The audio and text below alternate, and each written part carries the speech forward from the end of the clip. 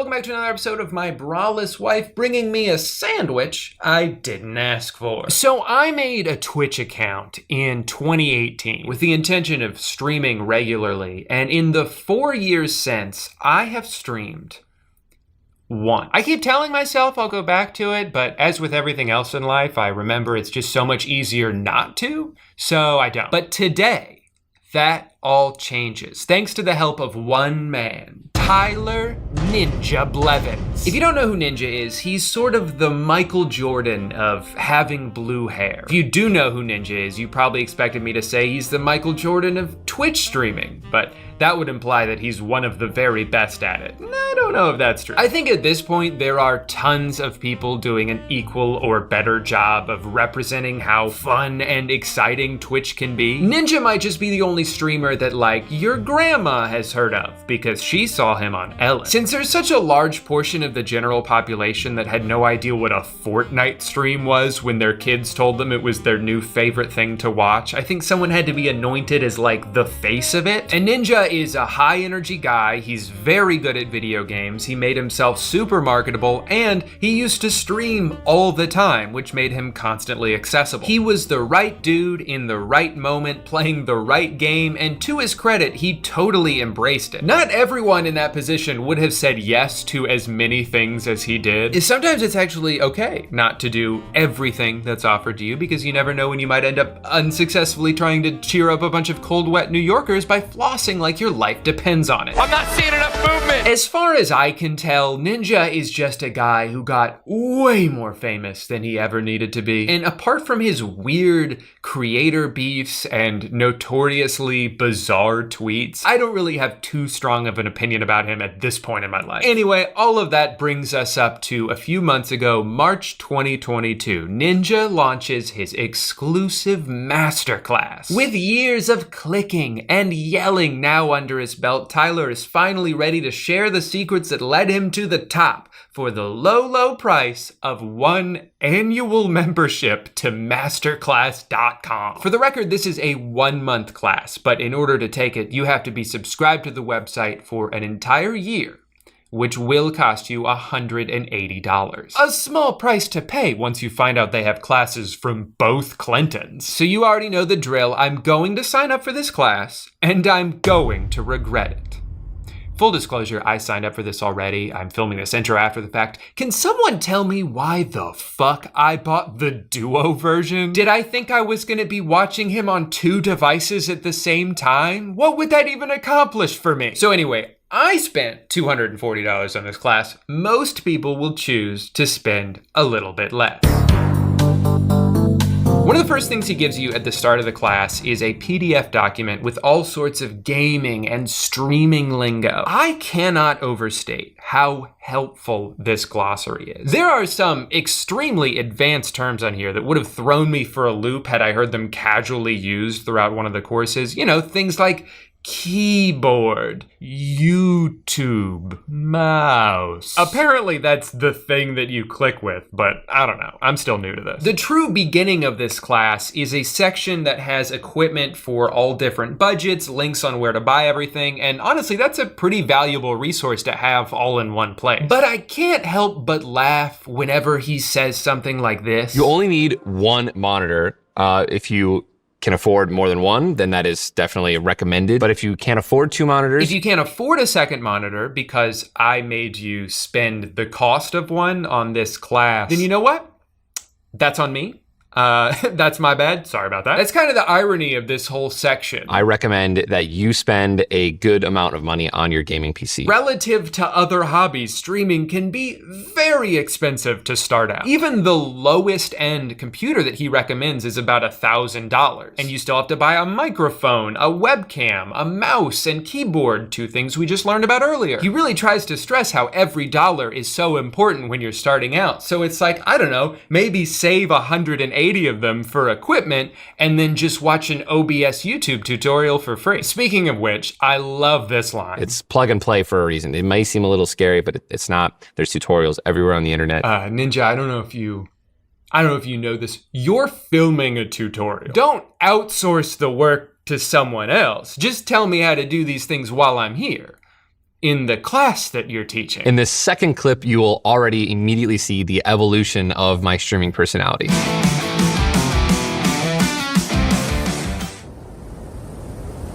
What's going on, guys? It's so funny to hear him describe the things that he does well in like an analytical way. Okay, here we go. See, now it's okay. We're on a good lead. You can see I'm wearing my hat. I'm clearly doing a funny voice. And obviously you probably noticed as well that I will often make silly faces. So sometimes I'll do one of these, or maybe I'll hit him with one of these. And that's just one of those funny ass things you can do. And, of course, it's entertaining to watch. This makes me laugh, and laugh so hard. This next clip I'm going to show you is kind of me evolving a little bit as a content creator.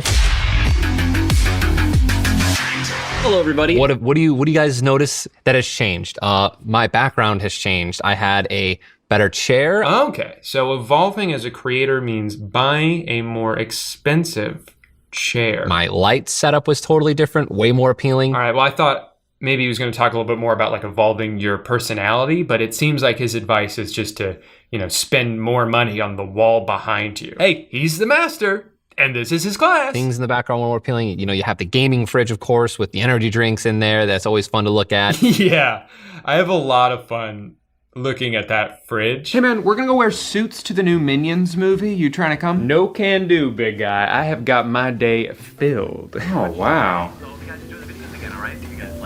That fridge is really fun to look at. I know. And the very first one, it was just my full screen webcam. The next one, I was reacting to a clip that I had, and I was wearing a hat. All right, there we go. If you want to get better at streaming, put on a hat. That's probably why my friend Chris is so good at streaming. That dude has so many hats. My headphones were upgraded. My hair was blue. Now we're getting somewhere. These are actionable steps. Wear a funny hat and dye your hair. Fuck. If you're like me and you're not exactly sure why that matters so much, he does actually have some pretty insightful commentary about it. People really wanted me to always have my hair blue, and it just became a part of my brand. There are a couple of categories. Oh. Okay, I guess that's it. Absolutely great editing there. Gotta love the cut right as he's opening his mouth to say more. I couldn't believe, actually, how many times he mentions his blue hair in this class. Okay, so we have Ninja blue hair, right? I dyed my hair blue, and everyone thought, okay, now blue-haired person, me dyeing my hair blue, and my hair was blue. It's almost like he's convinced himself that one of the secrets to his success is that he dyed his hair a funny color. Well, since it seems to be such an integral part of his brand, maybe we should check in on a stream now and see how it looks. Listen, just know that I will set my alarm at 5 a.m. so I can see all of your guys' morning wood. I forgot to look at his hair. I think most people's experience with this class will be that it's very front-loaded with content. He's got a little over an hour about the basics of what you need to just hit the go live button. And then the next section is 23 minutes long. He starts flying through these short lessons that are like, practice the game that you like, and also don't stream too much, but don't not stream too much. Good luck. He even spends 2 of these very crucial minutes just rambling on about one specific Dead by Daylight trick he saw once, and it's like, dude, could you have written something down for this? It's called like a 360. Why does it seem like half the class is him going, oh shit, what else? And then you just do it. No scopes. No scopes are cool. So, you could do one of those. Before you even have time to process anything that he said in section 2, we're already breezing right into section 3, which is less than 23 minutes long. It's so visibly short at first glance that they had to pad it out by copying and pasting 2 lessons from the previous section. Share your streams with the community and engage with each other.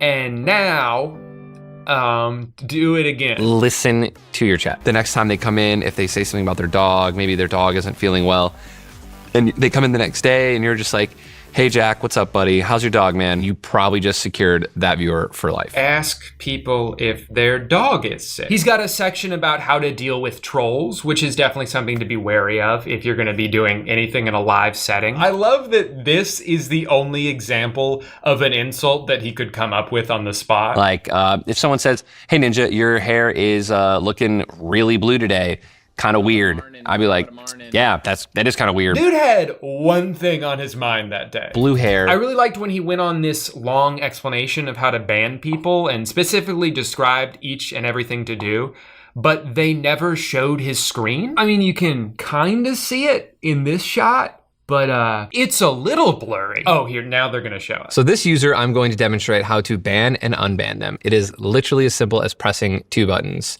So you have their username, you click ban, Ninja, and you simply just unban. I can't see what you're doing, buddy. This happens multiple times. It kind of makes me think that they just forgot to record his screen while he was doing this section, and instead of attempting to recreate that B-roll, they just gave up and put nothing there. It's so bad. That's not even Tyler's fault, you know, but it does show a general lack of caring from everyone involved. There are times where the crew is either pranking Tyler with the editing or they just don't give a shit. This is a real clip from the masterclass. Talkies. Gaming is intense, but talkies are seriously intense. And that's not the original commercial. He doesn't shit and fart in the actual ad. Call out your regulars and loyal viewers. They'll keep coming back.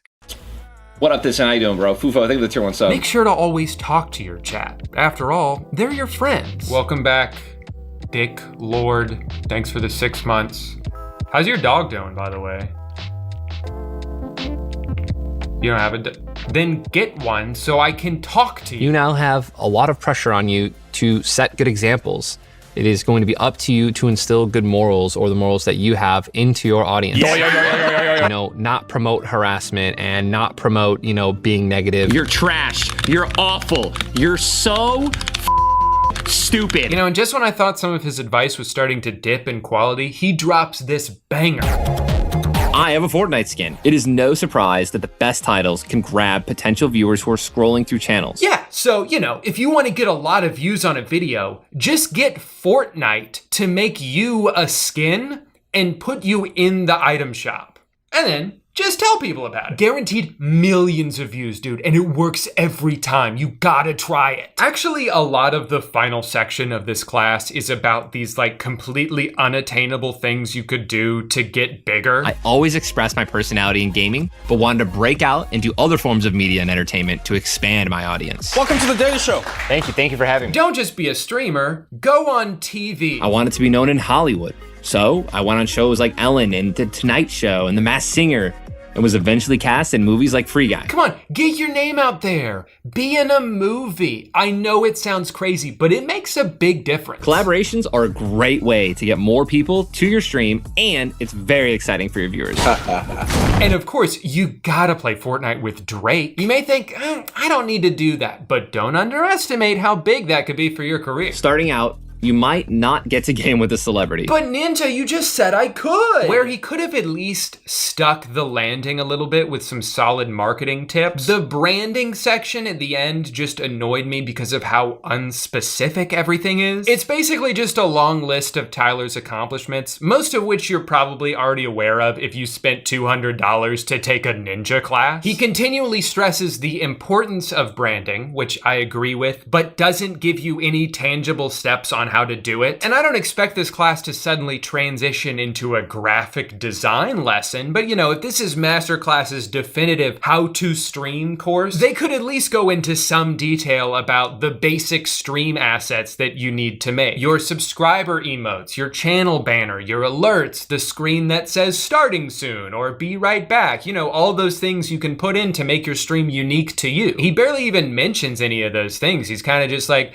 look at my logo. Isn't it a cool logo? Joke's on you. It's not even my fucking logo anymore. I made a worse one. Also, why even include a section about brand deals? This is a 30-day class. No one starting a stream from scratch is worried about doing a brand deal before they've even streamed for a month. This is something that's going to be online forever, and hopefully teaching people how to become amazing professional streamers for decades, for a millennia to come. Yeah, dude. 1,000 years from now.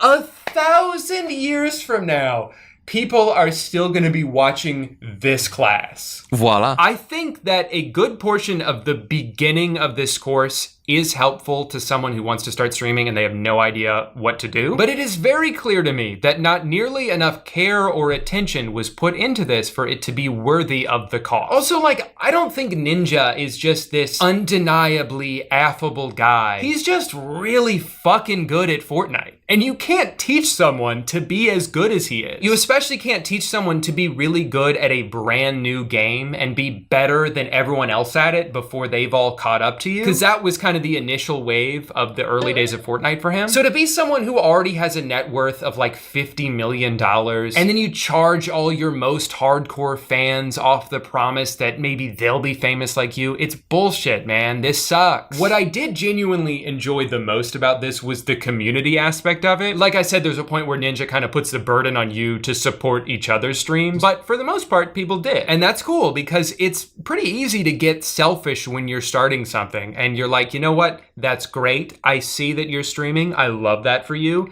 But could someone watch my stream maybe? So it was cool to see people go out of their way to compliment someone's setup or answer a question that someone had. But it's funny to me that potentially the most valuable part of the class is the one part that Ninja has no involvement in. There's so many cool people taking this class with all different kinds of content. I saw a Lego building stream. I saw a couple that streams at Disneyland. But my favorite streamer by far was this kid, Plushy Orca. If we don't get this dub, I'll eat a spoonful of mayonnaise.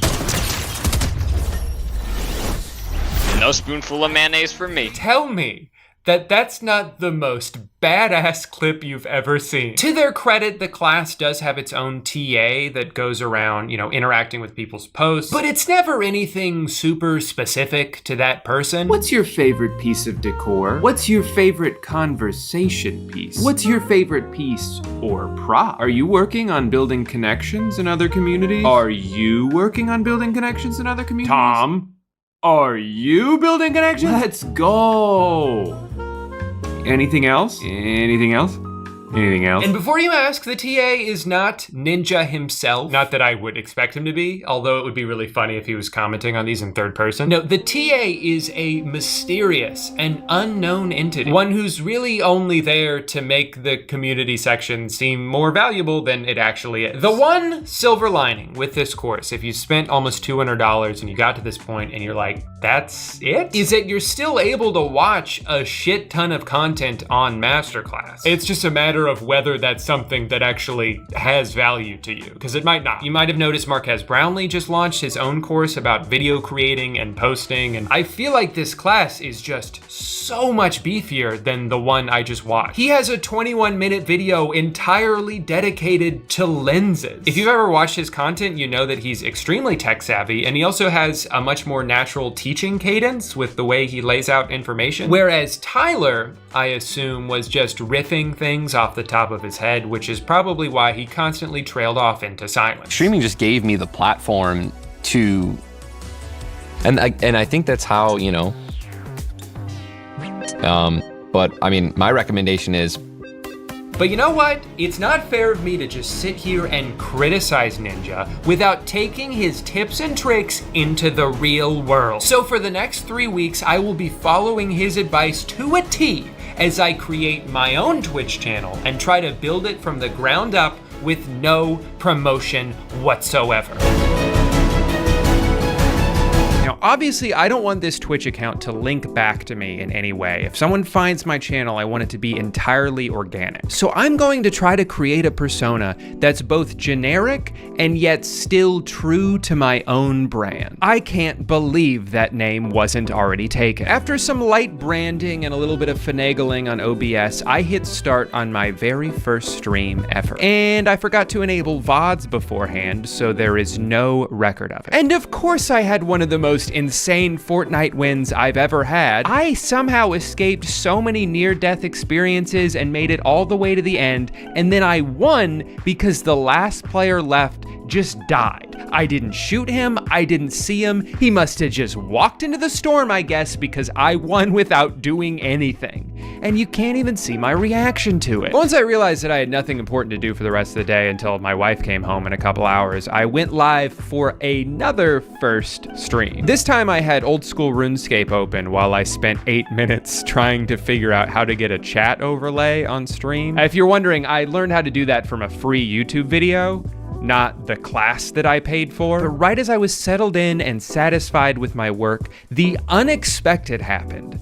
Someone showed up. The possibility of this happening was so minuscule in my mind that I was not prepared for this at all. I actually almost panicked and ended stream. What if I panicked and ended stream? But I stayed on for a few minutes and had a short conversation with her. She told me she plays RuneScape too and was literally just scrolling through the OSRS tab on Twitch, and she clicked on my stream because my name was Scoliosis King. So 1 point for my awesome branding. What a great day. But obviously I still wasn't satisfied, so before my third stream, I did a little bit of work to make the viewer experience better. I put the Finding Nemo DVD menu on the TV in the stock photo I found. I made a couple playlists for different moods I might find myself in. And then I started stream with my microphone off for 2 minutes. You know, and that's the thing about going live in front of 0 viewers. There's no stakes, no pressure, no one to tell you that your audio levels are terrible.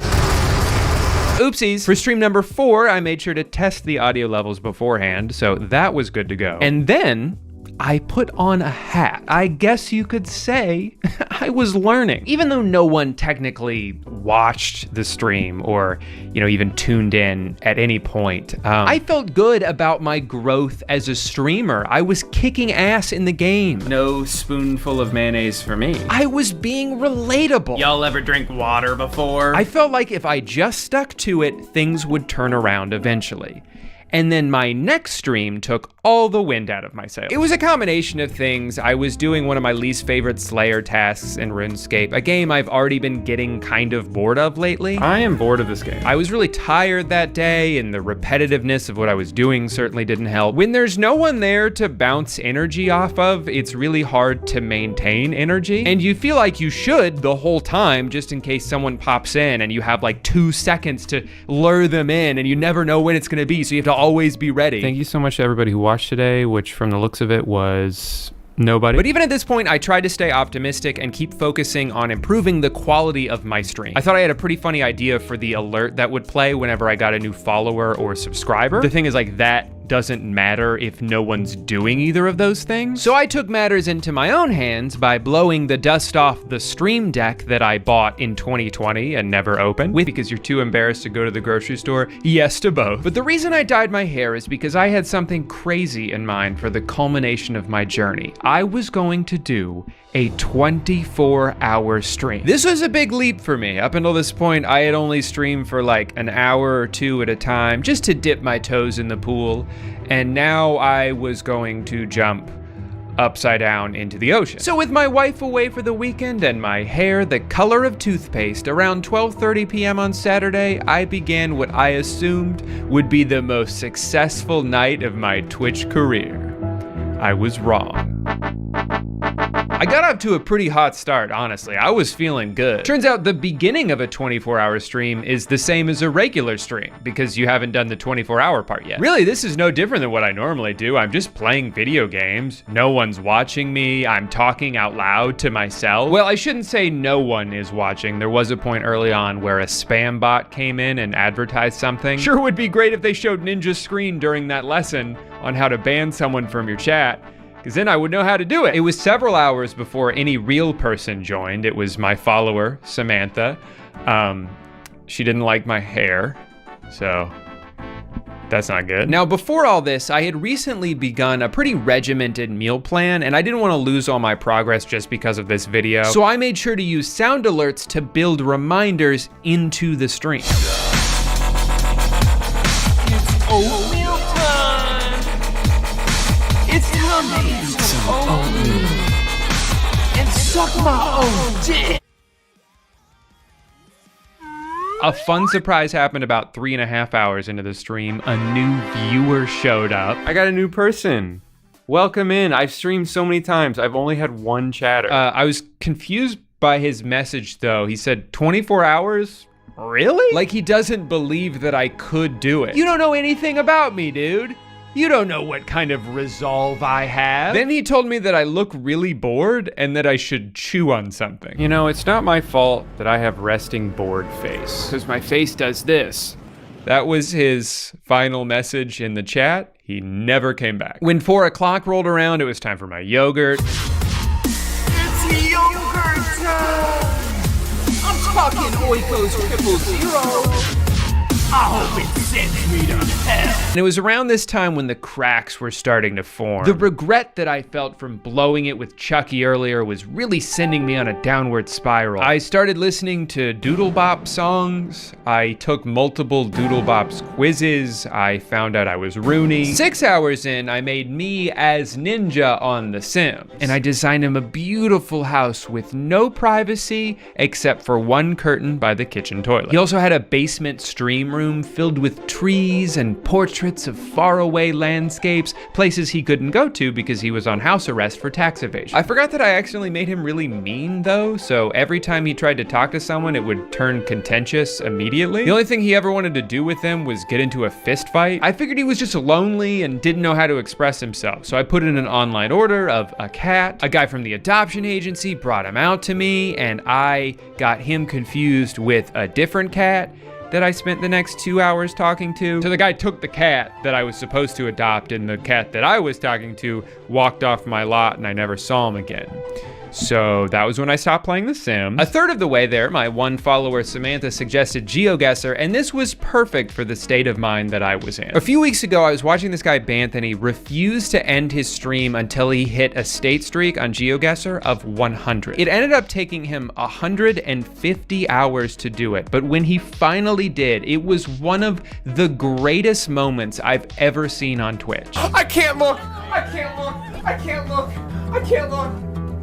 Yes! Yes! Yes! Yes! Not to brag or anything, but I'm pretty good at GeoGuessr too. My state streak is 5. At this point, my focus was solely on marching forward. No one else had popped in at all, so I was just trying to kill time. I got over 2 hours out of Roller Coaster Tycoon. I even beat one of the hardest scenarios in the game without breaking a sweat. I am a gamer god.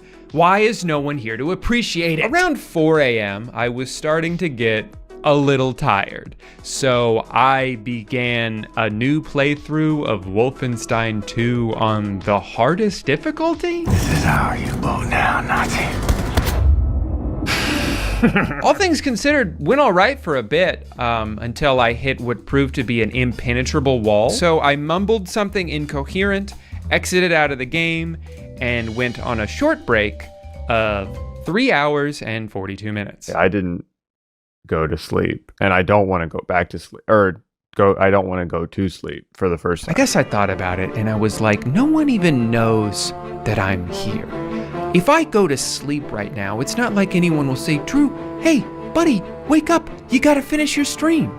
They wouldn't say anything because no one even knows that I'm doing this. As I drifted off to sleep on my couch that's not quite long enough to hold a human-sized man, I started to have crazy dreams. The viewer count was climbing fast. 100, 1,000, 10,000 people all here to cheer me on and say Pog and whatever Keck W means. I got to show them the game I invented that had a perfect score on Metacritic. It was Harry Potter themed. I don't know how I got the rights to that. Everybody applauded my effort and congratulated me on a job well done. And then 3 hours later, I woke up and no one was there. Obviously. If people weren't joining the stream before, they weren't gonna pop in now and wait an indefinite amount of time for me to return from my hiatus. At this point, the stream was just a Spotify playlist gone rogue and my Be Right Back screen that I was probably using a little inaccurately. But I went and grabbed my cold brew from yesterday out of the fridge and popped on some GeoGuessr while I slowly woke myself up. Oh no.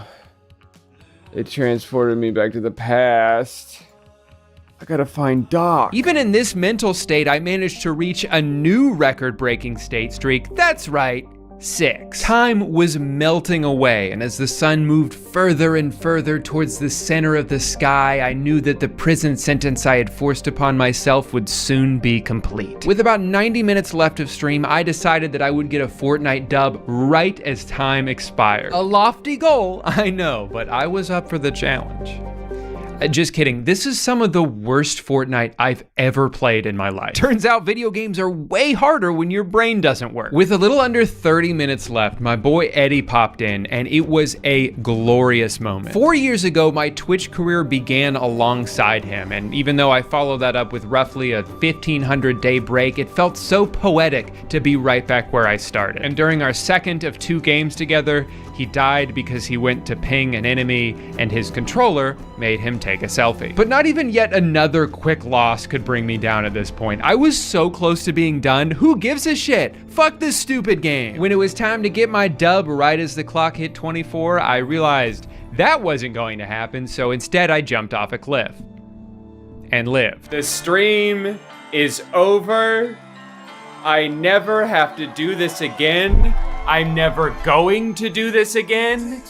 Fuck you, Ninja. So let's recap. I streamed for about 40 hours on this account, and during that time, roughly 25 people came in at different points, but almost none of them stayed for more than a few seconds. 3 people actually typed a message in the chat, but one of them was a bot. After spending $150 to dye my hair and delivering 24 straight hours of high-octane content, except when I fell asleep, I grew all the way from 1 follower to 1... I still have 1 follower. Big shout out to Samantha. You were there from the beginning. You were the only one there at any point. So even though things didn't exactly work out for me, I don't think Ninja's class is entirely useless. He taught me how to set up OBS. Everything else, like all of the specific overlays I wanted to do, using the Stream Deck for sound effects and scene changes, I fucking Googled all that. And it was free! There are a handful of on Masterclass who don't speak much publicly, so if you're like a massive fan of them, it would probably be worth it to hear Mariah Carey, for instance, talk about singing. I'm not trying to learn how to sing, but it'd probably be pretty cool to hear her talk about it, you know? But even if you are the world's biggest Ninja fan, I promise you, you have not run out of Ninja content to watch. He's probably streaming right now. And if you want to learn how he streams, pay attention to what he does and take notes. That's it. He's good at his job. He's been doing this for a long time. I think an aspiring streamer could learn a lot just from watching him. But you don't need to pay him $180 to tell you, you know, sometimes I talk in a funny voice. Out of all the jobs on Masterclass, his is the most publicly available. Like, I can't just walk into a kitchen and look over a chef's shoulder to see how they made something. I don't know the process of writing poetry just because I read a finished poem. I don't know what goes into getting a series picked up just because I watched the show. There are plenty of classes on here where that kind of inside look is something that's unique and valuable. But Ninja is showing you how to do his job every time he does his job, because that's part of the job. You can't stream if you're not showing people. I lost my mind. My hair is blue and I lost my mind. I'm gonna take a walk. Babe, there's a guy in our kitchen? Don't worry, it's just me.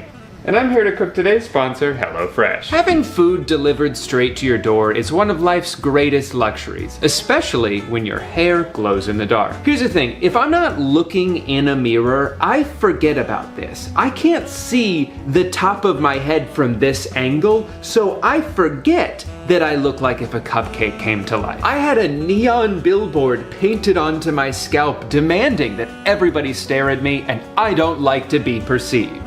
So HelloFresh is good for that. The reason I've been subscribed to HelloFresh for years before this, though, is because of how much structure it adds to my life. When left to my own devices, I will often eat the worst and possibly most expensive food I can imagine because I waited too long to plan a meal and now I'm too hungry to think clearly. But every day that I have one of these bags in my fridge, I don't have to resort to that. My brain can stay on Dumbo mode and I can still have a fun and tasty meal. There's so much variety on their menu and they're constantly adding new stuff. I'm talking meatballs, fish, burgers, chickpea fritters, buffalo pork chops. They've got a bunch of vegetarian and kid-friendly meals. They've got lunches you can make in 10 minutes, dinners you can make in 20, and they even have little cheesecakes. Anything you could possibly be in the mood for, they probably have it. And not only does HelloFresh help me save time grocery shopping, it also helps me cut down on food waste. Their supply chain is more streamlined compared to traditional grocery shopping, which helps reduce greenhouse gas emissions, according to a University of Michigan study. And on top of that, I'm about to save you so much freaking money. If you go to HelloFresh.com and use my promo code I'mALittleStinker16, you can get up to 16 free meals and 3 surprise gifts.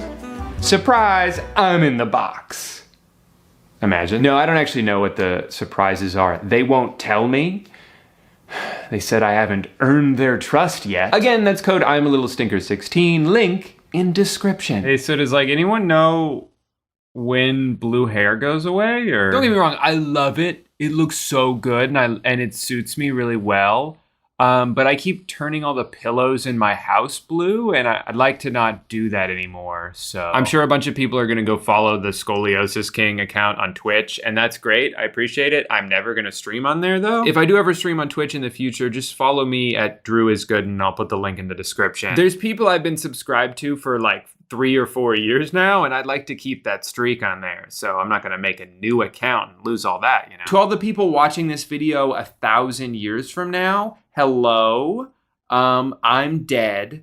I probably died 940 years ago, I don't know. But if you are watching this in the year 3022, comment down below what life is like. Is Florida underwater? Who's the president? Is The Simpsons still on? To everyone else, I will see you in the next video that I make, where I will be spinning around the whole time until we all get dizzy. So, see you then. It's yogurt time! I'm talking Oikos 000. I hope it sends me to hell. I think I might have too much stuff. I gotta stop making these videos where I just buy the first slightly interesting piece of garbage I see advertised on the internet. What the hell am I supposed to do with this? Or this? I spent like $200 on this tracksuit, and I literally only use it to muffle the sound coming from my room when I'm yelling at Fortnite at 2 a.m. Where did you go? I'm getting shot. Just because I have a lot of fun making these videos, and people seem to really like watching these videos, and it's my favorite series to do on my channel, doesn't mean I should keep doing it. Oh my god. I gotta buy this. Hey guys, welcome back to Mr. Megorium's Wonder Emporium. So as it turns out, the man cave sign that I was really excited about in my last video flashes at all times, and that's gonna be really distracting. So I'm gonna have to turn that off. There's a fun game I've started playing that you too can play if you wanna fuck with advertisers a little bit. Instead of ignoring an ad for a product that you don't want, click on it. I know that sounds counterintuitive, but hear me out. You're gonna wanna scroll around for a bit, just maybe 10, 20 seconds, enough to establish a presence there, and then exit out of the ad and go about your day. The algorithm is going to make note of that, and they're gonna show that ad to you again. Don't be alarmed. This is all part of the plan. Next time you see it, you're gonna wanna repeat steps 1 and 2 until you get the ad for a 3rd time, and do the same thing, so on and so forth, forever. Now, it's important that you never actually buy anything from the website. That is not the point of what we're trying to do here. What we're trying to do is get this company to waste their entire ad budget on you without ever getting a sale in return. It's the perfect prank. But unfortunately, this is not a series about getting advertisers to waste their money. It's about me wasting my money for your entertainment. So let's start. I'm gonna show these to you in order of most promising to most confusing. First up is the Cozy Band. I love relaxing in bed with my Cozy Band headphones. They're perfect for Netflix, music, podcasts, meditations. Why? Not gonna lie, this is very intriguing to me. I've noticed I fall asleep much faster if I'm listening to music, and obviously I can't just blast some speakers right next to a bed that I share. And it also kind of hurts to wear my giant headphones to bed, unless I'm laying face down. But every time I do that, I suffocate and die. But this thing, I can just have on my head. It even doubles as an eye mask. To be fair, yeah, you technically could just do this with regular headphones, but I know if I did, I wouldn't be able to go to sleep because I'd be distracted distracted thinking about how cool I look. Not really much else to this. It's kind of on the cheap side, which actually worries me. I know that sounds weird. Obviously, if something ends up sucking, I'd rather have not spent a lot of money on it, but now I'm just expecting these headphones to sound like shit, so we'll see. Another thing I'm genuinely curious to try is this garlic ejector. You don't have to peel your garlic, you don't have to chop it, nothing. It scrapes itself clean, which is crazy, and then it pings away the peel, all in one go. You don't have to touch your garlic at all. Peeling and mincing one little clove of garlic is the most annoying detour to have to take while cooking. It's not the cutting part I dislike, it's the stickiness of the garlic. It gets all over your fingers, and now you gotta wash your hands again, even though you already did. Hopefully, please tell me you washed your hands. But maybe the Garject tool from dreamfarm.com is the answer to all my problems. Normally, I would be put off by the odd font choices they've made here, a font that I can only describe as Comic Sans trying to clean up his act. But after seeing so many websites in the series that all look the same, this is actually kind of a nice change of pace. I guess you gotta be a little silly when you have a product called Brizzle, or a Flisk, or a Mini Sapoon. Am I having a stroke? I'm having a hard time telling the difference between the regular and the light version other than the price. So I guess I'll just buy the cheaper one. Sorry, Dream Farm, you gotta make the premium version look more enticing. Now, I don't know if you guys know this about me, but I'm something of a content creator. I like to make videos on the internet and then do nothing for 3 weeks. But maybe the thing I need to help boost my productivity is a little tripod that follows me around. That way I don't have to sit down and set up my camera. I understood any part of that conversation, but they did make ice pretty fast, so that's cool. Okay, but so far they've made my 2 favorite flavors of slushie, laundry detergent and water. Yum! Let's check out their website. We're about to enter the hottest season of the year, and you need to make sure that your body's taken care of. Not only do slushes taste amazing, but frozen drinks are proven to be beneficial to our health. You know, I don't think I'm gonna take health advice from the guy who did this. Also, you got a reference for that? Like a data you could show me? Or am I just gonna have to take your word for it? Is cold drinks good for health? Oh. Kind of seems like the opposite is true. Okay, well they're talking about like soda, and so obviously soda's bad for you. Frozen drinks, good for health. Cold water impacts digestion. What is this like science meme website? Who is this for? Well, I Googled it for 30 seconds and the results are inconclusive, so maybe I'll just read the reviews. I took it for my daughter. She is happy. In principle, a cool thing. All right, well, I'm sold. Is that Instagrams? My upright vibrates every time I slouch. Immediately, great start to an ad. Is that Instagrams? Uh-huh. Yeah, I taped a photo sharing website to my back. Which trains my brain to sit up straight. Finally, he's using his brain. Now, I love me a good silly ad. This is pretty solid marketing, especially for such a bizarre looking product. But they do make a lot of promises in a short period of time. So now I can focus on my work instead of my posture. It saves me money. You always wanted to be 2 inches taller, right?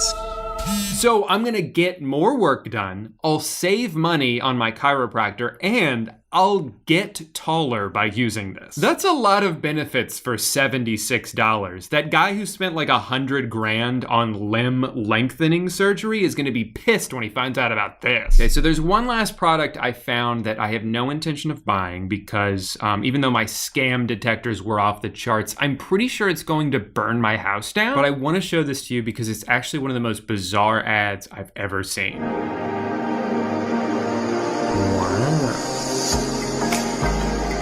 You know what? Actually, it's over 5 minutes long. I'm just gonna sum it up. So this guy, Alan Jackson, is one of the most accomplished students at MIT. He invented something, which they take forever to even explain what it is, and the biggest power companies in America tried to buy it from him for $1 million so they could shut it down, but he said no. He's a man of the people. You see, Alan was blessed with an IQ of 150, a made-up number that doesn't actually mean you're gonna be more likely to invent something, but go off. He discovered that more power was flowing through their house than they needed, and they were spending all this extra money. So he creates a thing that like gets it to stop doing that. And then he tests out his prototype, and it's so successful that according to this image, the power bill was a negative number. This device is so efficient that the electric company owed him money. 3 minutes in, they finally explain what this thing does. You plug it into any power outlet in your house, and it saves you $300 a month. So that all sounds great, I guess. But I did a little bit of research, and I'm pretty sure none of that is real. Alan Jackson, the genius MIT student, totally made up. You'd think there would be even one article about this 19-year-old whiz kid who's literally cutting people's power bills in half. But the only notable Alan Jackson I could find is a 63-year-old country singer. Hoochie coochie. They also used a quote from Tech Daily magazine, who I found on Instagram.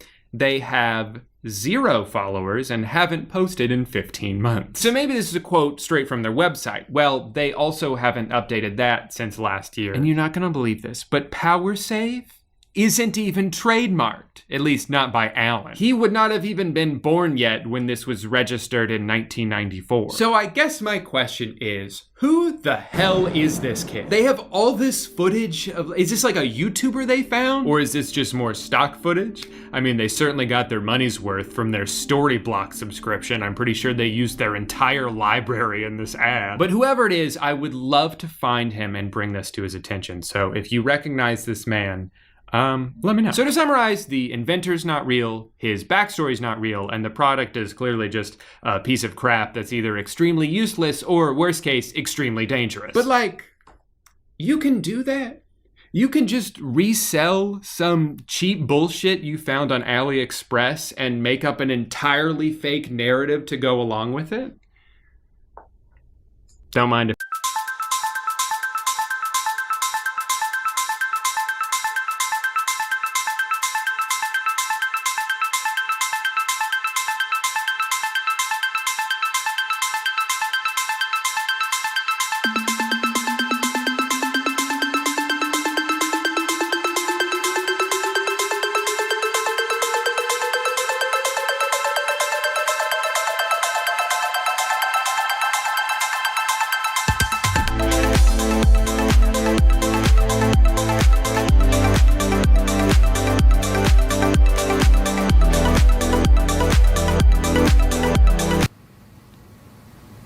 Mail's here. So the way I make these videos now is every time I see something that is interesting to me and I know I'm gonna make a video about it, I just buy it that day. So some of these things arrived a week ago. Others have been sitting in my closet for like 2 months. In other words, I've been looking forward to this day for a very long time. Definitely the first thing I wanna open is the posture corrector. The sooner I start using that, the better. They said that sweet old lady from the commercial is 2 inches taller now, but with my slouch, I'm thinking I could go like half a foot.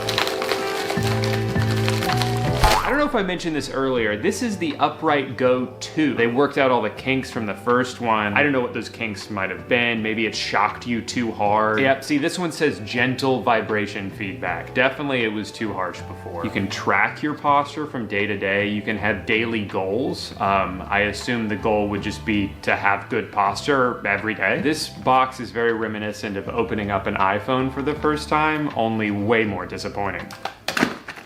So this comes with, looks like about 10 pieces of tape and then a few alcohol prep pads. You know, gotta disinfect your back before you put this on. Comes with a little guitar pick. How fun. I mean, technically it says adhesive removal tool, but I could strum a few chords with this. So I think I can just put it on now. I hope it's charged. Am I gonna have to charge it while it's on my back? I don't even know how to film this. It's hard enough to put this on by myself. Oh, there's a button on it. I accidentally hit a button. I hope that's not self-destruct mode. What's your main posture goal? For it to be better? I'm in this purely for vanity. I'm just trying to look better. Turn on your Go. Oh, no, I can't see it. I hope it's blinking. I put it on way too early. Sorry, I gotta update it first. I think the new season just came out. Should I buy the battle pass? Now let's learn how to place the Go on your back. Well, I already did it, so. Attaches, Make sure your upper back is clean and dry. Now peel off the green cover. Okay, I already... What the fuck? Dude, this thing will just randomly go back like 5 steps. Is it because I'm clicking too fast? And it's like, nope, you're not comprehending. You're gonna have to start over. Great. Okay.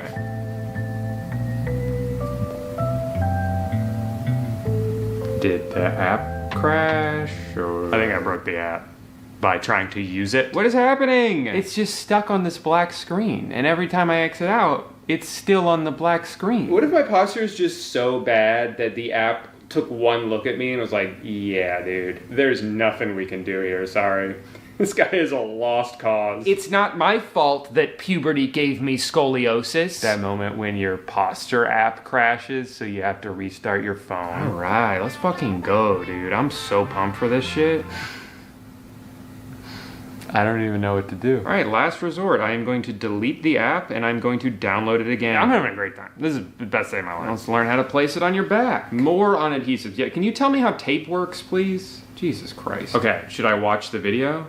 I'll watch the video this time. I think they got mad that I didn't watch their video they made. Plant your feet on the ground so your knees form a 90-degree angle. Now straighten up and imagine there's a string pulling you up. Next, pull your shoulders back slightly.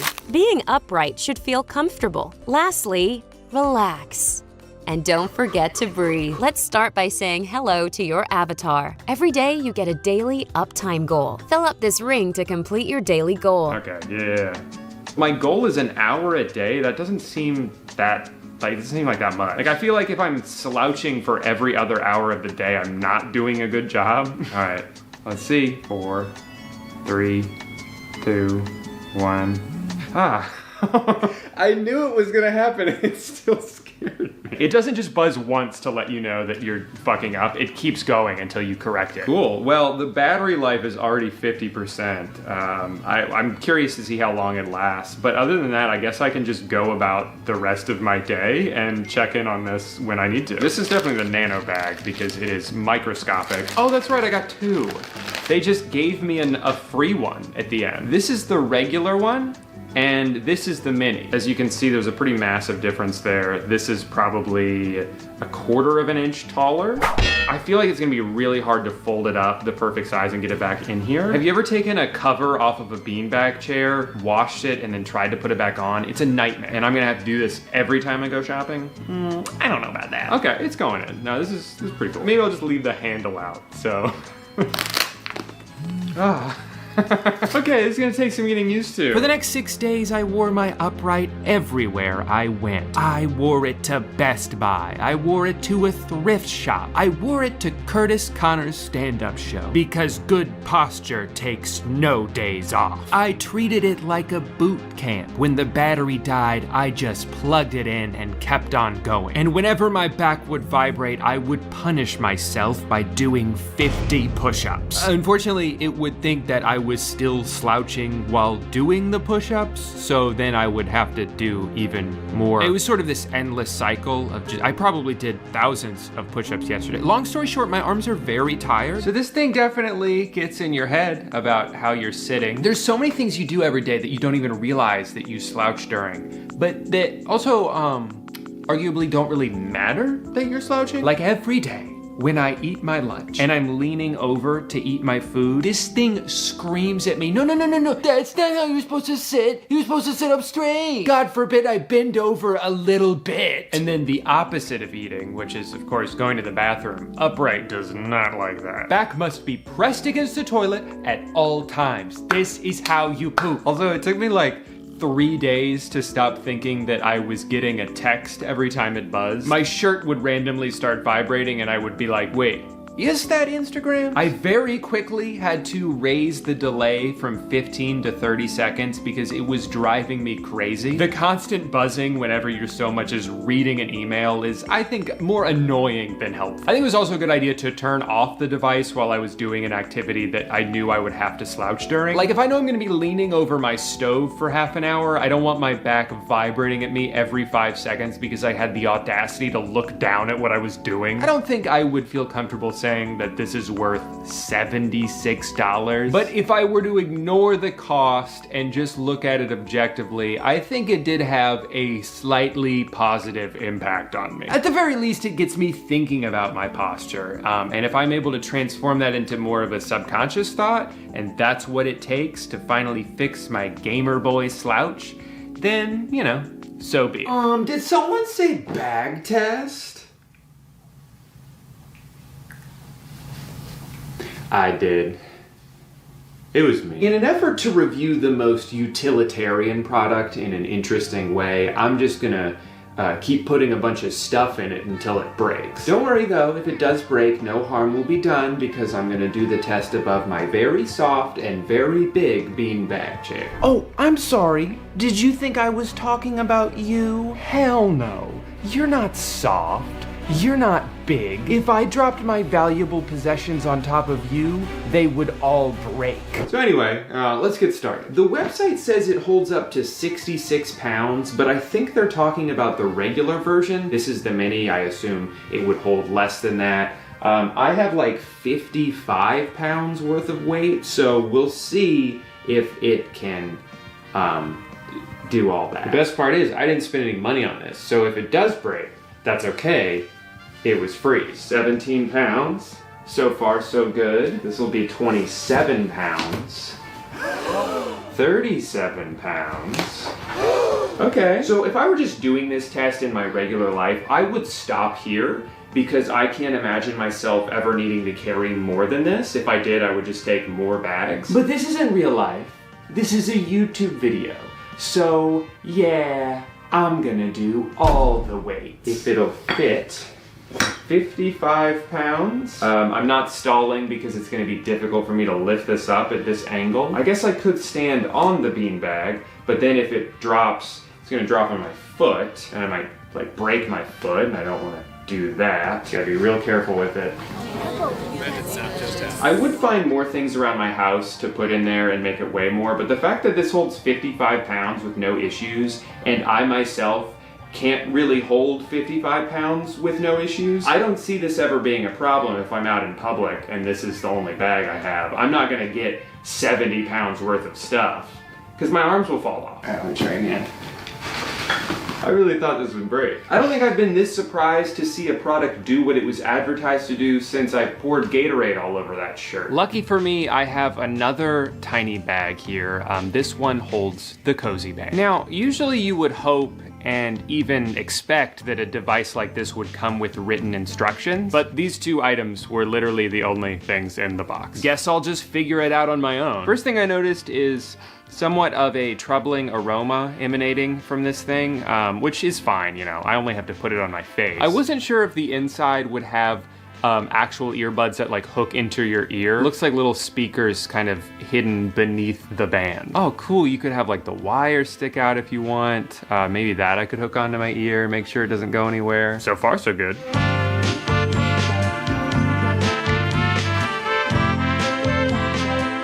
Kind of seems like they don't get close enough to my ears. I guess if I was laying down, it would work. Obviously, the only thing I can do is try it out. I'm gonna sleep with this for a couple nights and I will let you know. Nighty night.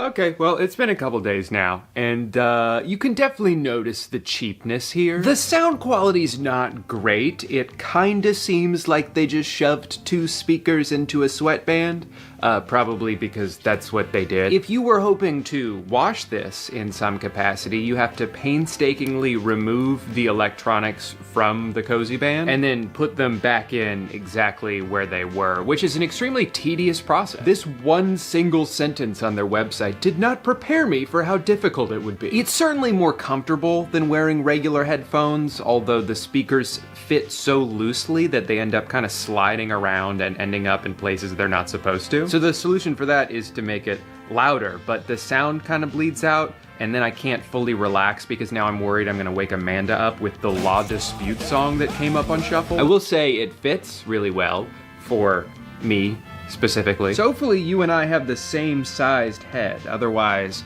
you're out of luck because there's no way to adjust the size. That's why a lot of the negative reviews are either too tight or too big. For $40, you can't expect some super high-end device, so I will say that it's not terrible and it could be worse. So we here over at the Drew Gooden channel officially give the Cozy Band a 3 out of 5. Unfortunately, I didn't get a lick of sleep after this because even though I was up all night configuring my new tripod, which involved downloading their horribly rated app, when I was finally ready to use it to record the next segment with Amanda, this happened. Oh no, I don't think it knows what to do. All right, it's slushy time. How does it feel? cold.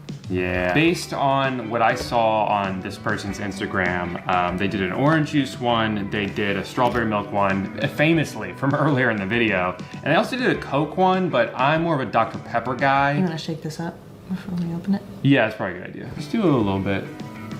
Probably good. And then you have to like squeeze it for, the box says several minutes. It's so cold. I guess it's kind of already slushed it up. Doesn't really look that appetizing. So what do you guys think?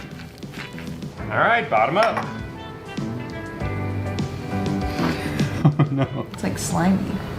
It's so slimy, that's a good word for it. I mean, it looks good. Is this what you feed babies? Mm-hmm. Mushy Dr. Pepper. It's like chunky but slimy. Yeah, I don't know why it's so slimy, it's weird. I think I'll do the honors this time.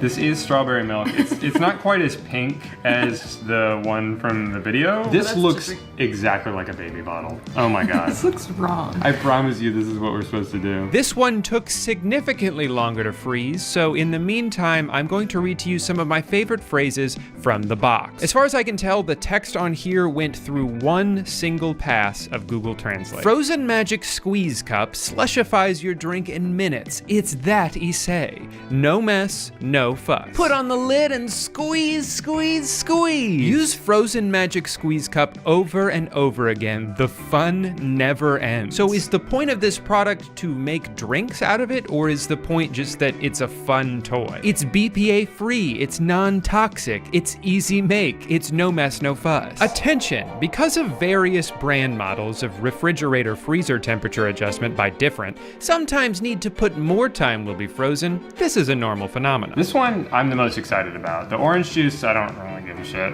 I only bought it because they did it on the Instagram. It's like eating. It's like eating strawberry milk. Yeah. This one tastes good. This tastes like a strawberry milkshake that's been melted a little bit. I would do this again. That's pretty good. Honestly, don't do a soda. It's just not, I don't think it's made for soda. But this is pretty good. Lactose intolerant. You'll be fine though. This is just whole milk. Yummy. You got a little something. Huh? Right over here. You got it. Got milk. Well, I had to wait for this thing to get cold again, but I've made myself some orange juice slushy to drink while I garject. That was a weird sentence. Oh my god.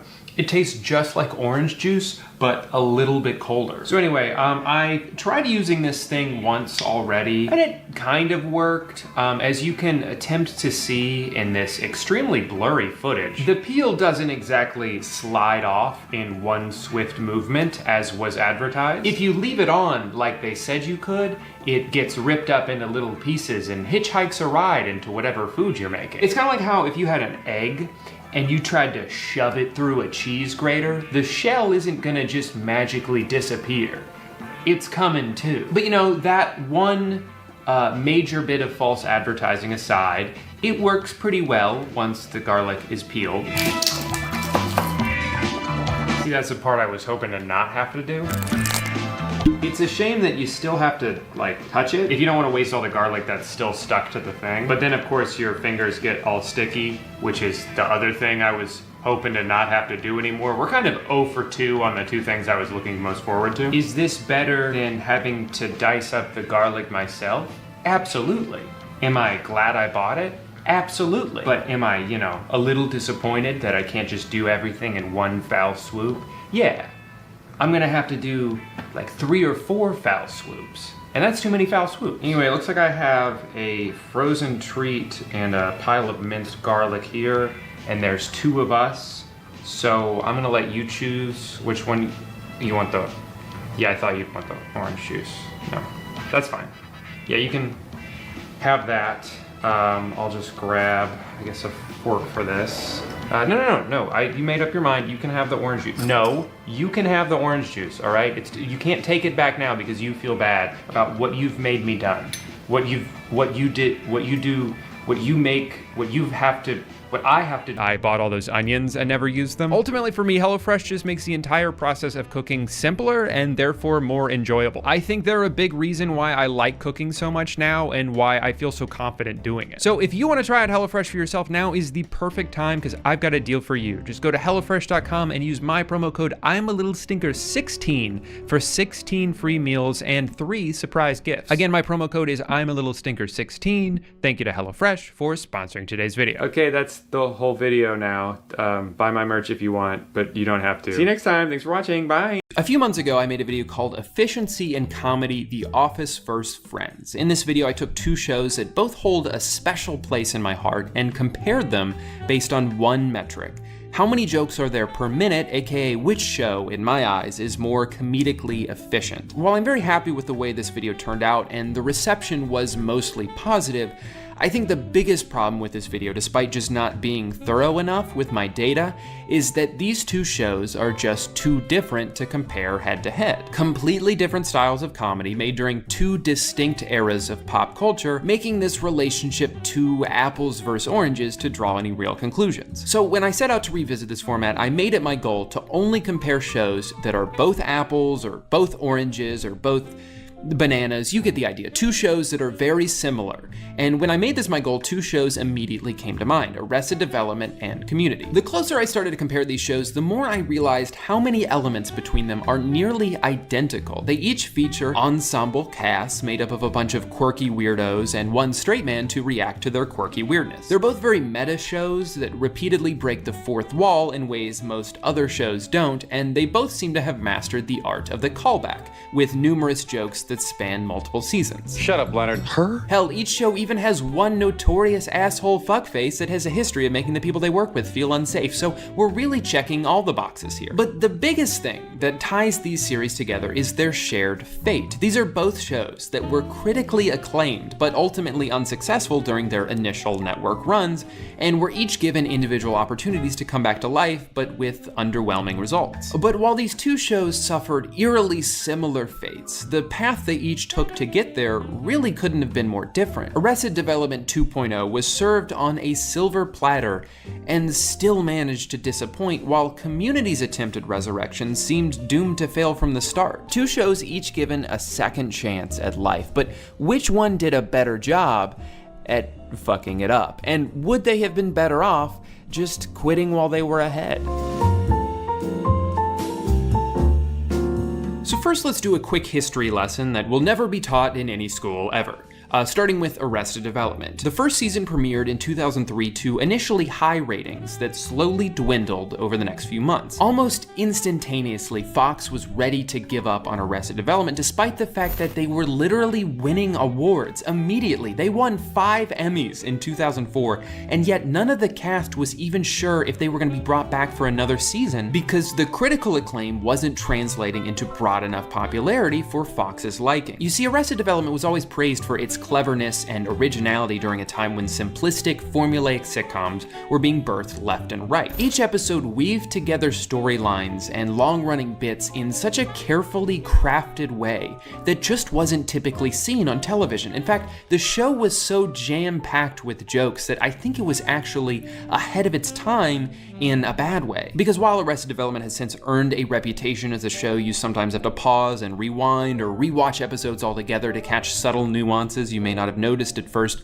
you couldn't really do that at the time. In 2003, if you sat down with your family to watch a show live on TV that you can't rewind or pause or anything like that, and the show you're watching feels almost like an onslaught of punchlines and dialogue and information, it's not necessarily going to satisfy the need that most people had when they watched television, which was more or less to turn off your brain for an hour or two of easy laughs after a long day at work. In a lot of ways, Arrested Development was made to be binged before that became the standard for television. The writers seem to have more foresight from the beginning than in any show I've ever seen, certainly in any comedy I've ever seen. Even small things like Buster getting his hand bitten off by a loose seal, but his love interest and mother, 2 separate characters I should say, are both named Lucille. Watch out for Lucille! Let him come on, Lucille! and have been from the beginning. That's a small detail, but things like that make you think, well, did they map out the entire show from day one? Is that why those characters were named Lucille in the first place? All to lead up to this one moment in season 2? Like I said, that's one small detail, but just one of many examples of the writing on the show indicating an unprecedented level of foresight. Arrested Development sets a standard for how a show can be written, but you have to zoom out and look at the entire picture as a whole before you can fully appreciate it, an option only available in hindsight and not to the viewers who at the time were only able to watch one episode a week. It's for that reason that I think the show's cult following didn't fully establish until a few years after it ended. As a result, Arrested Development suffered right out of the gate, failing to match the ratings of comparable sitcoms at the time, like Will and Grace, 2.5 Men, Everybody Loves Raymond, each of which proved to be more accessible to mainstream audiences. The first major blow was dealt to the showrunners when their second season, which began in 2004, was cut back to 18 episodes from its originally scheduled 22. Ratings dropped ever so slightly over the span of the second season, but it was enough to cause Fox to want to move the show from Sunday nights to Monday. In general, when an underperforming show moves to a different night altogether, it's usually a pretty solid indication that cancellation is imminent. This proved to be the case for Arrested Development when, after an even more significant ratings drop to begin their third season, Fox was quick to step in and deliver a, you know what?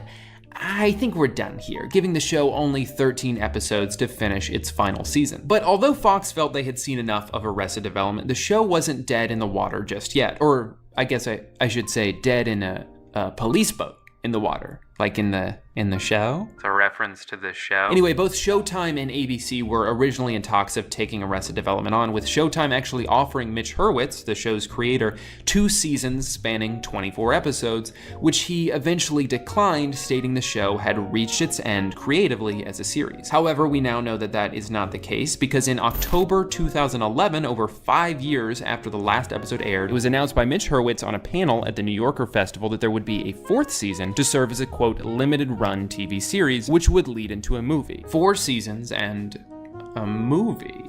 Sounds familiar if you're a fan of Community, but I'm getting ahead of myself. Now, of course, what really happened to Arrested Development is that we got a season 4 released on Netflix in 2013 to mixed reviews.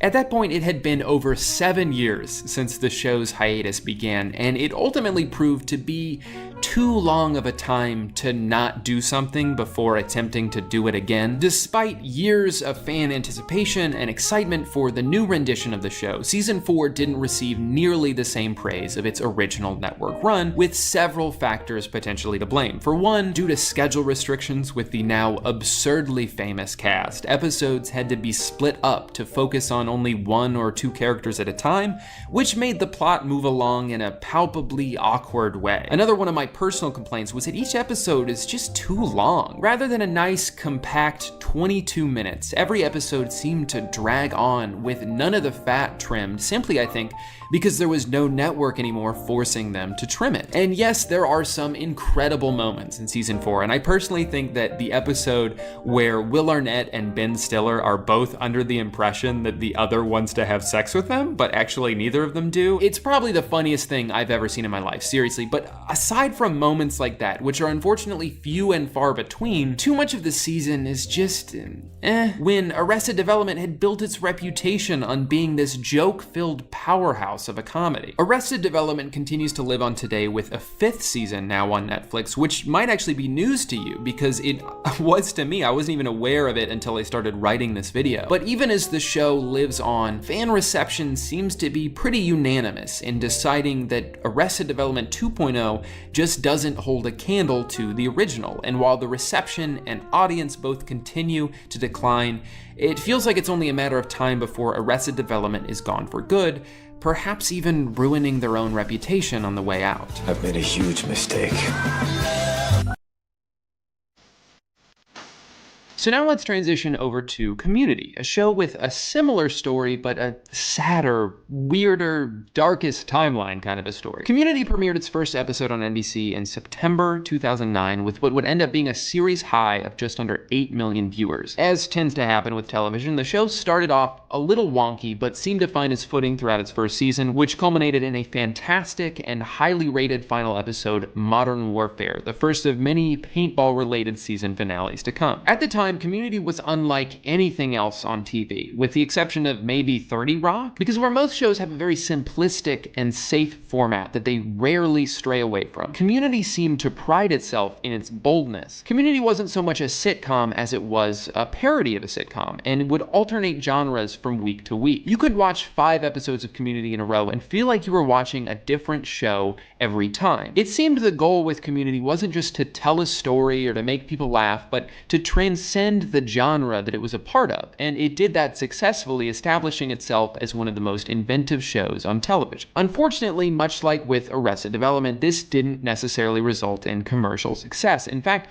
the show's genre-hopping ambition probably had a negative effect on the general TV-watching public, most of whom would prefer to laugh at a show like Virgin Nerd Guy Say Smart Thing or Too Hot Girl Do Dumb Job.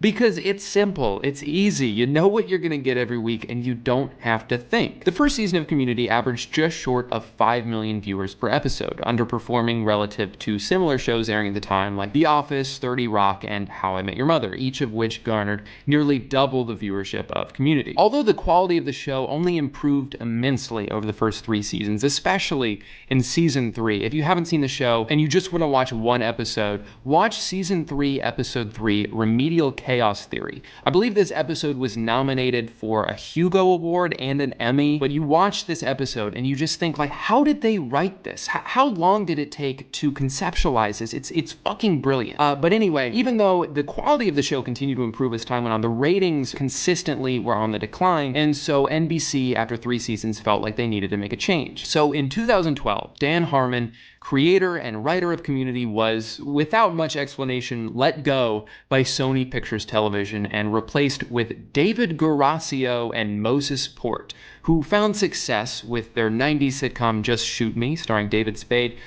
Their more recent body of work, however, includes a show so terrible and bizarre, you have to wonder how they were even considered for a job like this. The show in question is called Aliens in America, and the basic synopsis is that this family ordered a foreign exchange kid from London to be like friends with their son because the son is a loser, and they thought this would make people think he was cool if he had a friend from London. Yeah, that's the real plot of the show, guys, but it gets even worse. You see, the family ends up being disappointed when they find out that the kid they ordered was actually from Pakistan, and they wanted a white guy. It seemed impossible, but somehow my life had just gotten worse. It almost seems as if this whole show only exists to shit on someone else's culture and is just full of racist undertones, even by the slightly inflated 2008 standards.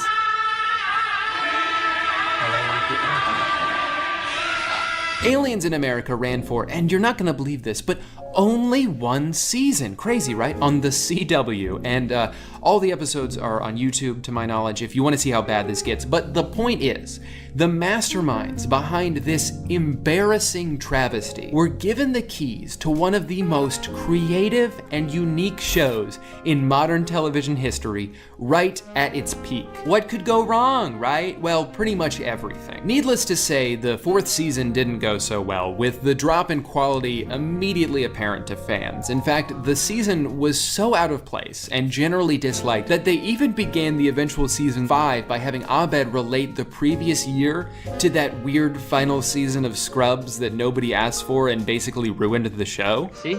He does a voiceover wrap-up at the end of every episode. Wow. Despite Dan Harmon eventually being brought back for that season 5, and I think reviving the show creatively, it seemed that most of the damage done by the previous season was irreparable, and the show never fully recovered, with the ratings now at an all-time low. Season 5 would end up being Community's final season on NBC. This left a lot of fans confused due to Community's commonly used mantra, 6 seasons and a movie, which was interpreted as like the plan for the show. But NBC chairman Bob Greenblatt came out and basically said, and I'm summarizing here, but basically said, no, that was their thing. That had nothing to do with us. So NBC canceled the show in 2014, claiming it just didn't make sense for them to have another season with that level of an audience. And just like that, Community, like Arrested Development before it, was dead in the water, abandoned by their own network. In a desperate attempt to finish the show's creative arc and fulfill the self-imposed prophecy of 6 seasons and a movie, Dan Harmon was forced to do the unthinkable. In a last-ditch effort to keep his show alive, he turned somewhere few have even dared approach and none will ever approach again. And maybe you're thinking, it can't be that bad. Who revived the show? Comedy Central? No. Netflix? Not quite. Community's 6th season was picked up by none other than the world-famous Yahoo Screen, a streaming service so good it doesn't exist anymore. Yahoo sunk $42 million into Community's 6th season, and as a result had monumental, I'd even say unrealistic expectations for the financial success of the show.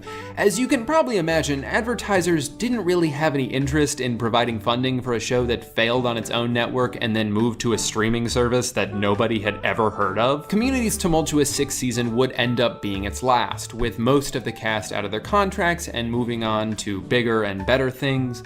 A reputation basically destroyed by Yahoo and less fan support than ever. After years of riding a roller coaster that had far more downs than ups, which actually sounds like a fun roller coaster, but not if you're describing the path of a television show. Anyway, Community was finally, and perhaps mercifully, laid to rest. The weirdest thing about all of this, and maybe even the saddest part, is that the 6th season was actually pretty good. It was clever, it was ambitious, and it had the same charm that the show had for 4 of the previous 5 seasons. The problem wasn't that it was bad.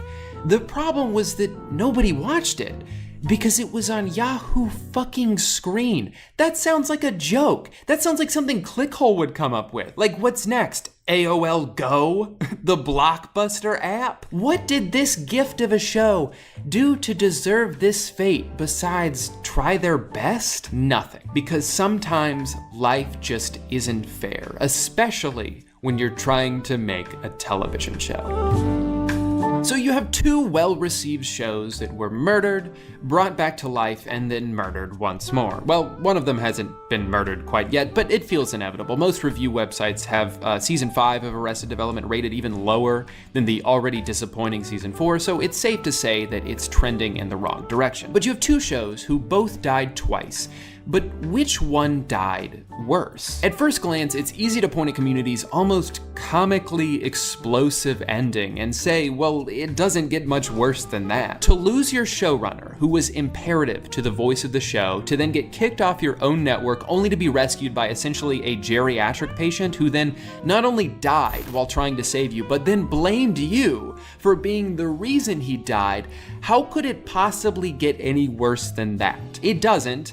But how much of that was Community's fault? I mean, in spite of years of adversity, Community still delivered a relatively consistent product that continued to stretch the boundaries of television, even by their own lofty standards. Arrested Development, on the other hand, had basically everything going for them when they came back for a season 4. They had all the marketing in the world from an online global superpower entering the peak of its worldwide dominance. They had years of buildup and hype and a cast that had more star power now than they did initially when the show was first on, and they still fucked it up because they lost what made them so good in the first place. If this was a game of poker, Arrested Development was dealt a royal flush from the beginning, while Community was given a handful of that one card in the pack that has like the return policy on it or something, and also one Uno card that accidentally got shuffled into the deck and has like a weird stain on it. But even with 2 drastically different hands to play, The game ended the same for both of them. They both folded their hands and walked out of the casino in shame, probably wishing they had quit hours ago before arrogantly squandering away their winnings. I think the tragedy in all of this is how good both of these shows were at their peak, and how a few missteps, even if not through any fault of their own, could cause the perceptions of these shows to be permanently altered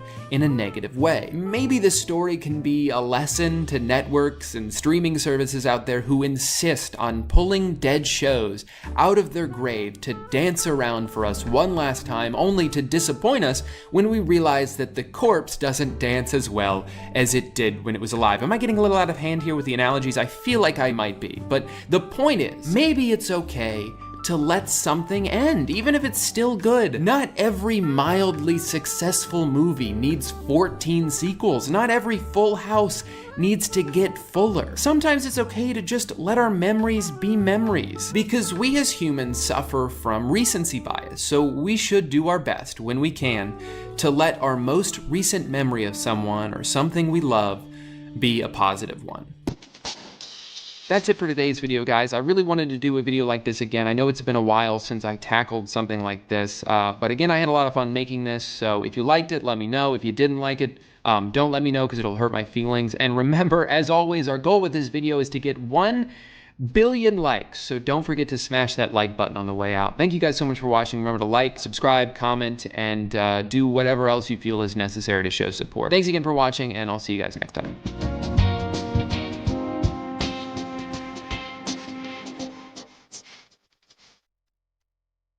Welcome back to the world's fastest YouTube channel. We recently became the first channel to hit 100 miles per hour, and that's on foot. So very cool. Thank you so much for that. I don't know if you can tell by my voice, but I'm a little bit sick right now. I've been sick for 9 days. Normally I would just take a couple days off, but at this point I'm like really bored.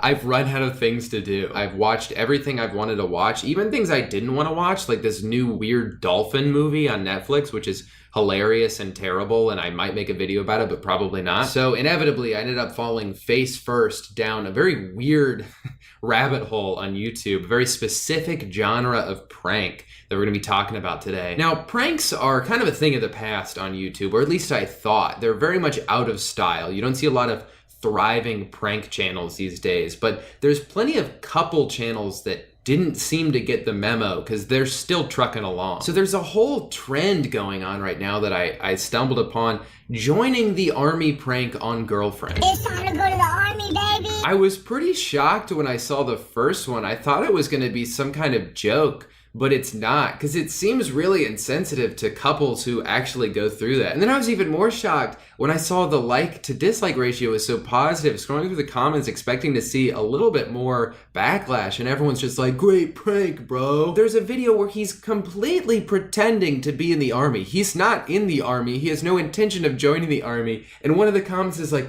thank you very much for your service, man. Like, what?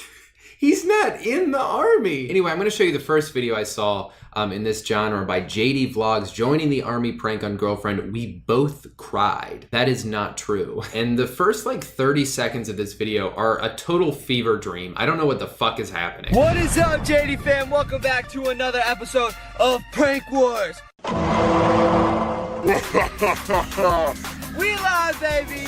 If you're new to this channel, it's your freaking bro. Hey, Josh. What is good? Usually I vlog with my girlfriend Katie, but it's time to prank her. That's right. It's going down, baby. Hey, babe, guess what? I just downloaded one of those Adobe preset packs for Premiere, and I'm gonna use all of them. I am gonna prank her. I'm gonna tell her I got a big surprise for her. It's in the car. I'm gonna run downstairs. I'm gonna go grab the bag. I'm gonna bring it up, and I'm pretty much just gonna let her open it and figure it out. And I'm gonna explain that I'm going to the army. It's time to go to the army, baby. I mean, it's not, because you're not actually joining the army. It's a prank. But real quick, if you guys are watching this, I just want to say a quick shout out to my boy Chris, who is actually in the army. Yeah, for sure. I mean, shout out to Chris. Mad respect for everything. But real quick, guys, before I explain this savage prank I'm about to do to my girlfriend, if you want a chance to win something, all you got to do is smash that subscribe button. I mean, yeah, I guess I'll subscribe for the giveaway. Huge shout out to you, Chris. Smash that subscribe button. So anyway, he drives over to his girlfriend's house. He's in her room. I love that he blindfolds her, because like, even when he gives her the bag, she doesn't know what it is. Take it off. What? It's like if you blindfolded someone and then gave them a wrapped present, they would take the blindfold off and they'd still have to open the present. So the blindfold wasn't necessary. You know how recruiters are, like, obviously they want you to join because it's good for them, and Yeah, they used to come to like the high schools. So they've been messaging me a lot, like trying to get me to join and stuff, and at first I was like, oh no, But thank you told them no, right?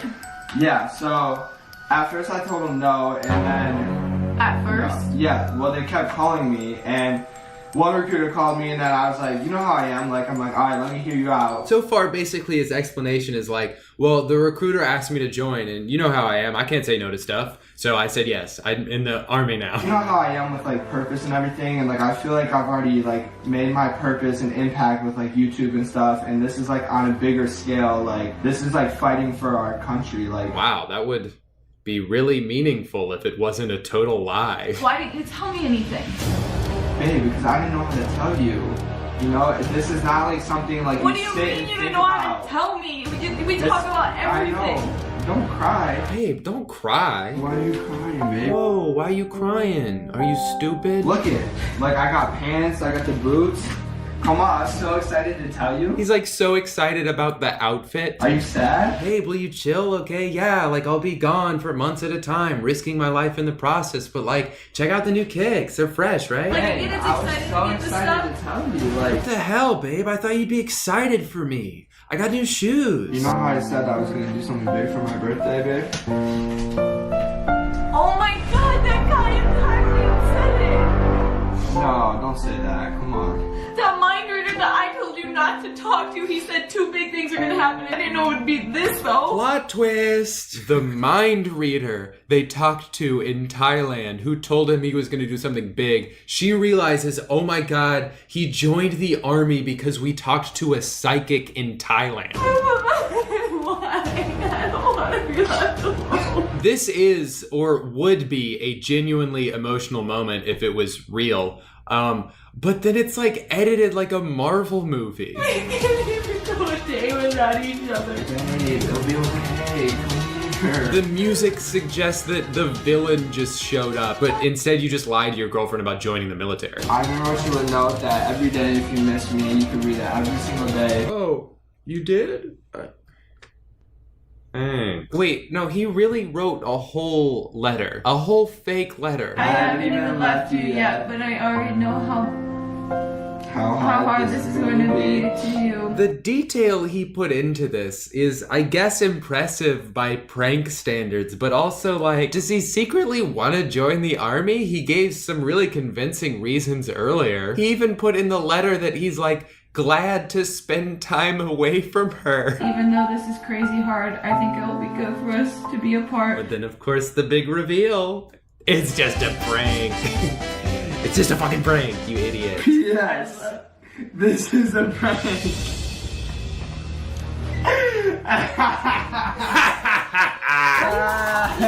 You just got pranked, girl.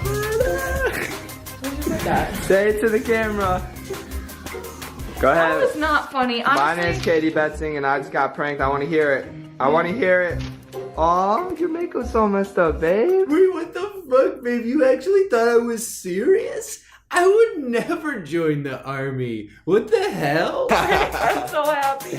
Get this stupid fucking hat out of here. We will get married and you can be stationed with me. Got you. Oh, but there's so much more. Joining the army prank on girlfriend. She cried, and she cried, and she cried. So sad. You gotta watch it. The woman I love and cherish. I made her fucking cry. All the videos start the same, you know, with the attention grabby intro, and then they play the theme song. And I'm getting shipped down next month. I want you to leave. This video's got some interesting editing choices. I don't want it. I want you to stay here, like. Aww. Like, I'm making a couple $100 off of doing the film, but that's it. I know eventually you, like, once you get better, Oh, babe, I know this is really sad for you, but I just feel like this is my calling, and I had to answer the call. The Call of Duty, like the games. Why are you sad? They do that in every video. I don't understand. They drop this bombshell of information on them, this life-changing news that, of course, would make them sad. And then they're like, What are you saying? It's supposed to be happy. And some of the comments on these are awful. Whenever she starts crying, I'm like, my God, this motherfucker's crazy. She is gold digger. She cries because she got worried about her financial well-being if he joined the army. This one, I'm not sure what he's saying. What, a girl can cry? Or is he saying, what? A girl can cry? I don't want you to leave me. So it seems kind of insensitive to the families who actually go through this. It's a terrible prank to do on your loved one. What a horrible thing to joke about. And then at the end, they're so mean about it. All the girlfriends are also like so confused because most of these people are pretty successful YouTubers who have never expressed interest in joining the army, and then they just say, I just got an offer to be a pharmacist in the Defense Force. What? What? Be happy! So random. yeah, this seems so random. Like, what is it? Where is this coming from? But then some of the guys are really shitty about it because they act like the girl's being crazy for being justifiably very confused and upset. Herman, you're not going to the army. Eden, I am. Yeah, instead of you having an attitude with me right now, Eden, and acting like some crazy woman, Eden. Chill, dude. I think you're the crazy one here. Look at what you're doing. You look like you're about to cry. What, are you emotionally invested in my future and my well-being? You're gonna fucking cry on me like this? What, you think this is a prank or something? Because it's not. So, I don't know why you would think that. Joining the army prank on girlfriend. Gone wrong. When you say gone wrong, you mean that she got upset, right? I don't think that means the prank went wrong. That was your intention. It should say, prank successful. But look, I get it. All's fair in love and war. And by war, I of course mean YouTube couple prank wars. This shit gets very intense. There's no rules to this prank war, y'all. These couple channels that prank each other every day are so funny to me. Like, how are you still caught off guard when your boyfriend or girlfriend says something remotely suspicious to you? Wouldn't your first instinct be like, oh, you're pranking me? Because that's our job. You think this is a prank or something? But another thing is, like, they prank each other so often. It seems like inevitably at some point, wouldn't they accidentally prank each other at the same time? What would that be like? What's up, Squad fam? Welcome back to another savage video. It's your boy Drew. So as you guys know, last week Amanda got me pretty good with the old 2 pairs of pants prank. Hey babe, I'm wearing 2 pants. What? So now it's time for my revenge. I'm gonna get her so good, I'm gonna be joining the army. But not really. This is a prank. I'm telling her that I'm joining the army, but I'm actually not gonna do that because I wouldn't be very good at that. So I'm not gonna do that. But anyway, so I'm gonna be. Babe, are you filming something? No. Okay. I just thought. Yeah. Okay. Oh, that was close. Anyways, like I was saying, today we're going to be doing the ignoring your boyfriend prank. Alright guys, and you have to ignore him too, so don't say anything. Let's go. Action. Alright, babe, I have something important to talk to you about. It's kind of a big decision that I made that I need to tell you about, so kind of important. You know, I've always talked to you about how I wanted to get a buzz cut, but I didn't really have a good reason to. Well, I found out that in the army they make you get a buzz cut, so I'm gonna join the army. So it might be kind of sad for you to hear about that. So, what was that? So I got my bag, it's packed. You need to cry, or you need a shoulder to cry on. You can cry. Remember, y'all, post notifications on so you never miss a video. My shoulder. You can cry if you want to. Why are you saying anything? I thought that if I told you I was gonna be gone, then we would be sad. I can't hold it in any longer. It's a prank. Got him. We did it, guys. We pranked him. We just got pranked. Did you hear what I said about like joining the army and stuff though? Yeah, it sounds great. When do you leave? Maybe it wouldn't be that funny, I guess. Well, guys, that's going to do it for today's video. Thank you so much for watching. Remember, if you enjoyed it, to please subscribe to this video. Subscribe to the video, and then that way, whenever this video gets uploaded, you'll watch the video. The good news is it's taken me so long to finish this video that I'm not as sick anymore. Hooray! The bad news is it happened just in time for us to have to move, because our house is infested with termites. Summer's going great so far. Oh boy, if there's one thing I love in this whole world, it is moving. I love to pack, I love to lift furniture, and moving's great because it's all about both those things. Can't wait to do it, so I'm gonna start now. I'm gonna go pack. I'm gonna go start packing. Anyway, I'm slightly out of frame now, which is of course indicating that the video is over. So thanks for watching, bye! Real quick guys, before we get in the video, you've probably noticed that my paint art has been blurred out. You see, I admittedly went a little too far with this one, and in hindsight, I think it's best that nobody ever sees that. But since I'm certainly not about to re-record this entire video and a blur would get annoying, I've decided to use the power of editing to swap my paint art with this picture of an adorable puppy. So cute. All right guys, thanks for watching. Hello. Hi. Me with a jacket on? No, I'm your landlord. Oh, that's right. One rent payment, please. Not to worry, I've got that right here. Oh no. Why did I spend all my money on sunglasses? If you need more time to pay, that's fine. I can come back in 20, 30 seconds. No need, I've got it here somewhere. Do I need to remind you what'll happen if you don't pay rent on time? Yes. Well, by law, this apartment becomes mine, including everything in it. Your cat, your wife, that dollar. Not my dollar! I'm sorry, I don't make the rules. That's fine. Does that mean you have it now, or? Just give me like 11 minutes. Hey little stinkers, welcome back to the first and only channel on YouTube. My name is, of course, Dwayne The Rock Johnson, and today we're gonna be looking at a very specific genre of YouTube videos. I would describe these as taking something innocent and family-friendly and exposing it for all of its dark secrets. Now, this is a weirdly popular genre of YouTube video considering the specificity and outlandishness. And this all started for me when I was inexplicably recommended this video. Dark secrets Good Luck Charlie tried to hide. Now, I've never seen Good Luck Charlie in my life. I used to watch Disney Channel quite a bit, but this aired a little bit after that period of my life. But I did admittedly find this video intriguing, so I had to check it out. Now this video was posted by a channel called The Things. The Things is a channel about literally everything. None of these videos seem to have anything in common, which makes sense considering the name of the channel couldn't be less specific. Hey, what do you guys make videos about again? Oh, you know, just like The Things. So this video has 3.5 million views, seems very promising, and I want to see what they exposed about this Disney Channel show. Disney hid some things that were really inappropriate for children. Just wait until you hear more about what the original story was supposed to be. It was really dramatic. So this is basically like Watch Mojo, specifically targeted at children.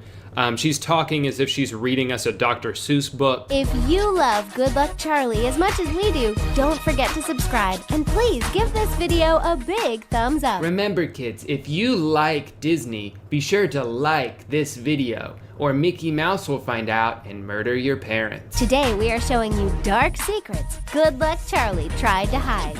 The gay couple. Okay, interesting start. Now, The Things isn't trying to say that the gay couple was a dark secret. They go on to say that the gay couple caused some backlash and the people who were offended shouldn't have been offended because it's 2018 and blah, blah, blah. But the first thing on the list was neither a dark secret nor something that they tried to hide. It was a plot point in the show. All right, but surely the next dark secret is gonna be something really crazy, right? The inappropriate jokes. When they were talking about making sure that the parents would not make another baby, they looked at Bob, who replied that making babies is a team effort. It's just like that they just made like a subtle sex joke. Did they try to hide this though? Because like it was in the script. They said it on the show. It's not really a secret.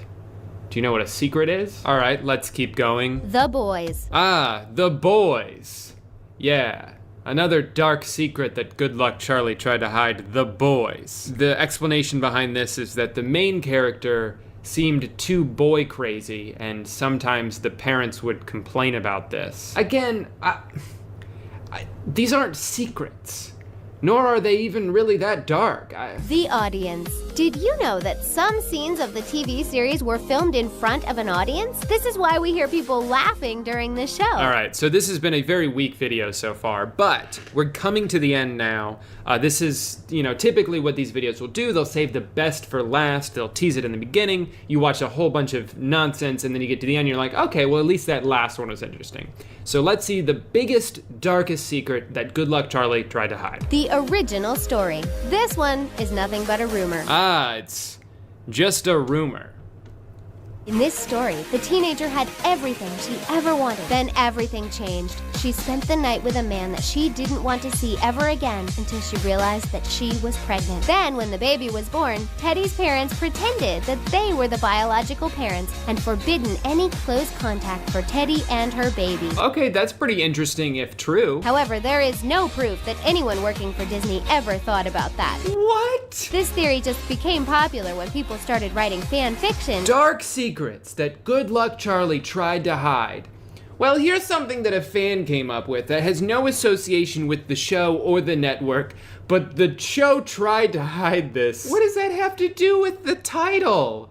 What even was this video? I never saw Pretty Little Liars, but there's 10 dark secrets in that as well. Apparently, all of these shows have dark secrets. It's crazy. The cast's health struggles. Sasha has been very open about her struggle with polycystic ovary syndrome. Oh, okay, she's been very open about that. So, that's not a secret then. One thing you'll notice that this channel is really good at is thumbnails. A common tactic they like to use is circling things. If you're trying to get people to click on your video about dark secrets, just throw in a circle to imply that there's a secret somewhere. For example, in the Good Luck Charlie video, they're just circling the baby. 10 creepy things everyone ignores about the pyramids. They've circled one of the pyramids. Here's a video about Stranger Things where they're literally circling nothing. There's nothing behind 11. But they've circled it to let you know that it's there. Looks like once again they've circled nothing. This must have been a really small detail in the movie It, because they've circled nothing. All right, there's another dark secret video about Rick and Morty. Now, Rick and Morty's a show for adults, even though it looks like it'd be a show for kids. Now, adults do some pretty crazy stuff. Adults have secrets, all right? So if these aren't real secrets, I don't know what to tell you.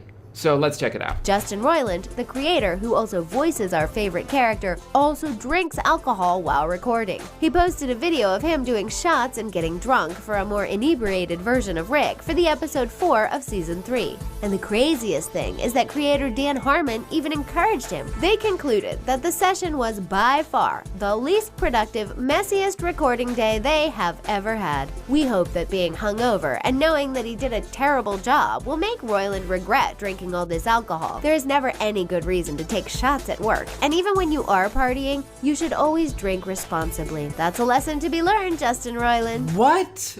What are you talking about? What are you saying? First of all, I know I'm beating a dead horse. Not a secret. They posted it on Facebook. It was very widely seen. I don't think they regret posting it because it was like a funny look. It was an inside look into the making of the show. But why do you have to turn it into this life lesson? There's never any good reason to take shots at work. Yeah, if you work in an office and you come in drunk every day and you don't get anything done and you're a nuisance to your coworkers, yeah, lay off the alcohol. But he's his own boss. He and his other boss, the co-creator of the show, both decided he would do this, and then they did it, and they admit that they took it too far, and it wasn't very productive.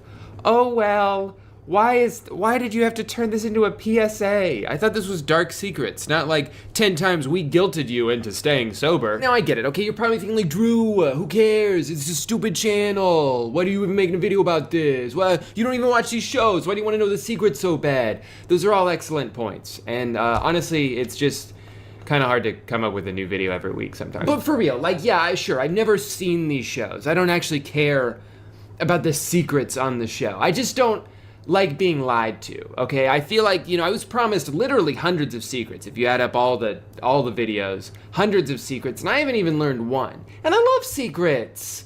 If you have a secret, email it to me. I'll keep it. I'm really good at keeping secrets. I'm not gonna tell anyone about it, but how can I keep the secret if you don't even tell me what the secret is, It's almost as if the people who make these videos don't actually know any dark secrets, and they're just pretending that they do. See, they have as much information as we do, and we don't know any dark secrets, so neither do they.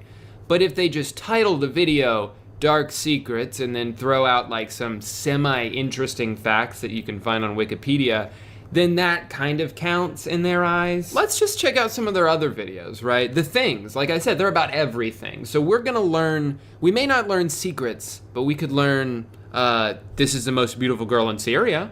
We could learn hilariously overprotective dads that will do everything to keep their daughters away from boys. That's the longest title I've ever seen on YouTube. Let's click on that. Unfortunately, this video doesn't have any fun commentary. It's just like royalty-free music over pictures they found on Twitter. I love all the comments on this though. I can't see the subscribe button.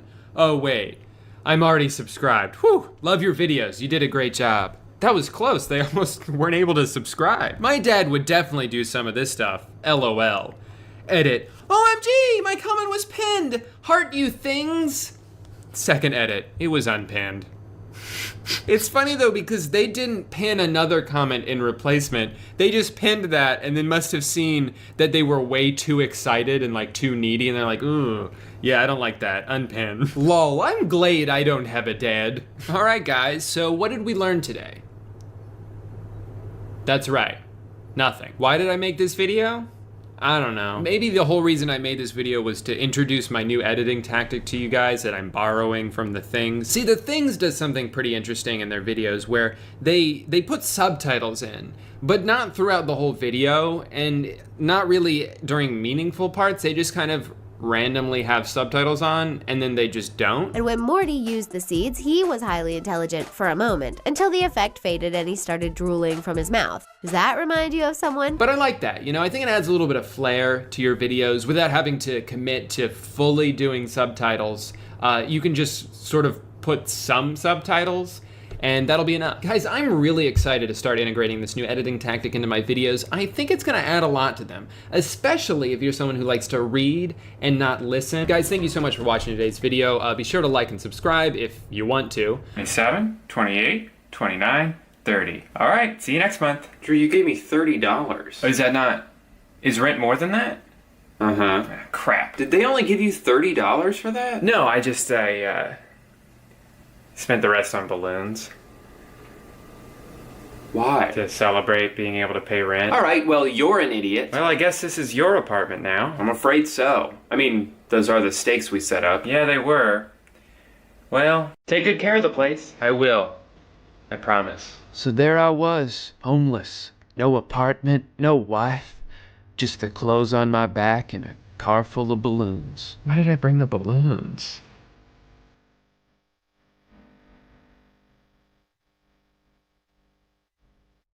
Hi, I'm that guy who buys a bunch of dumb garbage online so I can make videos complaining about all the dumb garbage I bought. Well, it turns out an unexpected side effect of these videos is that I now have in my possession a bunch of dumb garbage. Well, what do you expect me to do? Just throw this away? What if there's an emergency and I need to use it for whatever it is that it does? No, I decided if I'm gonna be getting rid of all my hard-earned internet treasure, I need to make sure it's going to a loving home. I need to auction it off and donate all the proceeds to charity, which means for most of these products, it'll be the first time they've ever done anything good. But I also wanted to use this video as an excuse to revisit some of my past purchases, talk about the things that I like and still use, the companies that have gone on to disappear from the face of the planet, and also just some things I bought from online ads in my own personal life that I've gone on to develop strong feelings about. Starting with this. This thing is called a tile, and I bought this a few years ago because of how often I'd be about to leave the house and then realize, I don't know where I put my wallet. So then I spent 10 minutes trying to find it, and now I'm running late because I didn't think to just look in the pocket of the last pair of pants I wore in the first place. But what this thing is supposed to do is go inside of your wallet so you can use an app that'll tell you where it is. And this would have been so helpful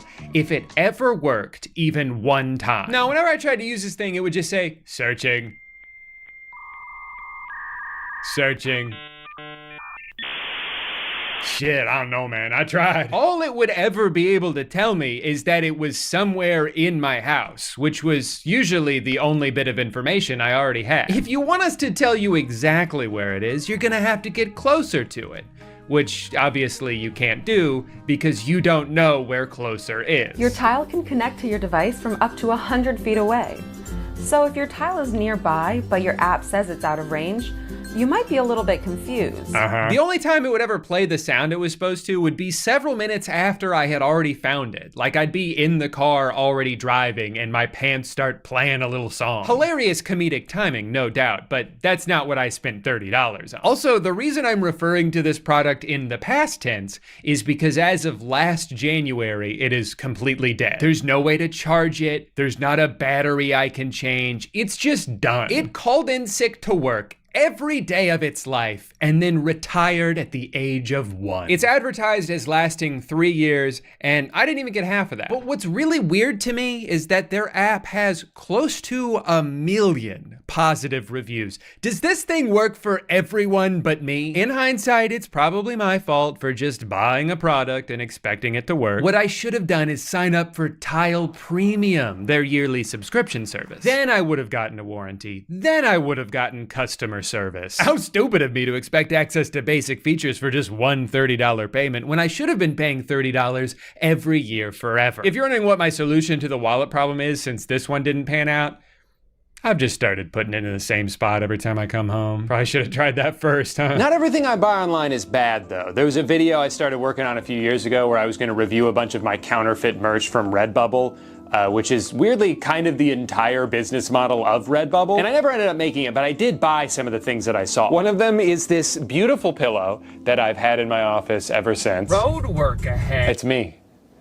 Can you tell? If you're wondering, it's exactly as scratchy as it looks. But the other thing I bought was something I was certain was too good to be true. A Road Work Ahead tapestry. Now, there were so many to choose from. Somehow over 10,000? What the fuck? But the one that caught my eye was this. Never have I seen such efficient use of space on a product. So modest, so understated. This design has no desire to be the star of the show, and I respect that. But also, I kind of assumed it was just an error with the graphic on the website, and there's no way it would actually look like that in real life, right? No, it does. Now that's honest advertising. And even with the graphic just taking up 1 inch of space, it still managed to be blurry as hell. The PNG file they used for this was a screenshot of a screenshot of a screenshot, and for just $64, that's a steal.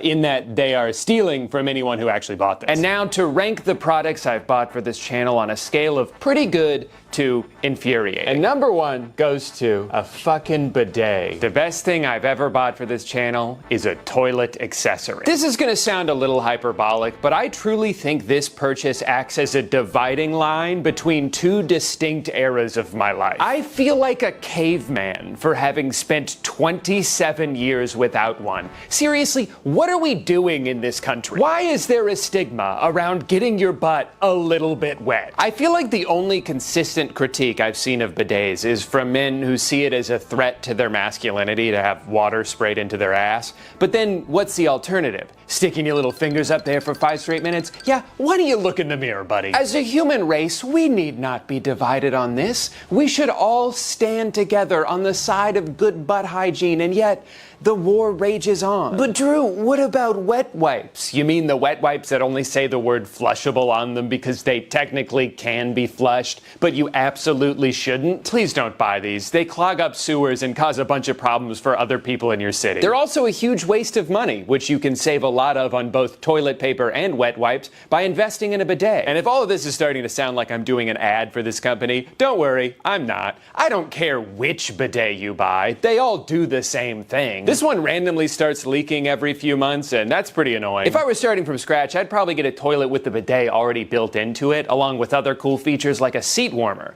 so it can always feel like you're sitting on it immediately after someone else did. Number 2, the chirp wheel. If I remember correctly, my reaction to this was pretty lukewarm, but to be honest, I use this thing almost every day. It is incredible for me. For whatever reason, the shape of the wheel and the shape of my dumb, fucked up back seem to coalesce perfectly. But again, you don't have to opt for this specific brand. I have no loyalty to them. I'm pretty sure it's just a PVC pipe with some foam over it. If you search yoga wheel on Amazon, there's a bunch of cheaper alternatives. They might break in half as soon as you take it out of the box, but they are cheaper. And even though I do love this thing, I definitely wouldn't recommend the bundle that I got. Pretty sure it came with some kind of neck strap that doesn't do anything, and a carrying case that I've never once used because the only place I've carried these things is from one room of my house to another. If you are gonna buy one of these, just save save yourself some money and get the 6-inch wheel by itself. The big one is too big and the small one is too small. Plus, you don't need 3 different wheels anyway. You only have one bag. Number 3, this whiteboard. When I bought this a few months ago, I thought for sure I'd only use it in one video. But now, if you include this one, we're up to 2 videos.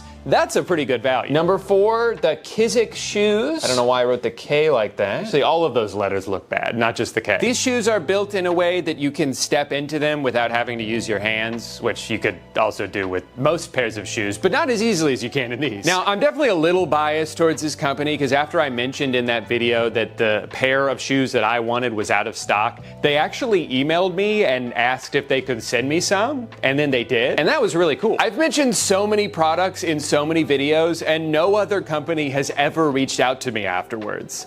At least not with something nice to say. I would say my biggest critique is that they're not quite as comfortable as I hoped they would be. Especially this pair. I don't know if I've just worn down the inside, but they really dig into my heel if I'm walking in them for a while. But if I just want something that I can throw on real quick to go run a couple errands, I think they're great. But again, this is not an ad. Whenever I make these videos, I always feel weird being too positive about a product, even if it's something I do like, because I'll get comments from people assuming I was doing an undisclosed ad, which is very much against YouTube's guidelines. Trust me, if I'm doing an ad for something, you will know it's an ad. Number 5, and our first entry into the bad category, we've got the Work Oneie. This is, of course, the business on top, leisure on bottom combo that is only possible to wear if the 2 pieces come already sewn together. This is not an outfit that can be assembled separately if you already have a button-down shirt and a loose pair of sweatpants. The Work Oneie is a one-of-a-kind contraption that is both necessary and fashionable, which is why it brings me much dismay to break the news that this company no longer exists. Maybe it's because the work-from-home era unfortunately ran its course once commercial real estate investors saw their property values plummet and needed to force everyone back into the office to justify their existence. Or maybe it's because you have to hold the butt flap open with both hands in order to shit through it. Either way, the Work Oneie is no more. Technically, this is the second time this has happened because they had already shut down their website before I uploaded the initial video. But then I think because I made a video, they tried to put it back up and capitalize off the attention, only to give up once more. The good news is this just makes my Work Oneie that much rarer. Who knows how many of these even exist in the world? 2?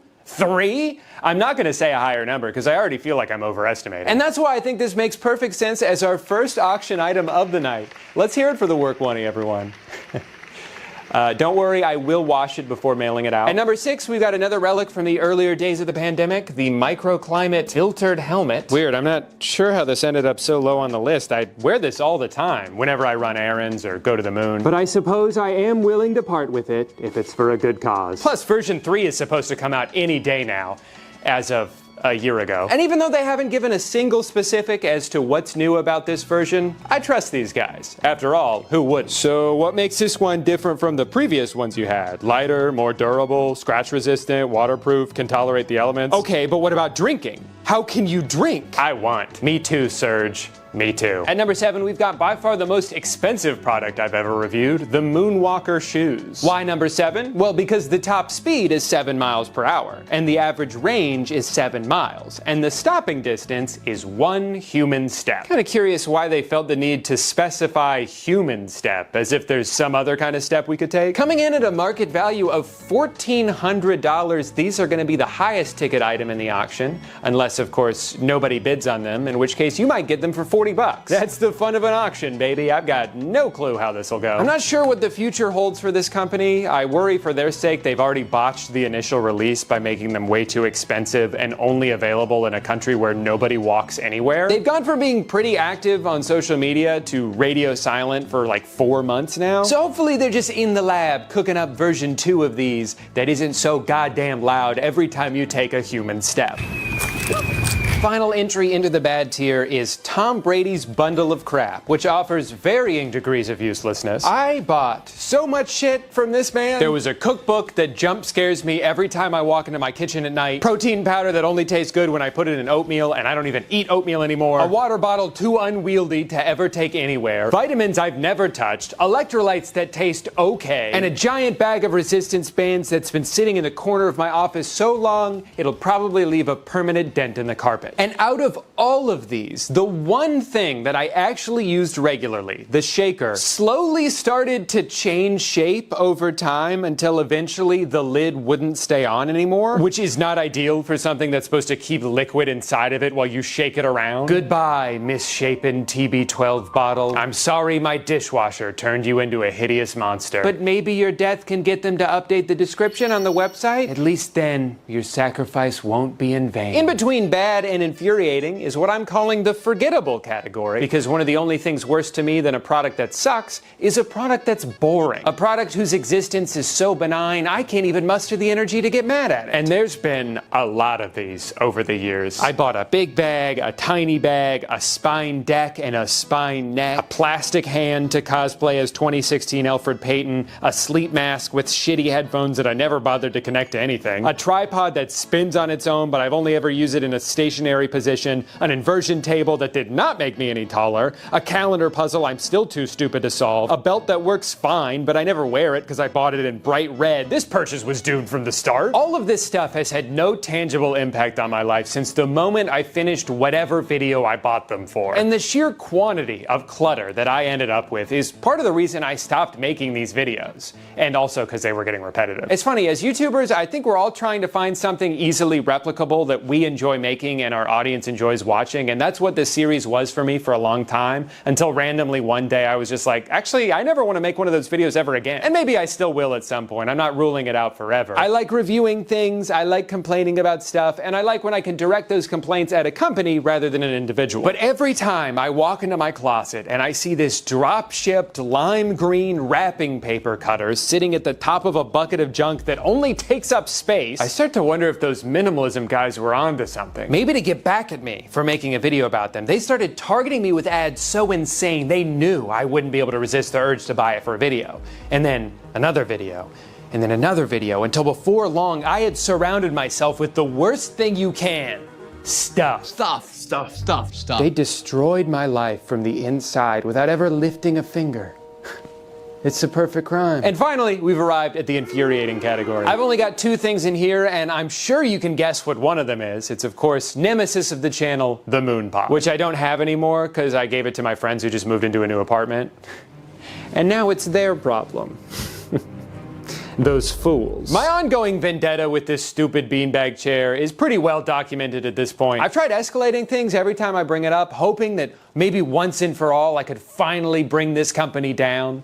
And I'm here today to give up. I'm surrendering to the moon pod. Does that mean I no longer think it's an overpriced piece of garbage? Of course not. It sucks. Do I still think it's bullshit to pretend that a product that has never cost more or less than $300 is somehow 25% off? Absolutely. Better hurry up, guys. The Memorial Day sale's almost over. Then we're gonna have to wait for the next Memorial Day sale, which is exactly the same and will start immediately afterward. This graphic is edited into the product photo. I don't think the sale's ending anytime soon. Now, this is just a lame marketing tactic rivaled in cheapness only by the materials they use to make these. No, I'm not giving up because I finally came around and changed my tune. I'm holding this grudge forever. I'm giving up because I lost. I've seen MoonPod commercials during NFL playoff games. They've clearly made so much money off these and have such a massive marketing budget that I'm clearly just outgunned in this fight. And what can you even do about it when they've only allowed one negative review on their entire website? You're telling me 1,200 people agreed with this and not one of them wrote a 1-star review of their own? Suck my ass, MoonPod. So no, I'm done. I refuse to continue fighting a fight that I just don't think is fair. And I'm starting to wonder if all my yapping has had the opposite effect. I worry that years of attention, no matter how negative, has only helped bolster the name recognition of this company. So I'm not gonna mention them anymore. I'm not giving them any more free advertising. I don't think I should even talk about them in this video. In fact, I'm probably gonna edit out this entire section. And finally, the worst of the worst. It's been almost 2 years since I made a video getting mad at a bunch of $300 brain vibrators made to prey on people with anxiety, and I was disappointed to see that all of these companies are still very much alive and well. In fact, most of these products have only gotten more expensive. The Mindy went up $30. The Sensate went up $50 and added a subscription service. The Call Me Go went up $110. For this piece of shit? What are we doing? Of course, we wanted these things to be cheaper, but it costs so much money to make a piece of plastic that smells bad. If any of these companies actually cared about people, they would do everything in their power to make these things as affordable as possible. They wouldn't jack up the price every time their profit margins fall below 90%. They don't care about your mental health. They don't care about you. They just want your money. The fucking audacity of the company that has almost doubled the price of their device to try to guilt you into buying it anyway by saying, well, how much is your mental health worth? This is nothing compared to how much people normally spend on stuff like this. Can we get a citation on that, or do I just have to take your word for it? Hey, but don't worry, this thing has 0 side effects because it doesn't do anything. The best thing I can say about the Call Me Go is that the last time I tried to use it, I was having a really bad panic attack. And I thought, hey, not to worry, I've got my lavender inhaler. So I grabbed it out of my drawer, started sucking on it, and almost immediately felt so stupid that I started laughing. So I guess in that way, it did its job. I don't know if that fully counts because that's not really what they were going for, but credit where credit's due. But also that was over a year ago and I haven't touched it since. So I'm a little grossed out thinking about all of the bacteria that is almost definitely built up inside of it. For that reason, I will not be including it in the auction. I will be putting it in the trash. Hey, speaking of the auction, I should probably explain how that's gonna work. I've got everything listed on eBay where they'll run for the next week. 100% of the money from each item sold will go directly to the Palestine Children's Relief Fund, which is currently working in Gaza to provide aid to Palestinians who have been displaced from their homes and their families. The link to that charity is in the description along with all of the items that are for sale. When all the auctions are done next week, I will be mailing everything out myself along with some personalized thank you notes. And then whatever the total amount ends up being for all the products combined, I will personally match so we can double our donation. You may notice I haven't listed every single item I've ever bought because some of these products truly are just worthless junk. But to make up for it, I've thrown in some other fun things. A road work ahead sign, hot dog toaster, the usual. So definitely check that out. Hopefully we can raise some money and also good luck. You're gonna need it because I'm going to outbid all of you. You thought I'd actually let all this stuff go? Hell no, I'm buying it all back. Wow, congratulations on making it to the end of the YouTube video. You did a great job. Be sure to smash that subscribe button and smash that like button. And subscribe to my channel and like the video. The other day I was doing what I've been doing a lot lately, sitting near my computer pretending to work, when I decided to open up the Musical.ly app for the first time in a while. I go on Musical.ly about once every 2 months, and it always goes the same way. I'll spend about an hour or so having the time of my life, relishing in all of the ridiculous content this app has to offer. But inevitably, every time I end up stumbling upon something that makes me so angry, so confused, I have no choice but to delete the app. The thing I came across this time was #acting. And it's when someone takes a scene from a movie or a TV show and they lip sync along to the dialogue. Please tell me she's just lying to screw with my head. Please tell me you didn't really cheat on me, especially When he sees how I really look, he's gonna be disappointed. And that does it! Katerina Valentine, I will not sit here anymore and listen to you talk bad about yourself. You're adorable. Oh my god, thank you. Now, these Musical.lys can be split up into 2 distinct genres. There's for funsies and for serious. The for funsies ones are fine. They're literally just for fun. Most of them are kids just acting along to like Wizards of Waverly Place or some shit. I don't really get it, but that's not, just because I don't get it doesn't invalidate it. You know, everyone does whatever they want for fun. Where I think this starts to cross the line into like pretentious territory is with these very serious monologues done by like these pretty boys. It wasn't on your tape. Did you put everything on your tape? You didn't deserve her. Who are fully grown adults, but instead of like creating their own content or doing anything original at all, they get on camera and they do this. And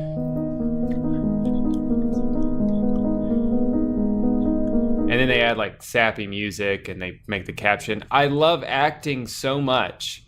It's almost as if they think they actually are acting. So we're gonna watch a few of these together now, but I need you guys to make me a promise, and I will do the same for you. No matter what happens, no matter what we see in the next few seconds, we will not cringe. What?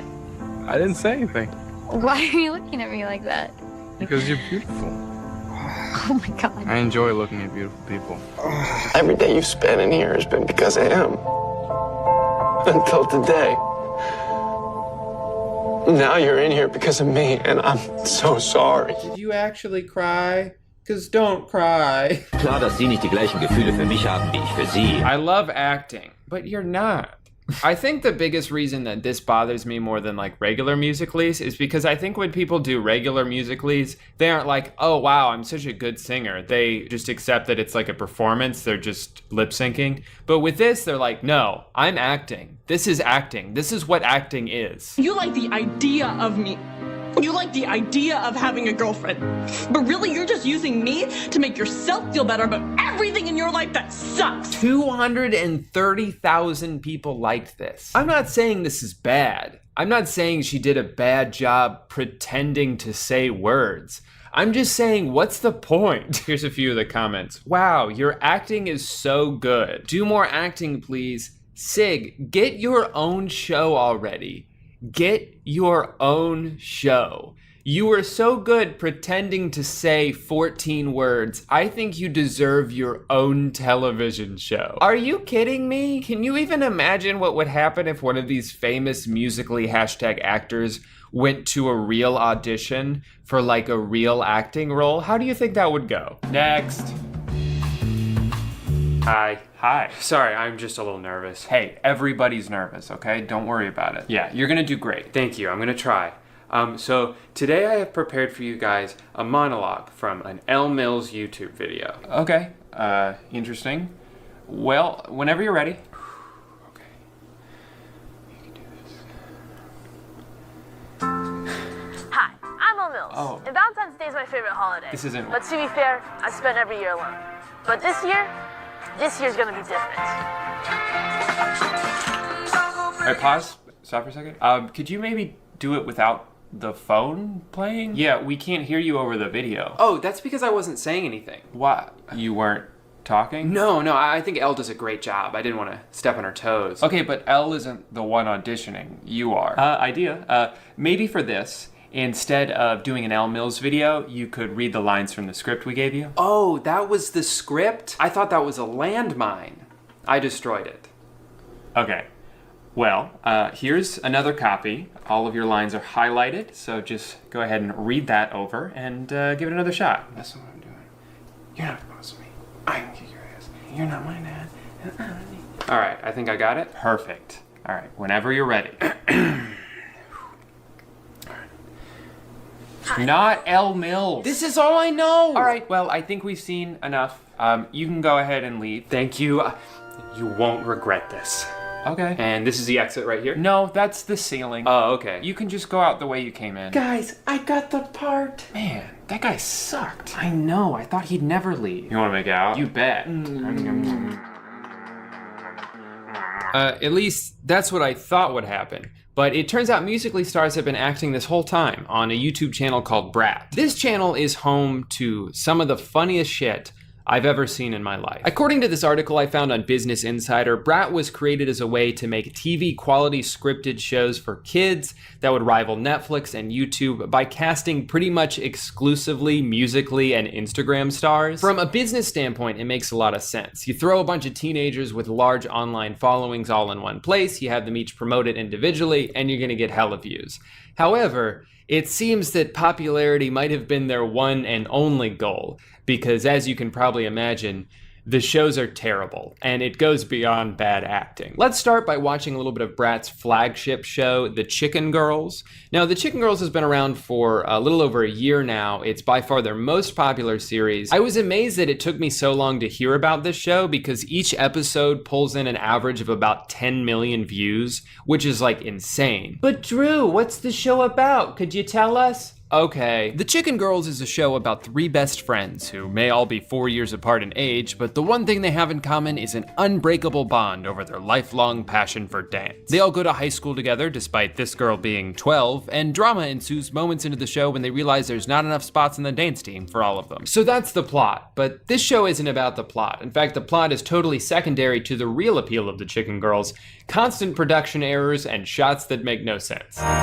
There goes the bell. You know what that means. It's time to continue sitting in the middle of the hallway. That was always my favorite bell in school. After school, everybody goes to the arcade, where this guy must be getting mad because the game is asking him to press start. Later, the same guy takes a picture of these girls without even opening the camera, and this girl is enthusiastically playing a game that isn't on. Then the 3 main girls hear a song that I guess we're supposed to believe is coming from the speakers, but it's never explained. I mean, there wasn't music playing before, so it doesn't make sense for this to start playing out of nowhere, but whatever. They then do what anyone would do here: throw down their jackets and dance in the middle of the arcade. They must be doing a good job because literally everybody in the room has stopped what they're doing to watch, including this guy who, in just a few seconds, goes from standing across the room to playing skee-ball directly behind them. Who edits these? In the next episode, the youngest Chicken Girl and this weird guy flirt for a little bit. I don't know who thought that was a good idea. Then we're introduced for the first time to the greatest actor in the world. Can you guys be adults somewhere else? I need to get my chemistry book. Who grabs a notebook from his locker and then walks away without closing it. Not that it matters, I guess, because apparently none of these lockers have locks on them. Like, this girl was able to open someone else's locker to put a letter inside.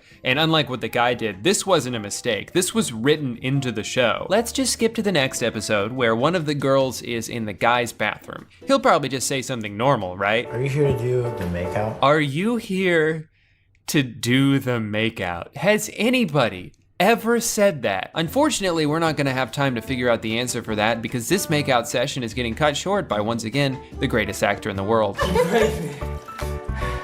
Rooney Forster pranked me. I hate Rooney Forster. Wait, am I in love with Rooney Forster? All right, well, I've made it through 4 episodes and there are 18 more. So I don't think I'm gonna finish this, but lucky for us, Brat is about way more than just the Chicken Girls.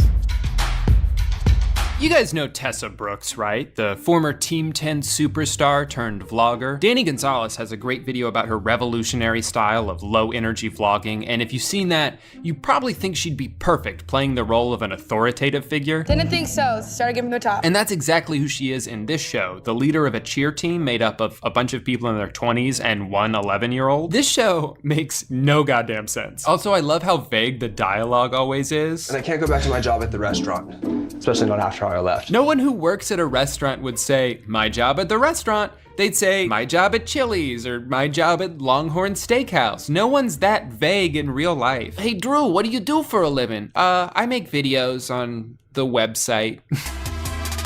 Baby Doll Records is a show about baby Ariel, one of the most famous Musical.ly stars, trying to open her own record label despite constantly getting grounded by her terrifying mother. The shortcomings of the Brat channel start to get more apparent in this show. Like, I love this establishing shot of a very real and nice looking library filled with students and books, and then they immediately cut to the actual set, which couldn't look more different than the shot from 2 seconds ago. The shelves are different colors. There's only like 60 books. I love it. Also, there's this scene where Ariel is being yelled at by her parents, but everyone is facing the same direction. It's probably because the other side of the set wasn't finished or was left open to leave room for the cameras, but it just ends up looking so unnatural. Like, have you ever had a conversation like this? What do you mean I'm grounded? But there's so many things I need to do this week.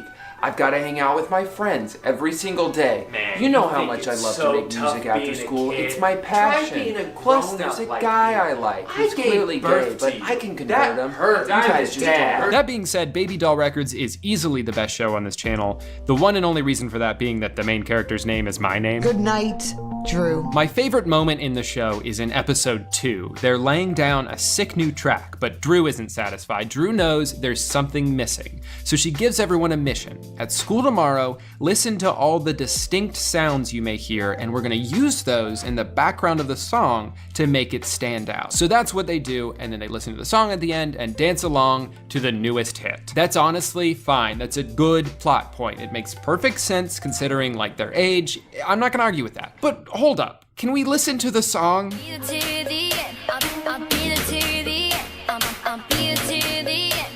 Where are the sounds they recorded? I don't hear a pencil or some guy chewing gum. Couldn't the producers have thrown just one of these sounds into the background to make the entire plot of this episode make sense? No, they couldn't do that because why would they? Good night,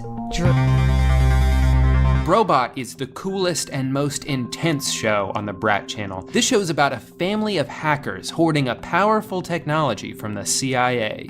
What's the powerful technology, you ask?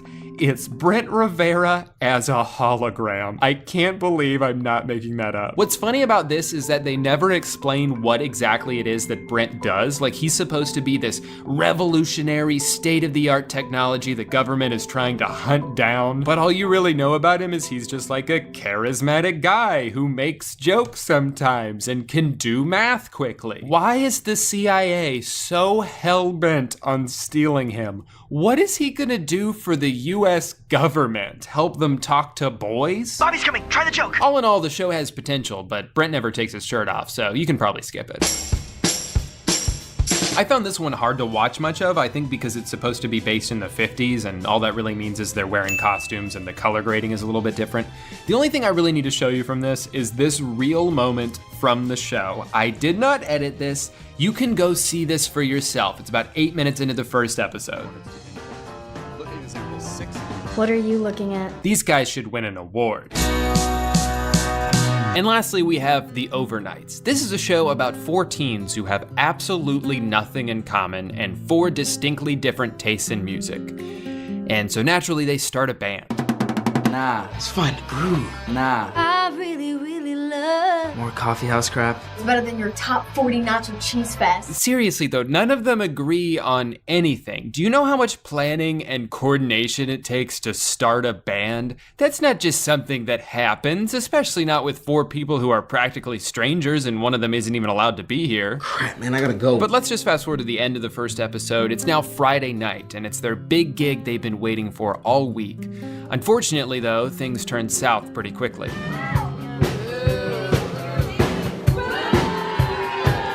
You know when you go to a bar and a band is playing music and you're not really a huge fan of it, so you and everybody in the room boo at them? Such a common thing to do. So the band is having a rough night so far. Not to worry though, because Instagram star Jordan Jones is here to save the day.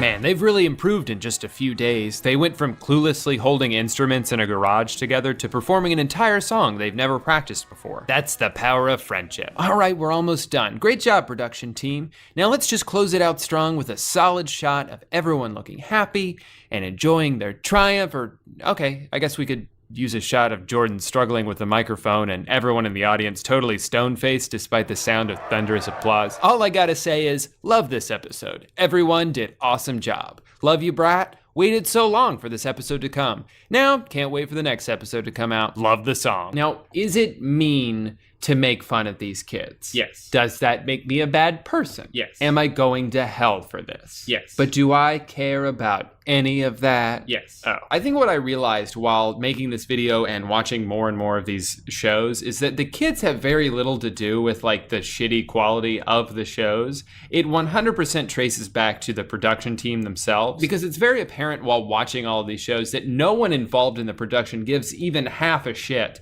in the quality of what they're making. I went into this thinking that all of these Musical.ly and Instagram stars would just be atrocious actors, and honestly, some of them aren't even that bad. Even like Brent Rivera was okay in his show. The problem with these shows is because they're entirely motivated by money, and money comes from views. Views come from having as many Instagram stars as possible. How they write these shows is, how can we fit the most characters into the show? Because if we have more characters, then we have more people promoting them, and we have more viewers because of it. As a result, every series ends up with this convoluted web of secondary characters, none of which really stand out from each other. It's kind of like the Marvel movies, except instead of superheroes, it's just a bunch of angsty teens. The last thing I'll say about this is in response to what I imagine a lot of you may be thinking, Drew, These shows are made for kids. Why do you care? These shows aren't made for you. Why does it bother you so much? Sure, that's a good counter argument. But in my opinion, just because you're making shows for kids doesn't mean the shows have to suck. I feel like every company involved in making children's content, whether it's a YouTube channel like Brat or a big company like the Disney Channel,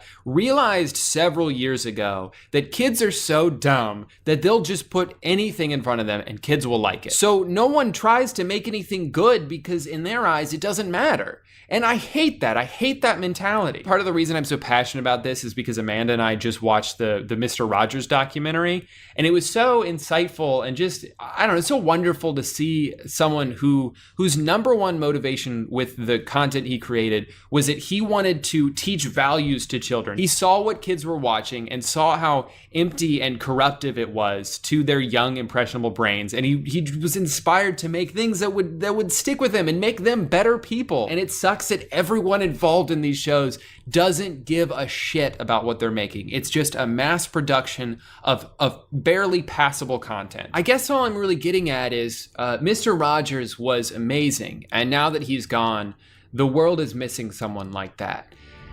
And that's where I come in.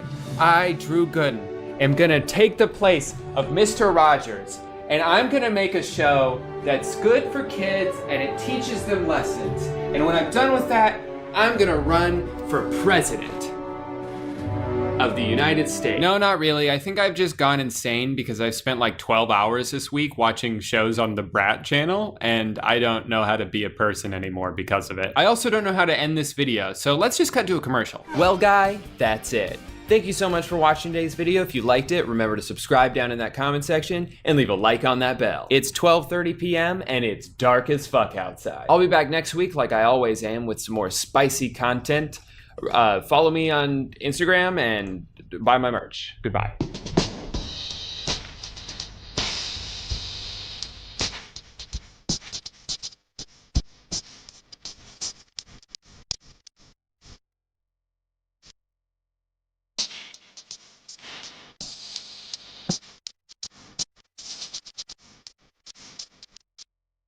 Hi, welcome back to Circuit City headquarters. Sorry I haven't uploaded in a few weeks. I sat down in my moon pod and could not get back up. Lucky for me, it's the world's least comfortable chair.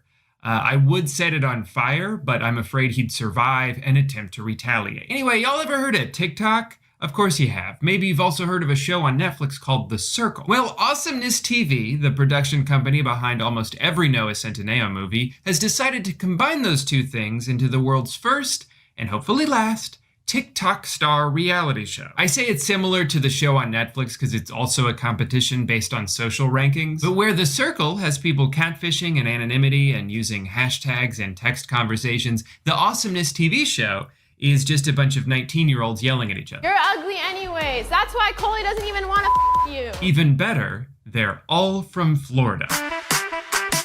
This is Project 305, a group of friends and creators from Miami who have one common goal: be the next big influencer. Sounds easy enough, right? Yes. And don't you dare try to tell me it's not. Over the next 10 episodes, each of the members have to prove they have the creative chops of an influencer and the personality traits to go with it. All right, guys, this won't be easy. You're gonna have to prove that you have the personality of a TikTok influencer. Do you think you can handle that? Perfect. Yo, what's up? My name is Owen. I am the best person in the house. I'm the best looking, I'm the most outgoing, and I am the most fun. I already regret this. This next guy is actually pretty cool. He's my favorite. My name is Raul Ancio. I'm 19 years old. I'm still a full-time med student. I'm a content creator for the same reason I want to become a dentist, to bring people confidence through their smile.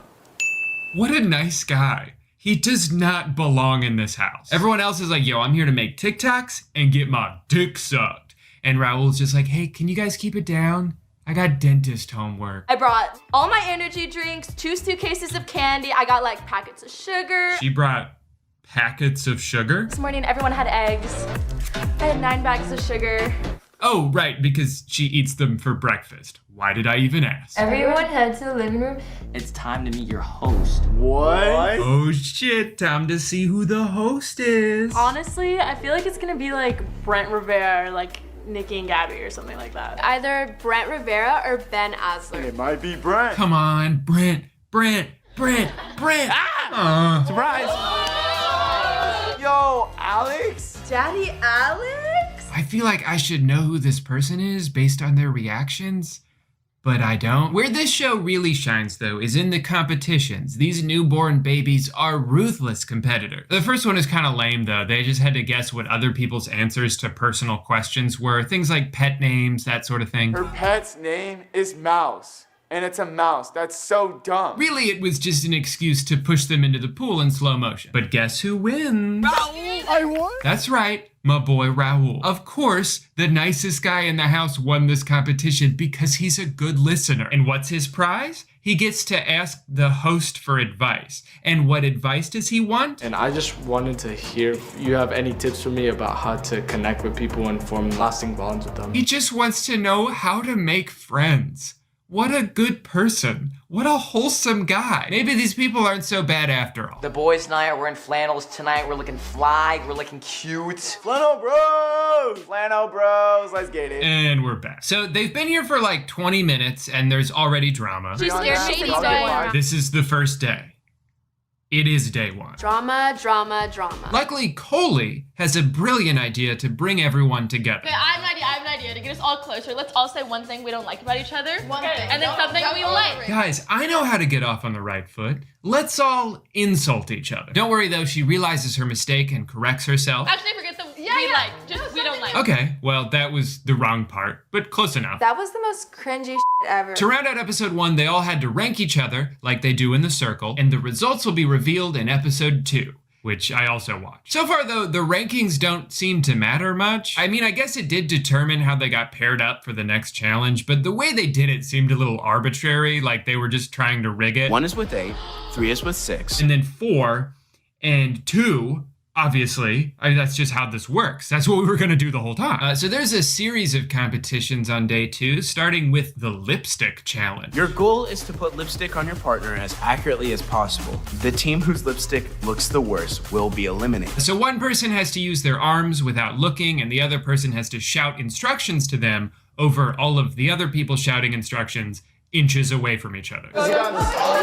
Simple enough challenge, except one team cheated. Larry, because you took your hand out from behind your back and wiped your face, your team is eliminated. As soon as Raul was done, she turned around and tried to fix it with her finger. Coley, because you removed your hands from behind your back, and Giovanni, because you were looking at Coley the entire time, your team is eliminated. And then they got eliminated too, because he was just staring at her face the whole time. The point of the challenge is that you can't see what you're doing, and he just leaned over her shoulder like, oh, this isn't so hard, your lips are right here. And then this team loses because it was a try not to laugh challenge and one of them laughed. So guess what? Sabrina and Jada win.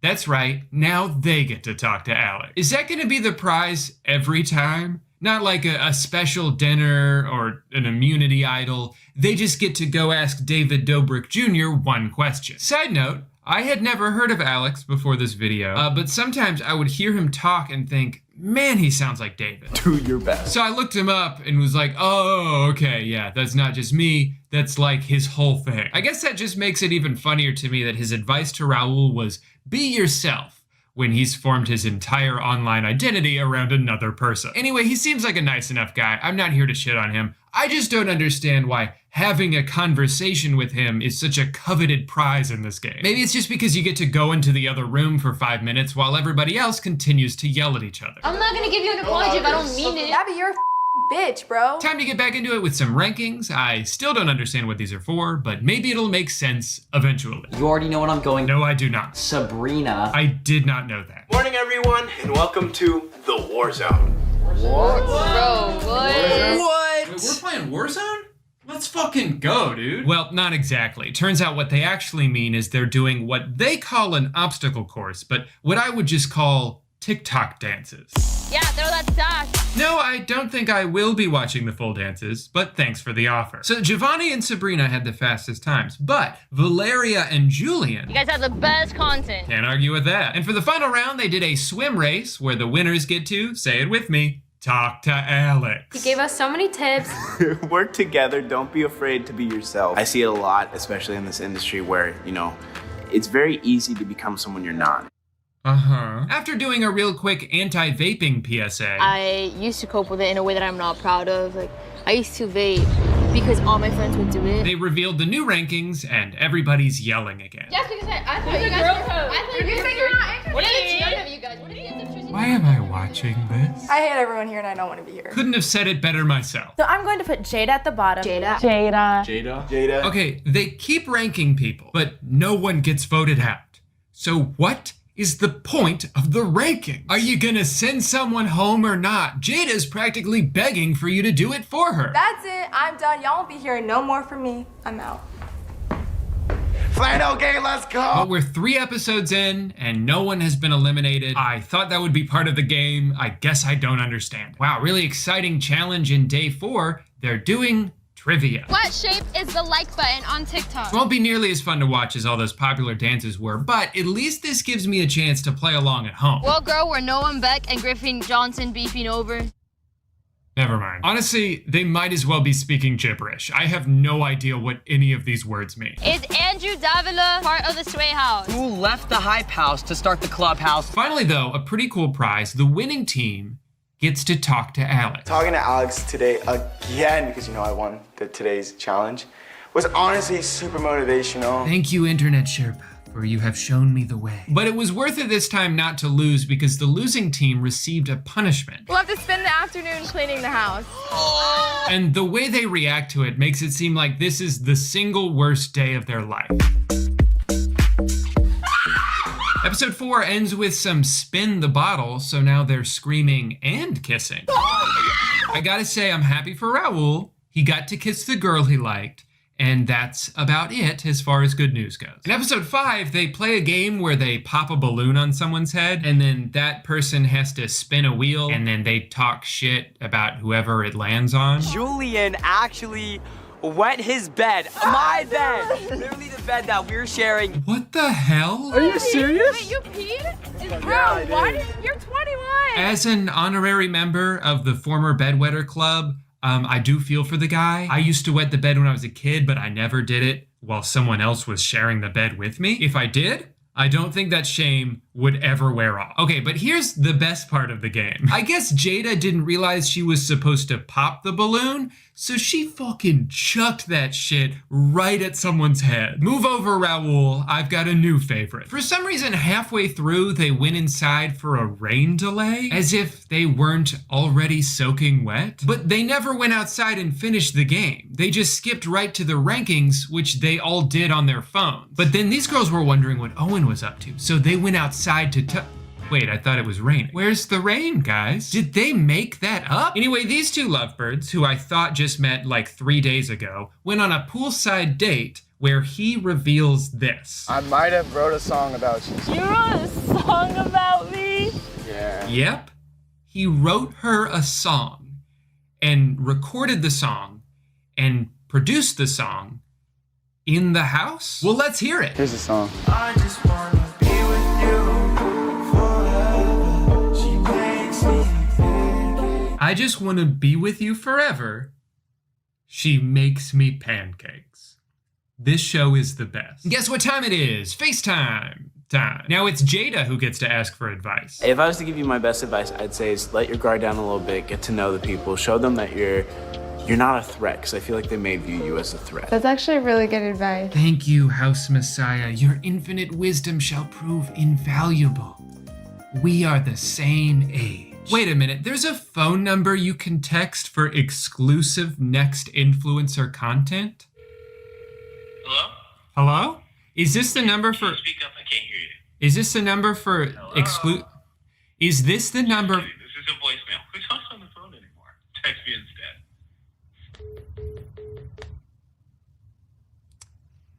Asshole. Welcome to Awesomeness TV's Next Influencer Club. Cool. That was worth it. All right, nice simple sponge challenge on day 6. Should be pretty fun, right? Well, not for this group of adult toddlers. No! Don't cheat! Don't be cheated! You're literally blocking her. Let's go! You're Shut the f up! And now they're assaulting each other. These people are the physical embodiment of if I just talk louder, that means I'm right. I came here to warn you! Shut up, Jovan! Oh my god, this show is so hard to watch. You guys are so dumb. You want to know why she's yelling at him? Because she found out the guys have an alliance, and she thinks that's cheating. I'm sorry, but I've watched a lot of Survivor and Big Brother in my day. If forming an alliance is cheating, then every contestant who's ever been on those shows should be disqualified. And you know you're not gonna win, so you need to have someone else help you. That's how you win, dog. I would love to lose. Not that it matters, because the rankings have yet to mean anything. Also, note to the Awesomeness TV producers, just because you have footage of people yelling at each other doesn't mean you have to put all of it into the show. Listen the up! It's not always entertaining. At a certain point, it's just noise. Really though, this episode was a turning point for me as a fan, because this is when they started to go after my boy Raul. And then Raul, like, he can't even make content with his, like, I don't even know how many followers he has. Oh, I'm in college. I am a psychology dentist major. Imagine making fun of someone for wanting to go to med school. But it's not just the kids, even the producers are starting to screw him over. While Raul was inside studying doctor stuff, the host was like, hey, you guys want to see what Raul did? What the fuck? Even his new girlfriend doesn't respect him because she keeps calling him Rail. Rail? His name is Raul, and you're disrespecting a future US Army dentist. So because they found out he was lying about his rankings by betraying his trust and going through his phone, he had to apologize to Coley, and the boys knew exactly what to do. Hey Coley, I'm sorry. I didn't mean to hurt you. You know that I love you. Let me be your next again. All right, forget everything I said. I like the show again. Later on day 7, they all do a TikTok duet challenge where they all have to duet Alex's TikTok, and he picks the winner. Now we're talking. Here's the video.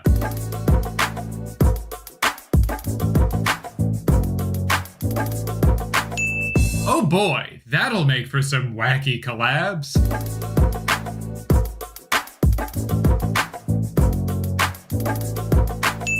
I tell you, what a privilege it is for us to witness firsthand the nation's best and brightest in action. What the f am I supposed to do with this box? It's hard to narrow down my favorite TikTok to just one. I mean, Gabby's was great. What is going on? Whoa.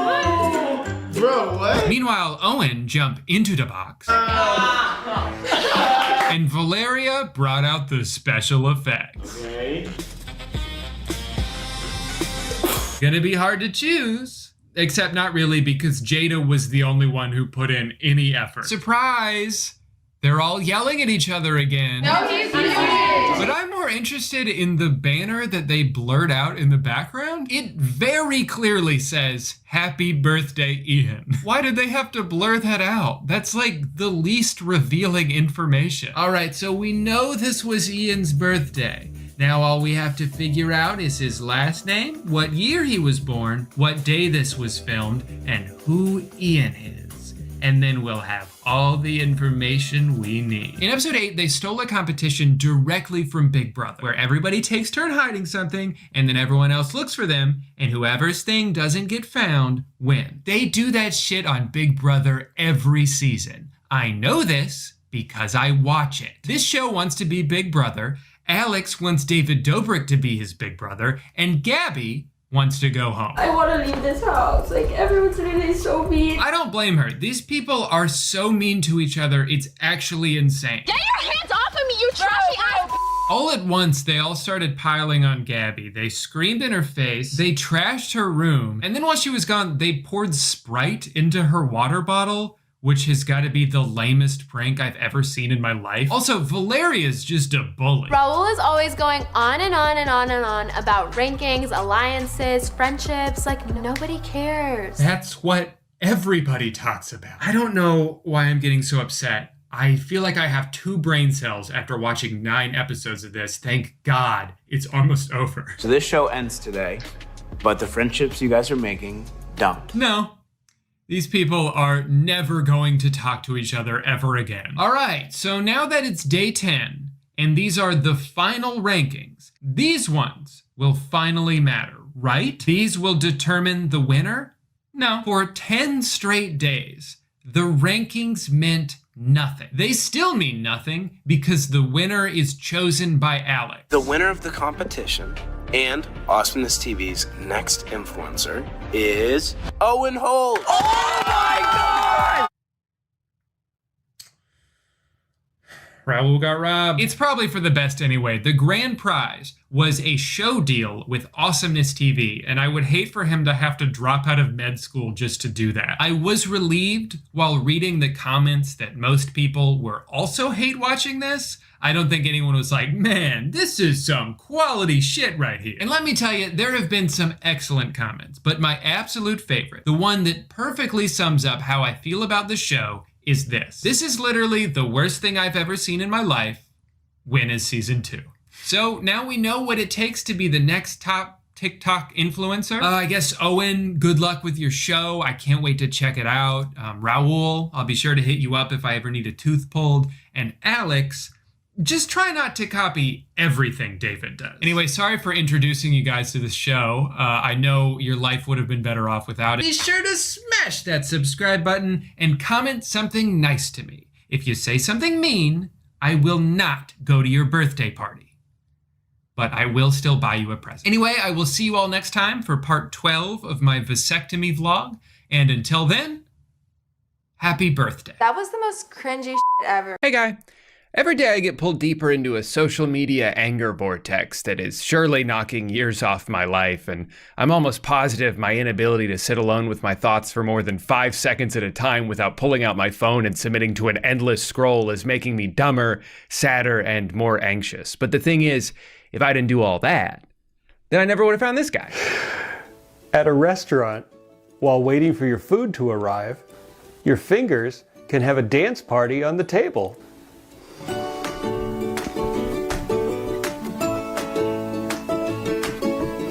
His name is Nathan Baylett, and he's the best.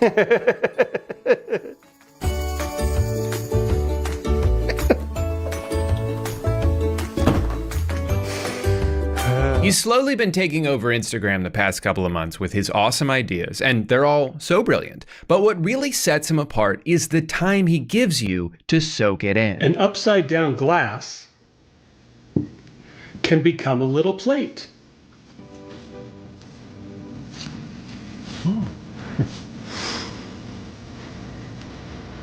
That's what it looks like up close.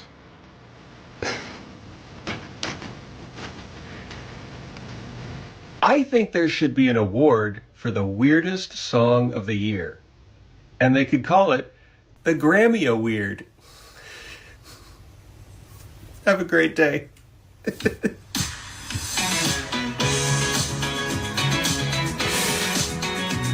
A thumb is different than the rest of the fingers.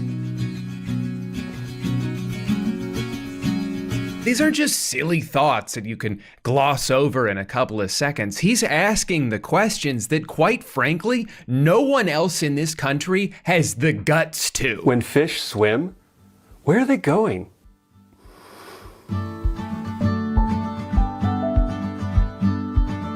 Cupboards. Wait, what is it? Oh, cupboards are shelves. Cupboards are just shelves. That's what I'm saying. Every time I'm having a bad day and I go to Nathan's account and just stare into those eyes that have never once blinked, my stress just melts away. I don't know. Movies.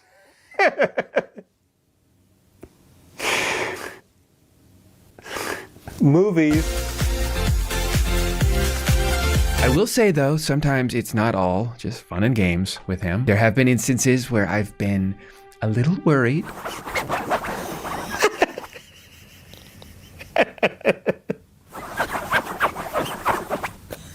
You all right, buddy?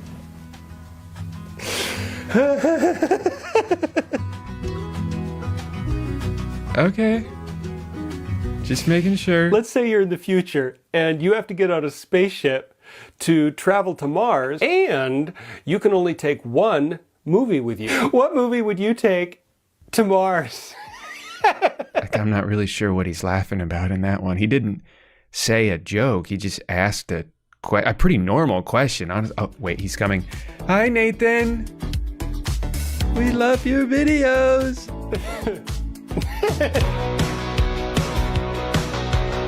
Nothing to see here.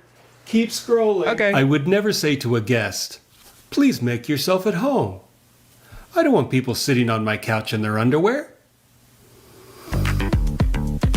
Out of all his videos, there's really only one that I'm a little bit iffy on. If you could be in a horse costume with a celebrity, which celebrity, and would you be the front or the back? Yeah, I would have maybe kept that one in the draft. If you could be nose deep in a celebrity's ass, whose would it be? And would you want it to smell good or bad? Sometimes I wonder, if we had 3 arms, how would that change lovemaking? Damn, this guy's actually kind of a freak. My friend is a scientist. He studies condom mechanics or something. That's a great joke. I wonder what the comments say. That's kind of weird. What about this one? Come on, everybody. Let's go get those hobbits. Oh, pies. What kind of pies do you have? Oh, well, I've got blueberry. 3 years? How old do they think I am? I'd like a pumpkin spice latte, please.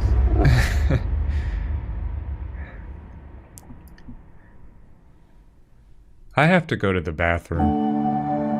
Is that what people think I'm like? Am I just a younger Nathan Bailey? I don't understand. My videos are nothing like his. Why do they call it a freeway if you have to pay a toll to drive on it? What the hell? Anything can be shoes if you put it on your feet. I don't remember making these. Is this my entire YouTube channel? Now I know what you're thinking, Drew, these TikToks are all so funny and awesome, and thank you for sharing this with me, you've made my day, but you're making a whole video about this? No. I'm making part of a video about this. The rest of this video is about the book that he wrote. You heard that right. Nathan Bailey, Instagram extraordinaire and staring contest champion of the world, is also the author of a rom-com novel. And I figured if this guy is me in a few years, then this is a rare opportunity to get a glimpse into my own future. I need to read this book cover to cover, twice. And after several weeks of research, I'm very excited to report that this is the horniest book I've read since Jake Paul's autobiography. I'm not looking for a guy to hang, Chris said. Now I just want to bang. Yeah, Chris cheered as she slipped into her tan ankle boots, ready to jump back into the single scene vagina first. The happiness of my penis is riding on tonight working out with Vanessa. Holy tushy twerks. Holy fuckadoodles. You'll take her home in an hour so mama can get some dick. Passion or Pancakes is possibly the most complicated book I've ever read, because despite the fact that the entire story takes place in one night, there are approximately 4,000 characters. If there were any more names in this book, he would have had to start inventing new ones. There's even a character whose body parts have their own names, i.e. Stacy the Stomach. But I must have spaced out the first time I read that because I got to a conversation between 2 people named Chris and Bryn, and out of nowhere it said Stacy growled, and I'm like, who the fuck is Stacy? And why is she so mad? It is almost impossible to keep track of everyone mentioned in this book, but I think I may have come up with a way to help. So the book is about Chris, girl, and Mark, boy, on the fateful night that they meet. Mark is trying to get over his ex, Jill, who left him for Jack, and Chris is trying to get over her ex, David, who left her for Lisa. So she goes out on the town with her best friend, Bryn, while Mark does the same with his best friend, Chet. Hey, can you put your phone down? This is important. After a couple hours, Chris and Bryn meet a girl named Callie, who's described as an insane person, even though she talks in the exact same way as every other character. They eventually meet up with Vanessa, who spends the entire night getting on everybody's nerves because she won't stop filming them. Meanwhile, Mark and Chet meet up with a guy named Skip, who I thought for sure would end up being the love interest of either Callie or Vanessa, but he ends up meeting a girl named Lola at one of the bars they go to on their way to Roger's friend's apartment party. His name is Anton, and he's dating Debbie. Before any of that though, Mark and Chet meet up with their friends Charles and Vicky, but they leave after 2 pages to go have sex. So then Mark and Chet go to a bar to get drinks from Bonnie the bartender, whose name is spelled 2 different ways. There they meet Dina, Lorna, and Anna, who may sound like a band of rambunctious chipmunks, but are actually 3 human women. Things don't work out with any of them though, and they also don't work out with the girl named Melanie because she has a boyfriend. Before leaving the bar, they give their business cards to Miranda and Panda, 2 different people, but we never hear from either of them ever again. Meanwhile, Chris and Bryn share a 2-page interaction of their own with their friends Madeline and Lamar, before chatting it up with Barry the bartender, who they're both attracted to, but he's gay, I think? I don't know. Everybody in this book flirts with service workers, but they never pursue them romantically. Instead, they talk to Ron and Ian, who get into a fist fight with each other, forcing them to leave the bar. Luckily, they have somewhere to go because Chris got a text from her friend Holly, who's hanging out with Bob and Steve. Eventually, Vanessa's sister Jane joins the group, along with Sarah and the aforementioned Holly, who's dating Colin, even though nobody likes Colin. The problem with Colin is that he doesn't appreciate Holly as much as he should, but it turns out they actually broke up yesterday and just didn't tell anyone because they didn't want to spoil the mood. The irony, of course, being that news of their breakup would have only improved the mood because Colin sucks. Also, Dan is here. No one knows who Dan is, so I don't know what he's doing in the group. So that's kind of the main core of the group. But then, for seemingly no reason other than to just make things more complicated for us, Vanessa gets a text from her friend Ruby, who tells her about Hannah, Billy, Chloe, Nick, Layla, and Sarah. Now this is of course a different Sarah than the one we already met, because this Sarah has an H in her name. In fact, someone, and I truly mean someone because he does not specify who says this in a scene that has 97 people in it,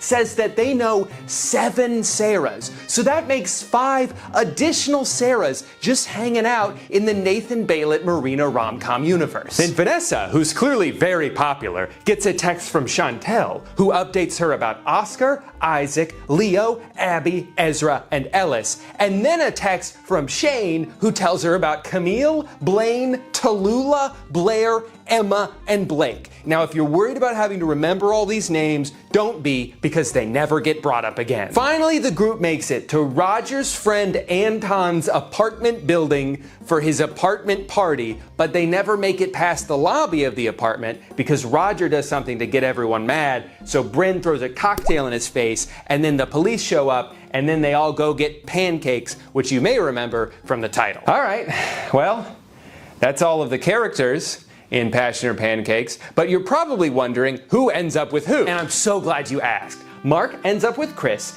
and Skip ends up with Vanessa, and Holly ends up with Chet. Ooh, that's a surprise. And then finally, Bookworm Brenda ends up with Peter the Reader. A perfect match.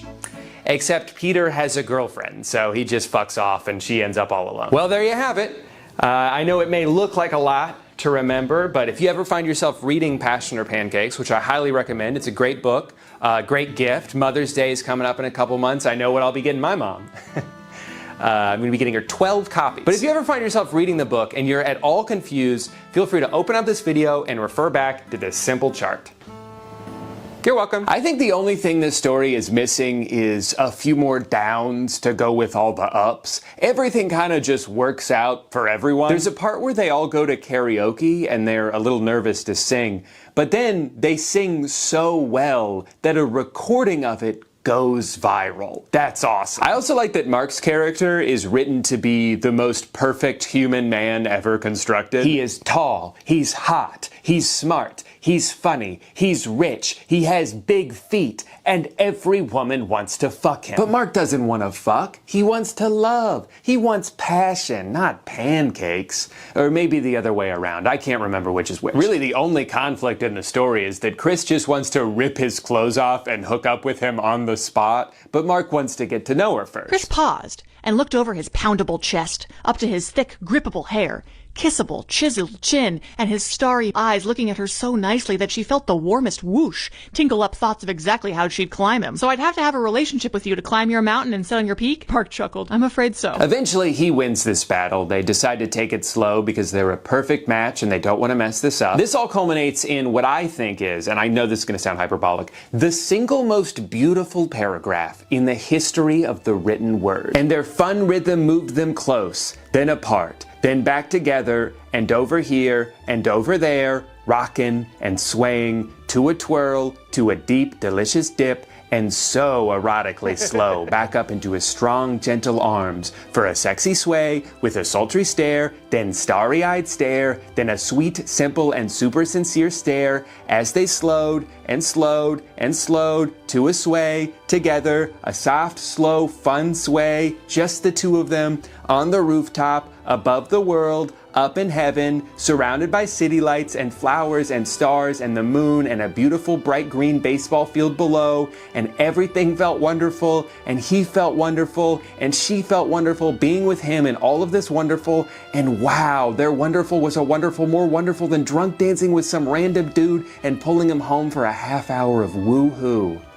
That was all one sentence. Really, these two people could not have asked for a better night out. Not only do they find their soulmate after looking for a few hours, but they manage to convert each of their best friends into the person they've wanted them to be their entire lives. So Chet is like a Barney Stinson type, right? He's constantly running into women he's slept with. He's telling Mark, don't worry about the future. Tonight, we're just gonna fucking till our fall off. It's about love. It's about sex, Chet said. The lyrics are saying monogamy. The beat is saying sex. That is until the end, where he's like, actually, I've changed my ways. I like Holly, and I'm a relationship guy now. Also, Brain breaks the sad news pretty early on to Chris that she's planning on moving to Los Angeles to pursue the next chapter of her life. But at the end of the book, she says, you know what? Never mind. Screw my career, screw all of my plans. I'm staying here with my family. And that's so sweet, really, but I'm doing the math over here. Like, you guys have been to at least 12 bars tonight. There's no way you're in any cognitive state to be making these kinds of life-altering decisions right now. But that's the thing. Despite the dilemma it poses in its title, Passion or Pancakes isn't about having to make difficult decisions. It's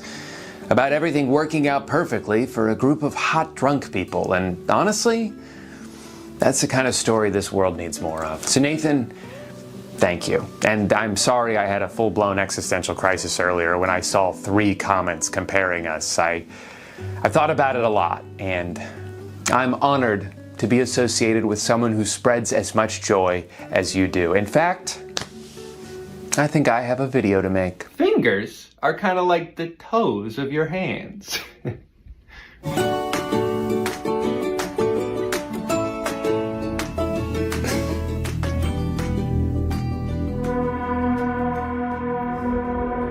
To memorialize this historic election, this collector's edition 2020 Battle for the White House chess set is now ready for public release. Legislative leaders Pelosi, McConnell, Schumer, and McCarthy, knights riding symbolic donkeys and elephants. Justice.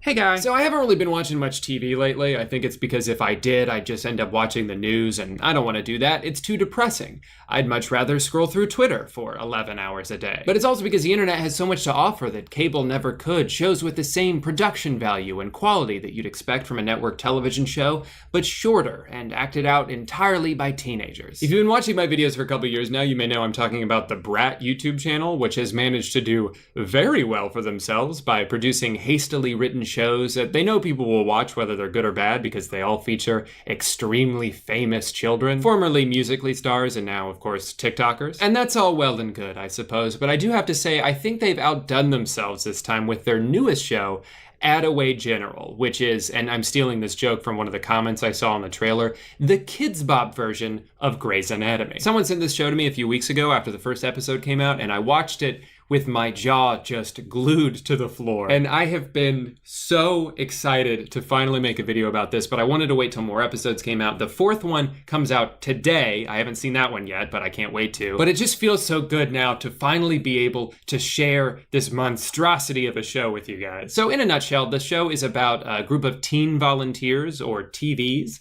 as they're called for some reason. I don't think that's a real acronym. I Googled it, and the only thing that came up was, you know, a bunch of TVs that you would buy to put in a hospital. But this is the Brat channel we're talking about here. When have they ever let accuracy get in the way of good storytelling? As far as the characters go, there's one girl who's very smart and dedicated and hardworking, but a little socially awkward.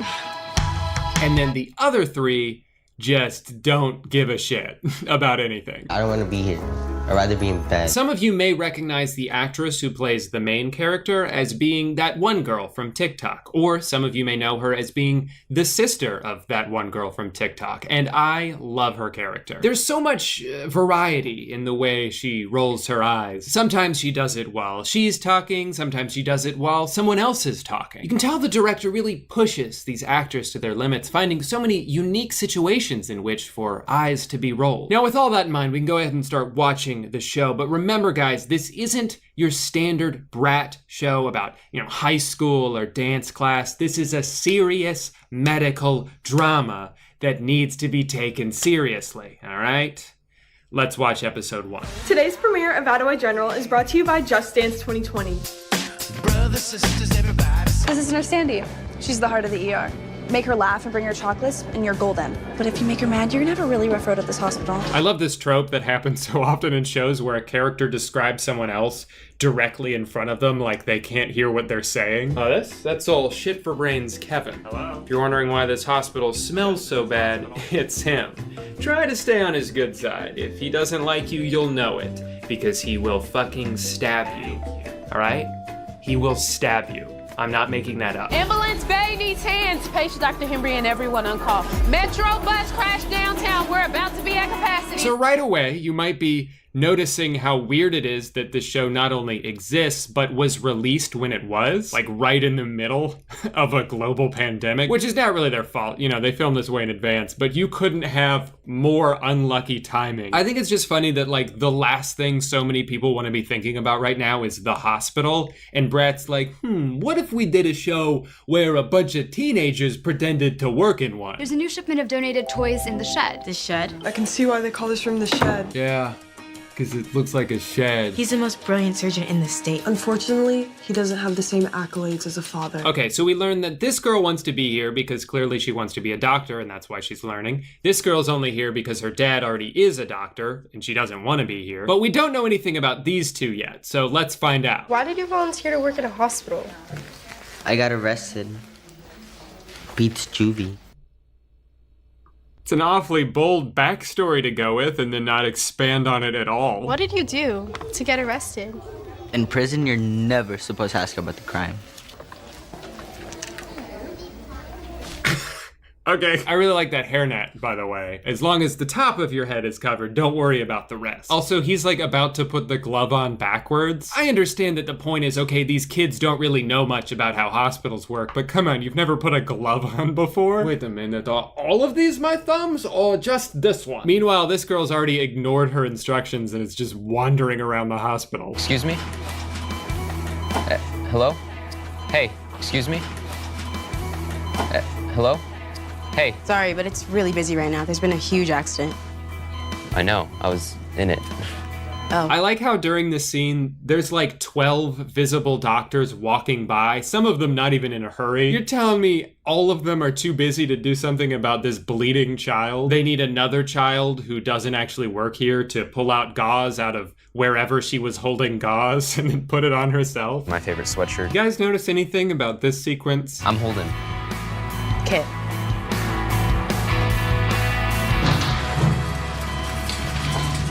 The nurse who comes running in with this patient was just standing behind them 5 seconds ago. You see, Brad probably didn't care about all these little details because they thought only kids would watch this show.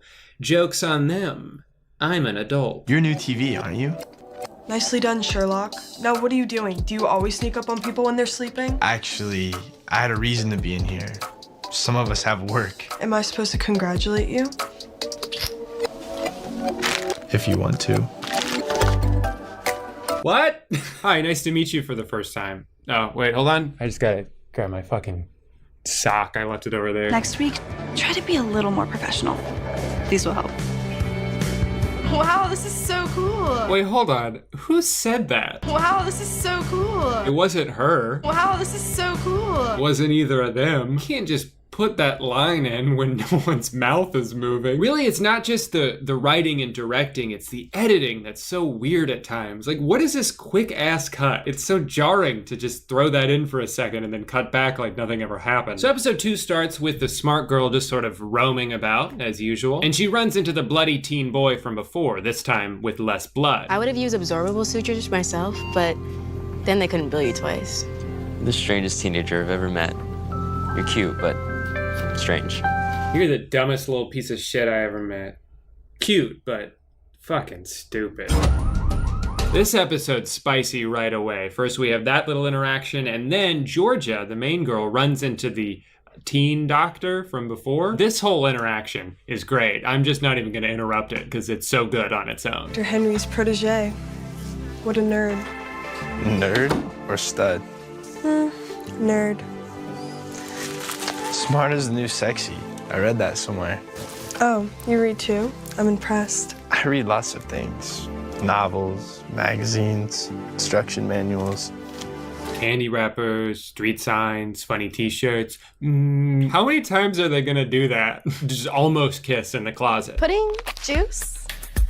Just juice. Just juice, please. Whoa, calm down there, buddy. You really don't know where the bandages are? Oh, I do. I just needed an excuse to get you in here. I think one of the reasons these shows are so funny to me is because rather than being like a 22-minute or 40-minute show like most, regular TV shows are, these are 9 minutes long. So it's like, this happens, and this happens, and this happens. A minute ago, she was like, I'm not gonna kiss him. And then the moment she sees him again, she's like, I gotta go kiss him now. And then they do. It's just like, what changed in between these two interactions? Holden? What's going on? Get back.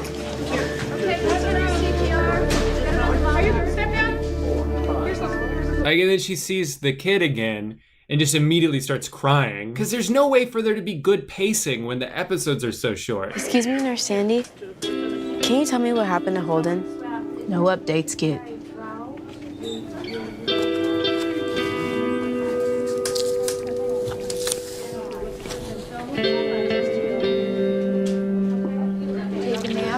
Holden has a severe heart condition. Wait, what? I know they mentioned that earlier, but just seeing it in action, being able to so effortlessly bribe a nurse to give you confidential information. Thank you.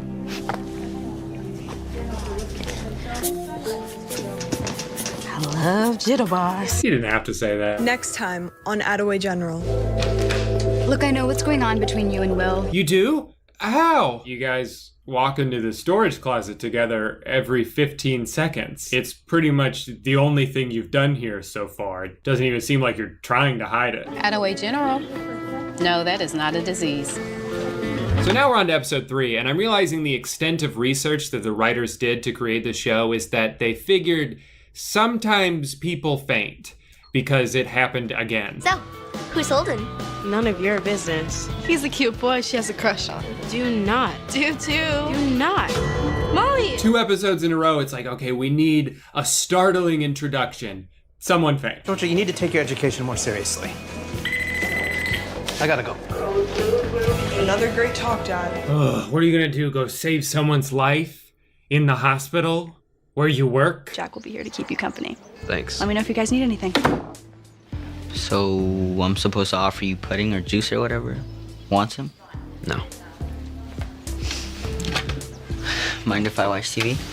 Knock yourself out. Why does he have to sit in there, though? Is that why they're volunteering at this hospital? I thought they would be like shadowing nurses or seeing what surgery looks like up close. Instead, they're just babysitting kids their age. Knock yourself out.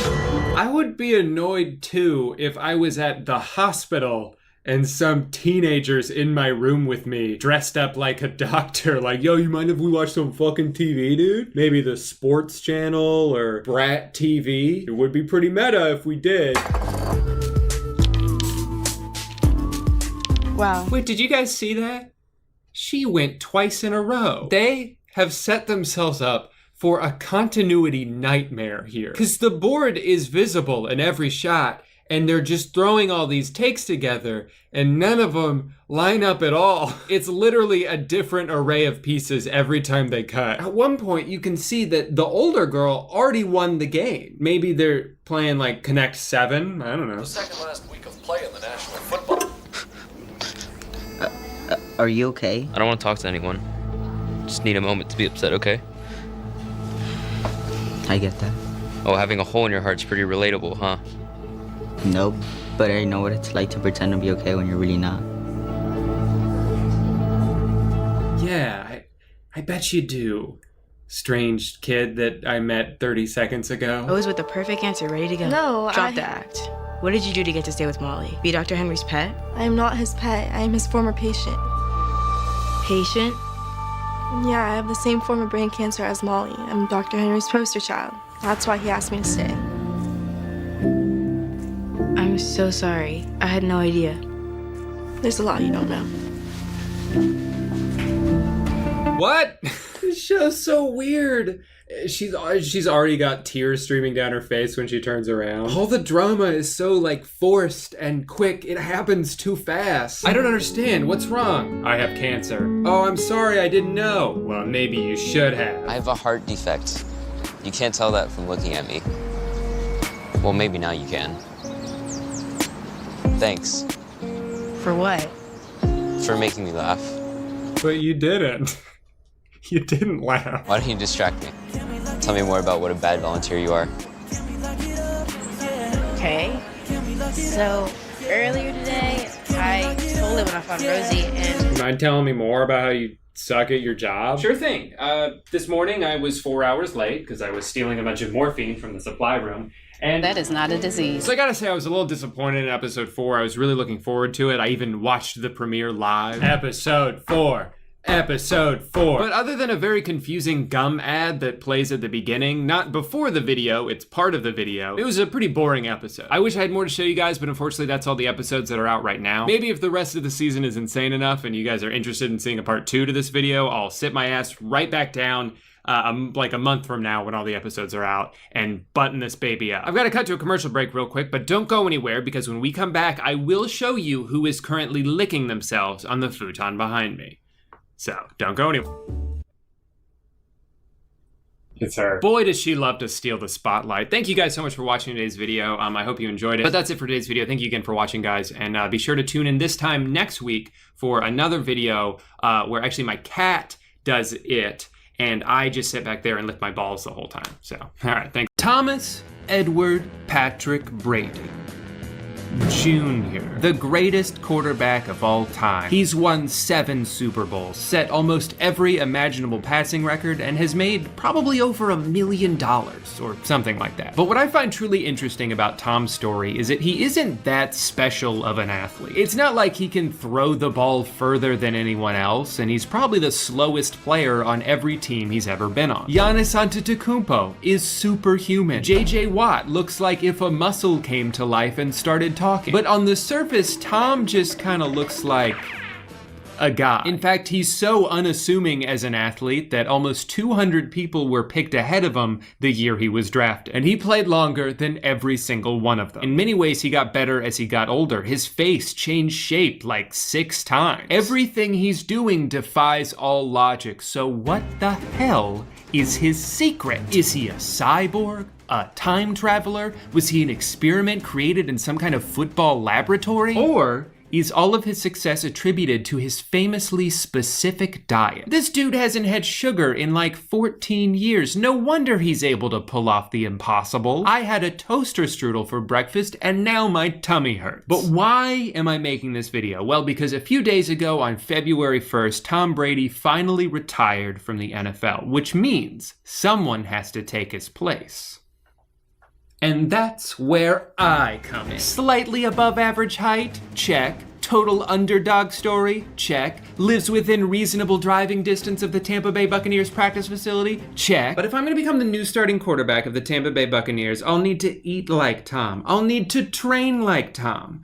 At least for about a month. That should do it. So starting on February 14th, the day after the Super Bowl, because I'm probably gonna eat a lot of crap that night, I will begin my transformation. But first, I have to prepare.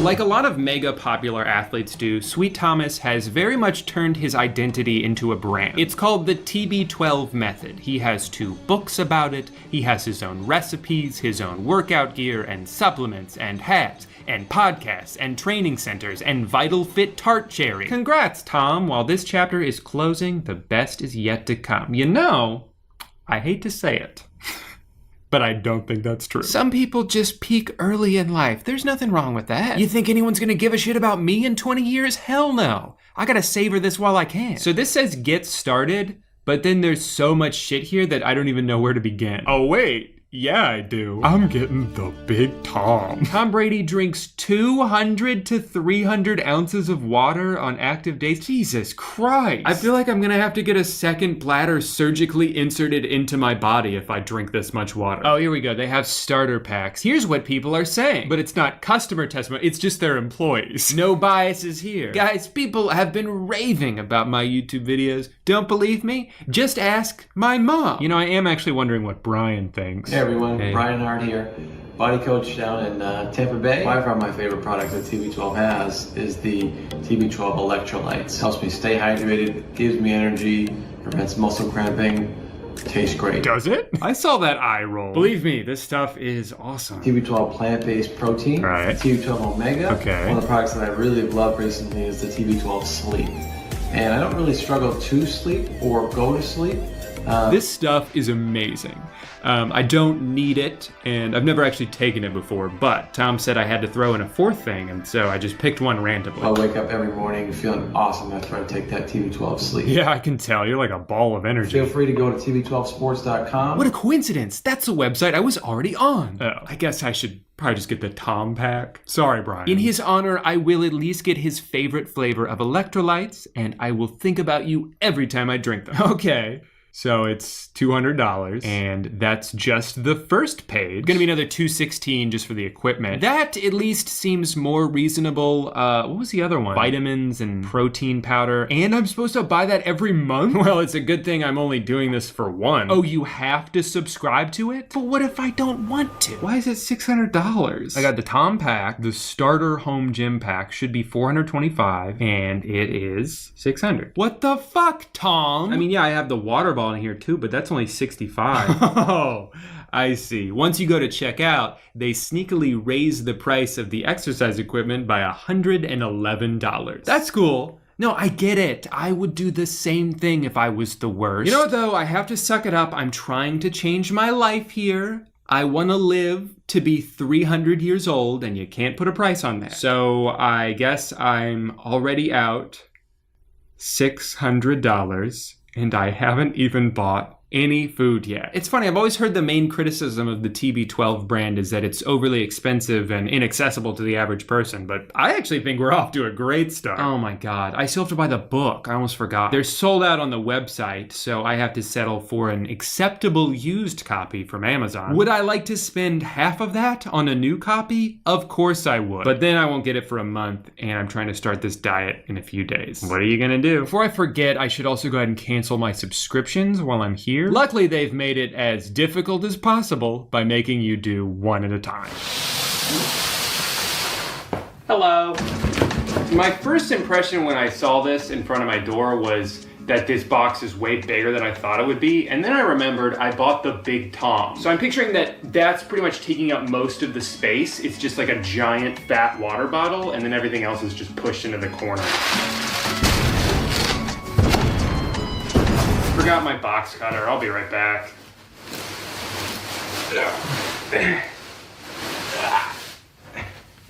Best thing about the moon pod is how easy it is to get up. Sorry about that. There's the Big Tom. There it is. Wow, these are fancy. Glass jars. Everything's kind of dusty, which is fun. Oh. Because this popped open and there's very expensive protein dust all over this box. And I got my electrolyte, my vibrating pliability sphere. So that's all the stuff that I put in my body. Now for what I put my body on top of. To be honest, I kind of blindly just bought the starter kit. I didn't really look at what was in it. I just assumed, you know, this is good for Tom, it's good for me. But I did end up doubling up on water bottles, and I don't know what anything else is. Don't know why they gave me a little bag when clearly that's not big enough to put all this stuff in. I got a vibrating pliability sphere and also a vibrating pliability roller. Lots of different shapes in which I can vibrate.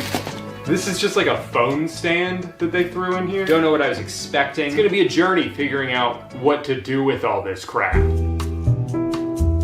So we got some pills to pop here. Thanks, Tom, for that. You've got sleep, which is pretty self-explanatory. I'll try this once, but I'm probably not gonna take this every night because I don't like melatonin. It makes me feel weird and gives me really crazy dreams, and I don't want that. But then you've got the other two. This one is like brain pills, daily support for mind, body, performance, and then the other one is for like joint support. But this is one I'm really intrigued by. For like a year, I used to take something called Alpha Brain, and I'm pretty sure it was just a placebo, but I would take it every time I filmed or wrote anything, and I felt like it helped, like I could think more clearly, but again, it might have just been I told myself that I would be more focused, and then I was more focused, so who's to say? But this shit was personally engineered by the greatest quarterback of all time, and if anyone knows something about brain performance, it's Tom Brady. So let's see what happens.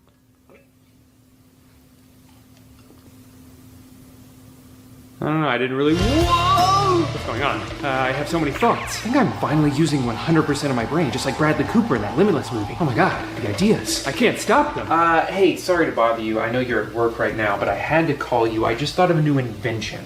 Silent ice. It's just like regular ice, but it doesn't make any noise. I did it. I finally finished my book. Wow, what a productive day. I even managed to move my couch into the middle of the room like I've been meaning to. Well, I guess I'll go ahead and hit the hay. Never mind, it has been 4 minutes. I don't really know what to say about the supplements because I've taken them a bunch now and I kind of feel the same, but I've also been taking multivitamins every day for several years and those don't make me feel any different. So does that mean I should stop taking them? It's hard to judge something that is supposed to have this like silent effect on your body. So they may not actually do anything, but at least they're very expensive. The best thing about them though is that they don't taste like anything because you're also supposed to drink these electrolytes every day, multiple times a day. First thing you do when you wake up. I excitedly tried the lemon one first, and let me just tell you, it is one of the grossest things I've ever tasted in my life. It tastes great. It doesn't taste so much like lemonade as it does lemon pledge. I did actually just notice today that they also sent me the same thing but in packet form. So I'm pretty sure there's like a powder instead of something that's already a liquid. Maybe that'll make it taste better.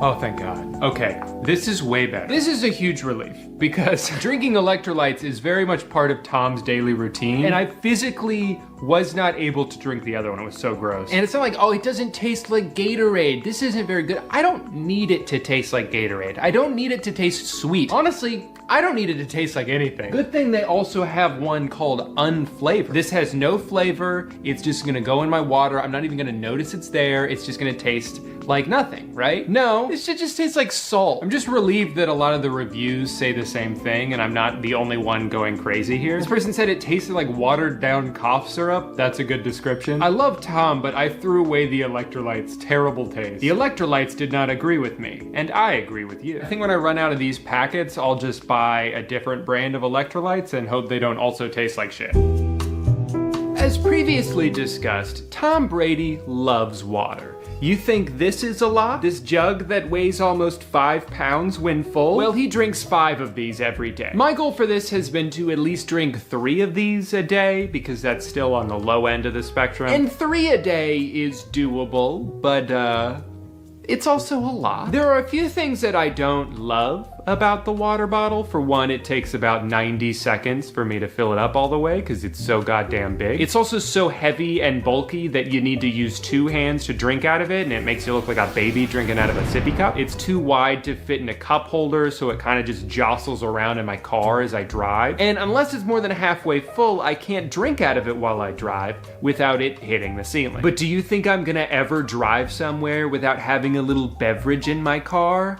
Hell no. But all of that pales in comparison to the worst thing about drinking this much water, which is that I now pee roughly 600 times per day. Sometimes I'll just drink and pee at the same time because I know I'm gonna have to do it in 5 minutes anyway. It really makes me mad that Amanda and I thought it would be funny to have the Pledge of Allegiance in our guest bathroom, but now the joke's on me because I have to recite it every time I go in there. I did the math and I don't think I've gone an entire 2-hour period without having to go to the bathroom.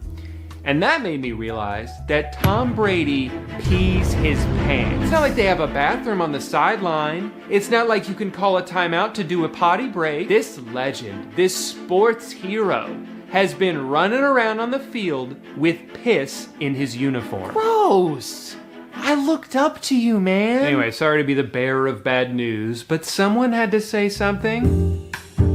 This book's not too crazy. A lot of the stuff I had heard before, like how he was born on a spaceship and came out the womb holding a football. But the thing that's weird about this is, like, this is supposed to be the Tom Brady Bible. But there are things I've read online about him that contradict some of the stuff I've read in here. Like, apparently he doesn't eat nightshades, peppers, tomatoes, but then there's recipes in here that include those things. He's famously on a plant-based diet, but almost all of the recipes have meat in them. So maybe this book is not as all-encompassing as I hope. It might be because they didn't want to include every restriction in here so as to not scare people off. Or maybe it's that some of the things Tom Brady believes in aren't actually backed up by science, so they're like, hey, just because Tom does that doesn't mean you have to too. You know, I've read a bunch of books like this before. A bunch. I've read like 2 books like this before. And the funny thing is, I feel like I always agree with almost everything they say.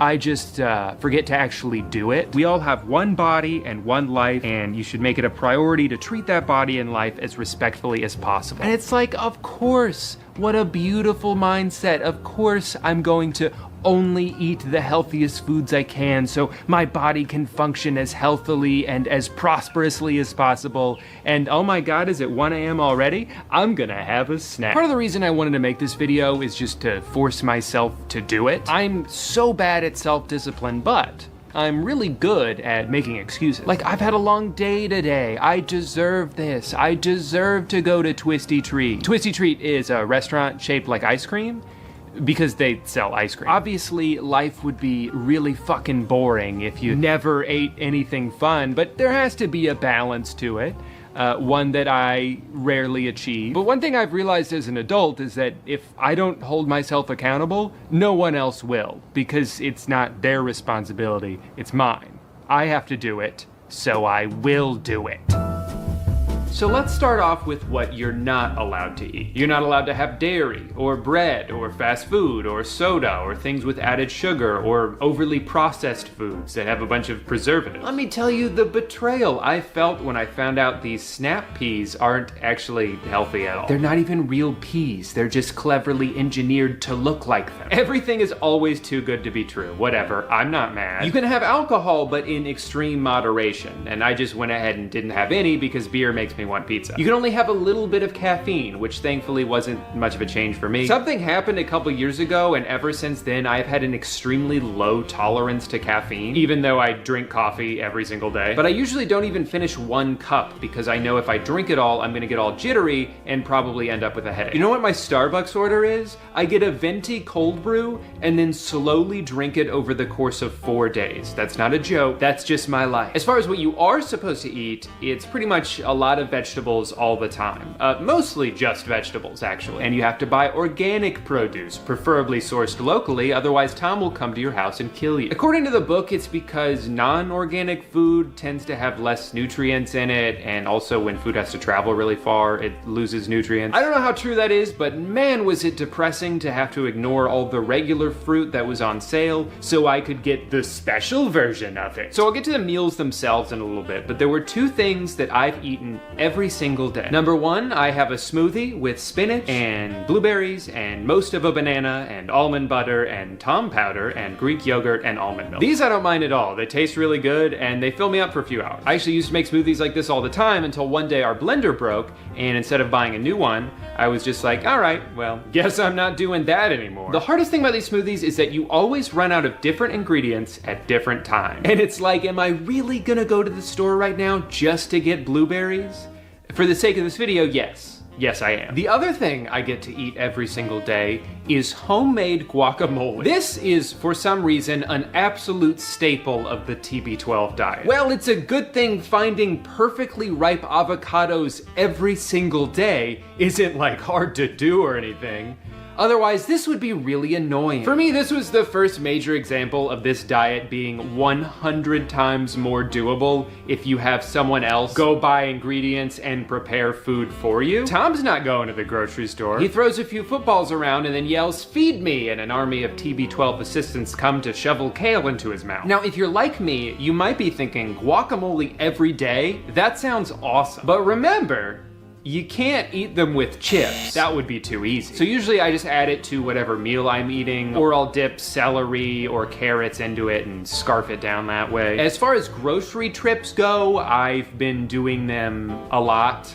Basically every 2 to 4 days. I probably could have consolidated some of these trips, but I get overwhelmed when my grocery list is way too long, so I would split it up into smaller trips and only get like 1 or 2 meals at a time. And I will say the meals in this book are all pretty good. This salad is stupidly easy to make, so that's been a go-to for me. The cauliflower you make with this salmon is fucking great, so I don't even mind the fact that you have to eat like 12 pounds of it every time. And the chicken and lentils recipe is really good too, although the Dijon mustard flavor can be a little bit much when you're having leftovers, and at that point, it has soaked into every single ingredient. I even got to make my own hummus. That was pretty fun. So really, I have almost nothing but good things to say about all of these recipes, except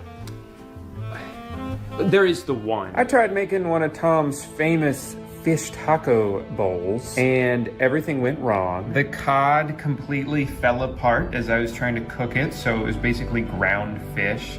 The sauce was way too runny and just tasted like sesame seeds. The beans were all wet. The worst part is that it's been about 14 hours and the whole house smells like fish.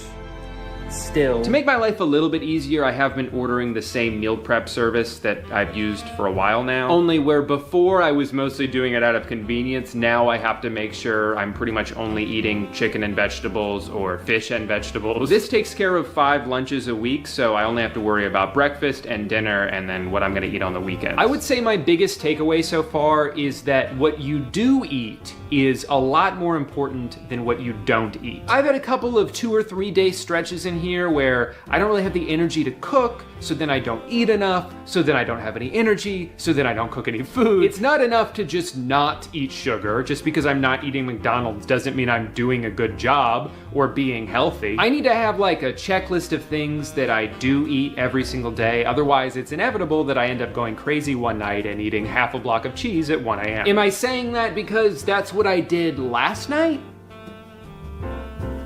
Yes. But I'm not gonna beat myself up over it. I'm just gonna go outside and spike some footballs and get right back on track. So I'm about 2 weeks into eating like Tom Brady, and I can't say a lot has changed. I did notice that I've started floating. I don't really know how I'm doing it. I just know that whenever I go to walk somewhere, I am now levitating off the ground. If I had to guess, I would assume that my body has simply transcended past the need for gravity, which is cool. I don't think I used to be able to do that. At least not that I remember. I love how this box they gave me is just filled to the brim with crap, and yet there's no instruction manual of any kind. I don't know what any of this stuff does. I mean, I know what this bag does. I've used a bag before. So I was looking at some of the exercises in the book, and I kept getting confused on like, okay, I see that you're supposed to pull on the rope, but what is the rope attached to? And the photos don't help because it sort of just fades off into the void. But I realized one of the things in here was this like door strap. So I should be able to strap this to my door and then connect things to it, hopefully without breaking the door in the process. The issue with this for me though is most of the doors in my house, there's not a lot of room in front of them to maneuver and do things. So I'm gonna have to be doing most of my workouts in my laundry room.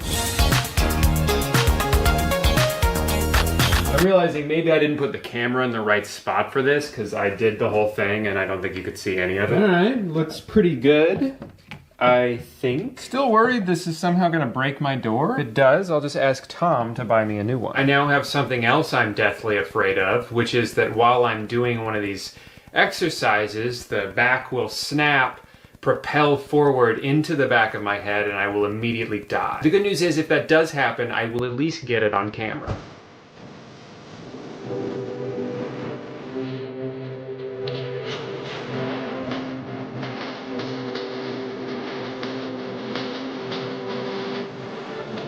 I should probably clue you in on what's going on here. So something that seems to be unique to Tom's workout is his emphasis on pliability. And I'll let him explain it for me. Pliability is at the core of the TB12 lifestyle. Use a TB12 vibrating pliability roller or sphere to target the muscle groups you're using. So basically, before and after every workout, I gotta roll this thing all over my muscles. There are two parts to pliability. Active muscle work, active muscle work, active muscle work. This is how you play football. Finally, with just a few days left, having transformed into the best shape of my adult life, which unfortunately does not mean anything, it's time to hit the field. Hi, my name's Drew Gooden. I'm over 4 feet tall, and this is my audition for the role of quarterback. Dear Roger Goodell, President of Football, I am politely demanding that you have me signed to one or all NFL teams as soon as possible. Obviously, my talent and positional versatility should speak for themselves, but I also have other attributes I can bring to the table that will make me instantly marketable as the new face of the league. Number one, I'm charitable. When this crazed fan came up to me and demanded my attention, I didn't throw 100 footballs at her face until she went away, even though I wanted to. I took the time to take multiple photos with her, a memory I'm sure she'll treasure forever. Reason number two, I'm already friends with several Hall of Fame athletes like Rob Gronkowski, Jeff Gordon, and Air Bud from the movie Air Bud. I believe these connections will help me thrive in the NFL. After all, it's a relationship game,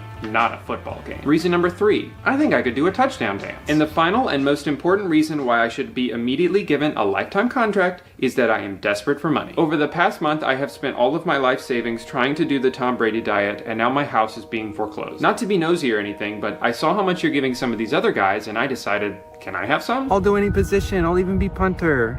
Please let me play. Anyway, I hope you consider me for the role of quarterback. Have a wonderful day.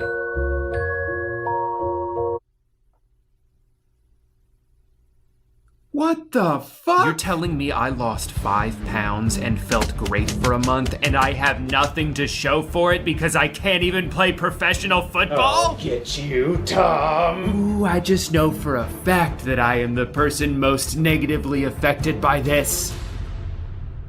Okay, so maybe I am the person second most negatively affected by this. So I'm gonna break down my final thoughts on this by answering 2 questions. Number 1, is the TB12 diet good? Yeah, with the exception of the one disaster, all the meals were tasty and they got easier to prepare the more I made them. And a lot of the restrictions are easier to pull off than it seemed at first, as long as you don't think about what you're missing out on. Like, it's really daunting when you start off and you think, oh man, I can't have this or this or this. But then you get going and you're just focusing on the food that you are making and you realize it's been 2 weeks since you thought about pizza. I'm proud to say I only cracked twice. There was the cheese incident, and I also went to Taco Bell one day because I was kind of going through it. But I think it's good to at least have one meal every once in a while that you can look forward to. Otherwise, you're gonna lose motivation pretty fast. In hindsight, yeah, maybe I should have swung for something better than a 5-layer burrito, but at the time, it's all I could think about. Other than that, the meals were all just good enough to keep me from daydreaming about junk food. But the other question is, given the financial and time investment necessary to pull this diet off, how feasible is it? And that's a little bit trickier. It would be dumb of me to ignore the obvious advantage that I had while doing this, which is that I was able to put my job on hold for a while by turning the diet into my job. And even still, there were days where I'm like, fuck, it's 5 o'clock already? I don't want to cook. I just made food yesterday and now I gotta do it again? When will it end? And I tried to imagine what it would have been like to try to do this back when I had a 45-minute commute to my carpentry job, where I'd be lucky to get home before 6 o'clock and I'm tired and I'm sore and now I have to prepare this complicated ass meal. And whoops, our broccoli went bad. Should I go to Publix? No, I'm gonna go to Chipotle for the 3rd day in a row. You know what would be nice? If there were more convenient, healthy food options. The best I could find around me is a place called Fresh Kitchen, and it's pretty good, don't get me wrong, but the bowls are like $15. Also, I don't even know if that place is healthy. Did you know that restaurants aren't required to provide nutritional information unless they have over 20 locations? I didn't know that till I tried to look it up. And yeah, you can always drive through somewhere to get a fast food salad, but not only do I not want to eat salad every day, but a lot of the time, the salads have more calories than the regular food that they sell. Without a doubt, the best way to follow the TB12 diet is to have multiple fresh cooked meals every single day. And the easiest way to do that is to pay someone to cook them for you. But I'm not gonna do that, and you're not gonna do that, so who the fuck is gonna do that? Following this diet is possible, but it's expensive and it's time consuming, and you have to sacrifice a lot of convenience in order to make it work. And just like with all diets, you have to be patient. If you're hoping to lose weight, it could take 2 weeks before you even move the needle at all. So really, in the short term, there are almost no noticeable differences. Like I remember my dad asking me after a couple weeks how I felt, and I thought about it, and I was like, just kind of normal, I think. For some reason, I guess I thought, I'm eating all these superfoods. I'm gonna feel amazing. These omega-3s are gonna be coursing through my veins. But I realized it's more so just an absence of feeling bad. It's been a week or so since I officially finished doing the diet for a month, and I've tried not to stray too far from it since then, but I've loosened up the restrictions. Like the other day, I had a milkshake, and it was fucking delicious. It was so good. I don't regret it at all. But I felt like garbage afterward. I was in a bad mood. I was groggy and irritable, and I went to bed really early for some reason. Same thing happened when we had pizza a few days later. It was the best pizza I've ever had in my life. At least it felt like it at the time, you know how it is. But it also made me feel like shit. I was so full, but I was also really grumpy. I kept getting annoyed at everything. It kind of ruined my night. And when I thought about it the next day, I was like, I think I'm good on pizza for a while. It also gave me acid reflux, which made me realize that I had not had that for the entire month that I was on the diet. So now that I think about it, maybe I'm onto something here. So food good, diet good, but everything outside of the meals, I could take it or leave it. The electrolytes are disgusting. The vitamins cost like $2 a pill. The water bottle's nice, but you're essentially paying an extra $40 just to have Tom Brady's name on it. And I love the guy, but not that much. The exercise equipment was a pretty good deal as far as I can tell. I'll let you know if all that shit just starts breaking one day. But ultimately, for a lifestyle change as drastic and as costly as this can be, I wouldn't recommend starting it off by wasting a couple $100 on a bunch of the less necessary crap. Just save that money for all the fish you're gonna have to eat. I know there's probably gonna be a lot of people who watch this video and think, whoa, you went on a diet for a month? That's crazy. What are you, like a regular person? And that's fine, but I'm proud of myself for doing this. It's not that I don't normally pay attention to what I eat and try to eat as healthy as possible, but I'm certainly not very consistent about it. So every day that I would get through the entirety of without making any bad dietary choices, it felt good laying in bed that night knowing I did a good job. And the more I stacked those days on top of each other, the better I felt overall. And I also realized when I'm only having one truly bad meal every week or two, it makes it taste so much better, because I've earned this. I'm gonna savor this shit. Again, I know these are very basic human principles that a lot of people are gonna hear and be like, yeah, Drew, it is hard. Everyone struggles with cravings and making good choices. It's not like extremely healthy people were just born with a different brain and they never think about how good ice cream would taste right now. They just have better self-discipline than I do. Anyway, this is a diet that I've wanted to try for several years, and maybe it's a good thing that Tom pretended to retire for just long enough to make me actually do it, because if he didn't, I probably wouldn't have. I'm still kind of pissed that he took my spot on the team, but I'll try not to hold a grudge. Well, I think I have finally run out of things to say. I've been working on this video for almost 2 months now, and I'm ready to be done. I know you guys are all probably pretty impressed right now by how well I'm able to hold my composure, despite the fact that I can very clearly see the dryer that held me captive for 2 weeks. But I'm a new man. I have no fears. I'm not afraid of looking at the dryer. I'm only closing this door because I think it's funny. Not because I'm scared of the dryer. Hello stinkers, and welcome back to the first and only channel on YouTube. So last week I was talking about how much it really grinds my gear when Hollywood tries to masquerade a standalone movie as the sequel to an entirely unrelated movie where none of the cast is the same, there's absolutely zero crossover amongst the crew, and even the plot has nothing to do with the first one. It's a cheap marketing tactic that I find to be insulting to the viewer's intelligence, and I hate it. Today is part 2 to that video, and so naturally, we're gonna be reacting to some weird-ass life hacks. What? Oh, this is silly. Oh, that's strange, guys. Guys, this is just cringe.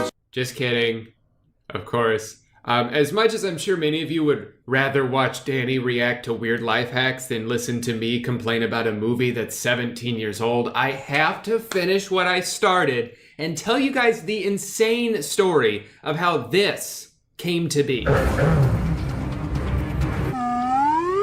All right. And I guess I'll talk about this shit too. The first and most important thing to note with this movie is that it was never intended to be American Psycho 2. They wrote and filmed like 90% of it as a completely different movie. And everyone involved was on board with that. It was just gonna be a movie called The Girl Who Wouldn't Die. It was gonna be about Mila Kunis being this sexy serial killer. She was kind of entering her prime as an actress. This was gonna be like a different breakout role for her, you know, because she was on that 70s show, she was on Family Guy, but this was like sort of her first big role like this where it was a more serious character. So she was excited for it. William Shatner is in this, and he's actually pretty good. You can tell he was pretty passionate about the project. I think a lot of the people involved were, because it wasn't supposed to be this slap in the face to American Psycho until some executive at Lionsgate had this epiphany, I guess, this realization that was like, oh, wait a minute. You know what this movie kind of reminds me of? That Christian Bale movie from a couple years ago, American Nut Job, right? American Nut Job. That's it, with Christian Bale from the Batman. Or he hasn't done that yet. Guys, I know what we could do. What if we change the intro scene and then we throw in some narration throughout the movie where we just mention the name Patrick Bateman, and then boom, now it's not just a dumb movie, it's a sequel, right, guys? And everyone involved is like, wait, what? No, that's a terrible idea. We don't want that. But of course, the executives win. They have to re-edit shit. They film a couple extra scenes, and then boom, it's American Psycho 2, a movie no one asked for. American Psycho continues. So anyway, pretty much everyone involved in making it is ashamed of how it came out. The author of the original American Psycho book has denounced it as absolutely not canon to the story, and I hate it. But why? Maybe that's a question you have. Why is it so bad? To answer that question, I first need to explain why I love American Psycho so much. So, what's the topic of discussion? Most of the movie is just mocking a lifestyle that's so absurd. You have all these rich people who all look the same and dress the same and talk the same and care about the same pointless things. It's all about image. It's all about having the best watch and the best jacket. And this is no more perfectly illustrated than in this scene with the business cards. It's very cool, Bateman, but that's nothing. Look at this. That is really nice. Eggshell with Romalian type. What do you think? Nice. Jesus. That is really super. How'd a nitwit like you get so tasteful? I can't believe that Bryce prefers Van Patten's card to mine. What's great about that scene too, and really the whole movie, is it's not just the subject matter, it's not just the dialogue or the writing, it's the directing is so good and the sound design is incredible in this movie. Look at that subtle off-white coloring. The tasteful thickness of it. Oh my God. It even has a watermark.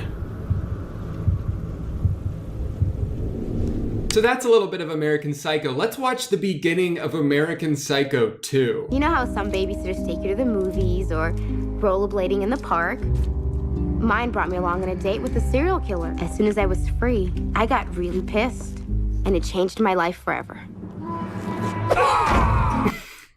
I told no one of what had happened. I silently vowed to devote my life to stopping other psycho killers. I couldn't wait to grow up. Yeah, so in the first 2 minutes of the movie, Mila Kunis as a 12-year-old kills Patrick Bateman. And she's like, I couldn't wait to grow up. I killed him. So if you're familiar with the first American Psycho, right away, I think you recognize the problem with this is that it takes a big poopy dump all over the first American Psycho. Because one of the things that's so good about the original movie is that the ending and really the whole movie is open to interpretation. It's not supposed to be a movie about this perfect badass serial killer who's so good and he perfectly plans everything out and executes it so he gets away with every crime because he's such a smooth criminal. He was the most notorious serial killer of his time. That's not the point. To me, the excitement of American Psycho comes from the possibility that any amount of what happened inside his head, but not to the extent that the things he did didn't happen, just that the way he interpreted them happened differently from his own perspective. So you could look at it as he is doing all these things, but he's romanticizing the vision of it in his head. He thinks he's this movie-like character. He's envisioning this perfect version of himself, but that's not who he is. That just speaks to his sociopathic and psychopathic tendencies, that his own interpretation of his reality is warped. So then cut back to American Psycho 2. In the first 2 minutes of the movie, Patrick Bateman is dead. It's accepted worldwide that he's just the best serial killer ever. And he became an instant celebrity, an overnight sensation. It shits all over the first movie in the first 2 minutes. I knew we should have gone to the movies. Unlike American Psycho's Patrick Bateman, who Christian Bale portrays as having a lot of psychological intricacies, Mila Kunis is just like a cool, spunky girl. She's the type of girl who's gonna have one puff of a cigarette and then throw it on the ground. She's gonna catch a frisbee and then throw it behind her back like she's Dude Perfect. And she's quick with a sarcastic remark. You can do better than that. That's what your mama said. Jesus Christ. I have here the official application form for the teacher's assistant position for next year. This is my golden ticket to Quantico. Her master plan in this movie is if she just kills every other student who she thinks is has a good chance of getting the TA position, if she just kills all them, then she'll get to be the TA. So she kills this guy, she kills this guy. A girl's gotta do what a girl's gotta do. And she kills this girl who's sleeping with the teacher. But then the teacher finds the girl that he's been sleeping with dead, and so he quits because he's pretty sad. Then they announce there's not going to be a TA position. So she's like, damn it. And so she kills the teacher and she kills the security guard who's just trying to do his job. But the whole movie, we're supposed to root for her. You know, she's murdering all these other innocent students, but we're supposed to root for her because she's sarcastic. Yep. I just killed Brian. To showcase how crazy she is, most of the second half of this movie is just Mila Kunis making jokes to the people she's killed. Bobby. Now, I told you to get your beauty sleep. What are you doing, Mila? You can't talk to him. He's dead. The ending to this movie is absolutely hilarious. Keep in mind, everything I'm about to show you is just like the last 3 minutes. So first, after this long-ass chase scene where the police are chasing her, and then she stops, and then they go to her, but she drives away, and they chase her some more. Her car explodes, and you're like, oh, wow, she's dead. Well, I guess she shouldn't have killed all those people. But hold on, that was only the first twist. Cause you idiot, she's not actually dead. She's the world's greatest killer. You thought she was just gonna die? No, can't stop her. It would be as if I've done nothing at all.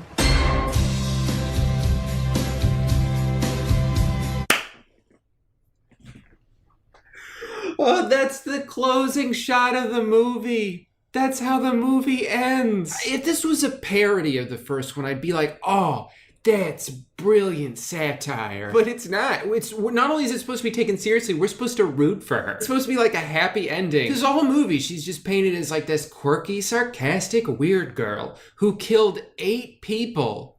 But she's just kind of a goof. If you want some good cringe, watch this entire garbage-ass movie like I did, and then just indulge in this beautiful scene near the end where the shrink who writes a book about her because he thinks she's dead, listen to the way he talks about her brilliant mind. I wish I had a chance to study her mind more. All in all, she killed 8 people. 8 people, which we know of.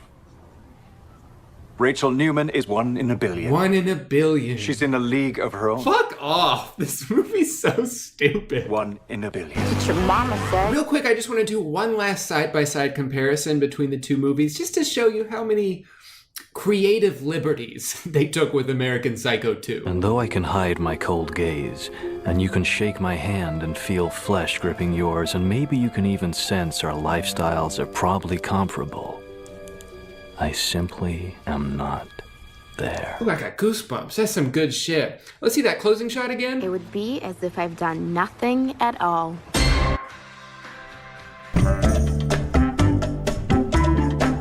let's try to cleanse our palate of that if we can by having some good old-fashioned laughs. And who better to provide them for us than Larry the Cable Guy? Get her done! First thing I love about this movie is the plot. Don't let this number 2 on the box fool you. It's not a sequel. This is very much just a remake of the first one, which is fine. I think we're all curious to see how Larry jingles all the way. But what's hilarious to me about this is the plot they've chosen to recycle isn't even feasible anymore in 2014. Jingle All the Way 2 is about a dad competing with another dad to buy the one Christmas present his daughter wants. Larry's the dad, the other guy is the new stepdad, played by the janitor from Zack and Cody, but the other dad is rich and he wants to win, so he buys all the Harrison talking bear dolls in the city, and then the first dad, Larry, can't get it. He can't get the toy because it's sold out from all the toy stores in his area. So he can't get it. Hey, but you know what? I'm willing to ignore that giant gaping plot hole, which is that they chose to ignore the fact that the internet exists in the year 2014. That's fine. It doesn't matter because this movie's a comedy. All that matters is if they deliver on the laughs, and you bet your ass they do. Big gag number 1. Larry tries to impress everyone, but use too much electricity. He fall backwards very far, have smoky face. Looks like that's 1 point for Janitor Dad. A few minutes later, Larry accidentally becomes Snowman. Oh, looks like Janitor Dad just bought the world's biggest tree. Girl is gonna love that. 3-zip. Don't worry though, guys. Larry's a thinker and he's got something else up his sleeve, or should I say, up his shovel. He grabs his friend, drives up north, I guess, to fill his van with snow. Then he's gonna drive it all back down south to his family so he can have a snowball fight with his daughter. Sounds like a great plan, right? To bring the snow back down south. I wonder if it's gonna melt. Big man hit by big splash. So this movie is a whole lot of fun. If I did have one criticism with it though, I guess I just wish first film movie and second film movie together, one low price. Both are awesome film movie, 100%. No, what I was gonna say is, what these movies should have done, they actually still could do this, but they need put DVD film movies together and Blu-ray DVD for this holiday season. Thank you. So anyway, that's Jingle All the Way 2. I can't tell you what happens at the end because I didn't finish it. Well, that's all I really have to say, so I think we can go ahead and close the DVD cover on Jingle All the Way 2. Are you happy now? Yes. You've done me a great service, girl. Cool. Well, I gotta finish this video, so unless there's anything else you need help with, I'm gonna... Actually, there is one more thing. Oh yeah? Can you help me make a website? What do you need a website for? For my photography. Okay. Can you make a website, girl? Oh, yeah, no problem, dude. I mean, it only took a couple minutes. This is you. We're friends. Yeah, I think it does. But I'm done with this series now, so see you around, buddy. Thank you guys so much for watching. I hope you enjoyed my little series that was originally going to be one video, and then I said in the first one that it would be 3 videos, and then I decided it would be 2 videos because that's enough. Remember to comment a like down in the subscription box below. If you do so, I will be receiving a Harrison the Talking Bear doll for Christmas, and it will save my family from poverty. Thank you so much, and have a blessed Saturday night.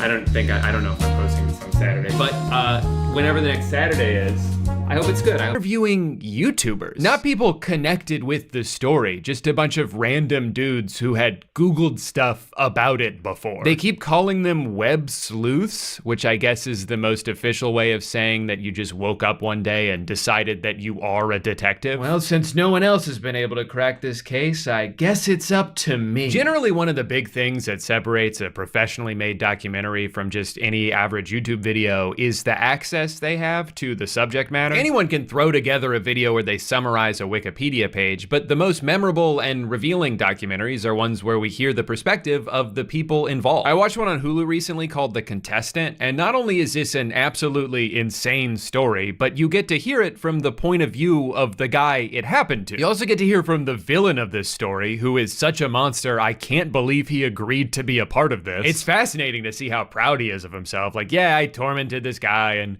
ruined his life, but you gotta admit, admit it made for a pretty cool show. But this is kind of the expectation when you turn on a documentary, that you're gonna hear the story from the people involved in the story. So when you put on an official Netflix docuseries on a streaming service that costs money to use, and most of it is just regular people offering their 2 cents on the same blurry video everyone else has watched, it kind of feels like a huge waste of time. It's so aggressively time wasting that I can't help but feel like that was the goal. Like, all right, we have everything we need to tell this story. We have other guests who are staying at the hotel. We have the manager of the hotel at the time. We have the maintenance worker who discovered her body. And in between interviewing them, we're also gonna hear from someone whose only credential is having internet access. I am a co-founder of the Elisa Lam discussion group on Facebook. No, he wasn't there when it happened, but he has listened to a lot of podcasts about this, so we should probably hear him out. More recently, they made a docuseries about Ashley Madison, a website whose mere existence is fascinating,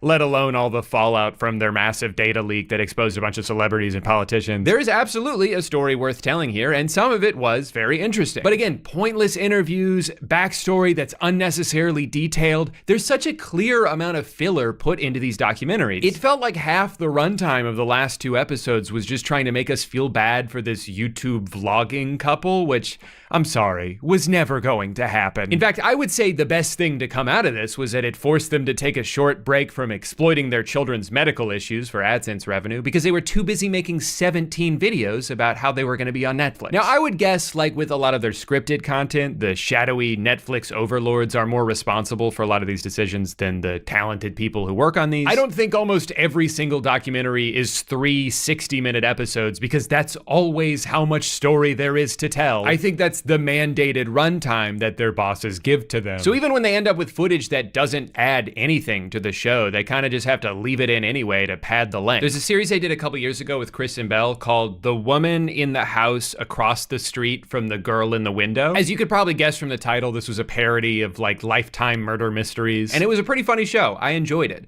But the whole time I was watching this, I just kept thinking, this should have been a movie. Why is this 8 episodes? Is it because they knew it would take me 4 days to finish instead of getting through it all in one night, therefore extending my subscription just long enough for them to make a little bit more money for me? You know, now that I hear that out loud, I'm pretty sure it's that. At this point, I just assume most of Netflix's decisions are made by an algorithm that prioritizes keeping people subscribed as long as possible and has figured out the best way to mathematically do that, even if it lessens the overall user experience. I think overall, Netflix is trying to do too many things at once. They want to make good shows, but they also want to make a lot of shows. And they want the shows to be longer than they need to be, but not in a way that would cost more money. And they need to move the plot along so no one gets bored, but not too quickly, otherwise the people who are looking down at their phones the entire time might get confused. She'd heard from so many showrunners who are given notes by the streaming channels that they say, this isn't second screen enough. The viewer is expected to be on their phone, kind of half doing something else while your crime drama or whatever is playing. And you just can't make it as complicated as you have because they're not going to understand it because they're only going to be half concentrating on your show. You know, when you hear stuff like that, it's actually not that surprising how often shows like Avatar would repeat the same information they just told you a few minutes ago. You're not supposed to pay attention when you watch Netflix. You're just supposed to put it on in the background so you have something to listen to while you make dinner. But like, if you're designing your content so that it's best consumed while half paying attention to it,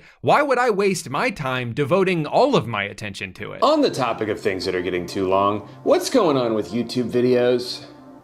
Does anyone know? I'm old enough to remember when the 10-minute mark was something videos got stretched out to. Now it feels like half the videos I get recommended to me are 7-hour retrospectives on like the penguins of Madagascar. And I'm kind of conflicted on how I feel about this. Because on one hand, some of the best videos I've seen on this website are well past the hour mark. There are multiple Defunctland episodes that have better storytelling and production value than any Netflix documentary I've seen. When H. Bomber Guy or Jenny Nicholson release a 4-hour video, I know it's not just because they're trying to inflate the watch time so it gets boosted by the algorithm, it's because they spent months working on it and that's just how long the video ended up being. I'm a sucker for a comically in-depth review of a piece of media I've never thought about for more than 2 seconds. As long as the person making it is passionate about the subject and they put in the effort to make it entertaining, I'll watch just about anything. But I'm worried that some people are taking the wrong lessons from the success of some of these channels. They see that a very very long video about a niche subject has the potential to get a lot of views, so it's almost as if they go into their video with the goal of making it as long as possible, even if there's not really that much to talk about. The current YouTube meta is to turn your video into a podcast. It's to pad the absolute shit out of the runtime because that's what the algorithm likes. And to be clear, I don't really blame these people for doing this, especially smaller channels who are just trying to make their videos stand out before they drown in the bottomless ocean of content. But it's just frustrating from the audience perspective that the system is rewarding unedited yapping. If I just vomit out every word that remotely pertains to the topic at hand with no thought into brevity, no consideration of the viewer's time, it's actually more likely that YouTube will push my video out to those people whose time I'm not valuing. The algorithm is teaching me that I shouldn't cut things out of my video if they feel superfluous or unnecessary or repetitive or like I'm just saying the same thing over and over again but in slightly different ways. They'd prefer if I stretched out every video as long as I could, but if that's all I'm doing, what message am I sending to the audience I'm trying to cultivate? That their time is just something for me to leverage so I can get more views? That's a little shitty. But the worst thing is when they start doing an ad read at the beginning of a video that, quite frankly, I'm not even sure I'm interested in yet. You haven't even hooked me, and you're already trying to sell me a water bottle that smells bad? Brother, if I wanted to be advertised to, I would fly to New York City and spin around in Times Square. I didn't click on this video to learn about the deodorant that changed your life. I clicked on this video to hear a grown man rant about the Fairly Odd Parents for 3 hours. So in that way, this is kind of my fault. I don't know what I was expecting. Based on everything I just described, you might be thinking, okay, so you want every video to be as concise as possible. You mean like Mr. Beast? No. That's not what I'm saying. That is on the entire other end of the spectrum. There are videos that go on so long that large portions of them become nothing more than background noise. And then there's the most hyperactive, fever dream editing, nonstop cacophony of colors and sounds meant to overstimulate the 8-year-old boys watching on their iPad. And then there's a lot of space in between. But I guess because of all that space, it's weird to me how many videos end up on either extreme. It'll either be like, I just trapped my friend in an elevator for 72 hours without any food or water, but none of that even mattered because they ran out of air and suffocated before they even got hungry. Or it'll be like, but before I can talk about season 2 of How I Met Your Mother, we need to go back to the beginning. The first camera was invented in 18... I'm just asking that we meet somewhere in the middle, that's all. Also, to be clear, Mr. Beast and all of the channels copying him have never made their videos that way because they value people's time. They're just trying to keep their retention rate as high as possible. It's just a different metric they're prioritizing. If Jimmy cared about his audience at all, he wouldn't sign off on doing this unbelievably deceptive bullshit where during mid-roll ads, they put this progress bar on the bottom that starts off really fucking fast. It makes it seem like, oh, this will be done in a few seconds. I don't need to skip this. And then once people have done the math in their head and decided they're just going to see it through to the end, the progress bar mysteriously slows down. Like, a lot. And suddenly that last 20% is starting to feel like an eternity. I thought we were almost done, and now I'm not even sure we're halfway through. This shit really pisses me off, because this is a very deliberate choice. This is not an accident. You have to go out of your way to keyframe it like this with the intention of deceiving your viewer. It's such an openly manipulative thing to do to your audience, and is very telling of the way you view them. That you're willing to lie to their face if it means a number on an analytics screen might get a little bit bigger. To you, they're not real people, they're just data points that can be orchestrated in whatever direction you want them to. And that sucks.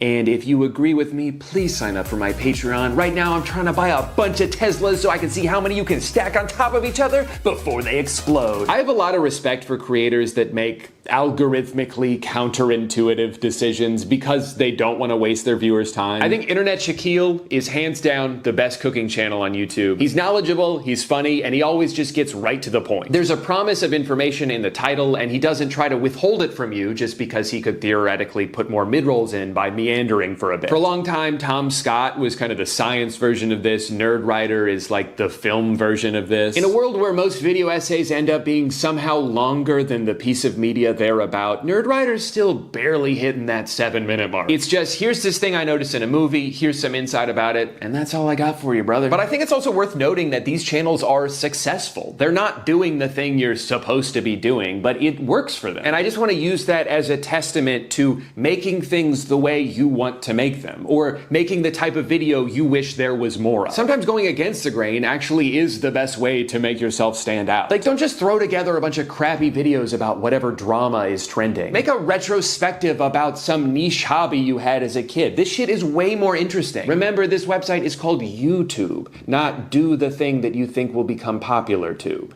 That would be a really stupid URL. Now, I'll admit it's not totally fair to get mad at other people for wasting my time when really no one wastes more of it than I do. There was a day last week where the screen time on my phone was 106 hours. And I slept in that day. There's so many things I want to do in my life before I'm gone, so many people I want to spend time with, so many places I want to go, but I can't stop scrolling. I don't want to, but it's as if it's been scientifically engineered to be the easiest thing to do. Adam and Eve were caught on camera. Can you guess who's holding the camera? Keep scrolling if you choose the devil. It's this weird feeling I get whenever I go on TikTok or Instagram Reels or Threads, just kidding, where I'm simultaneously aware of what it's doing to my brain, but I do nothing to try and intervene. I just sit there and let it destroy me because I have to see that next video. What if it's so funny, but I exit out of the app before I ever get a chance to watch it? I'd cry. No.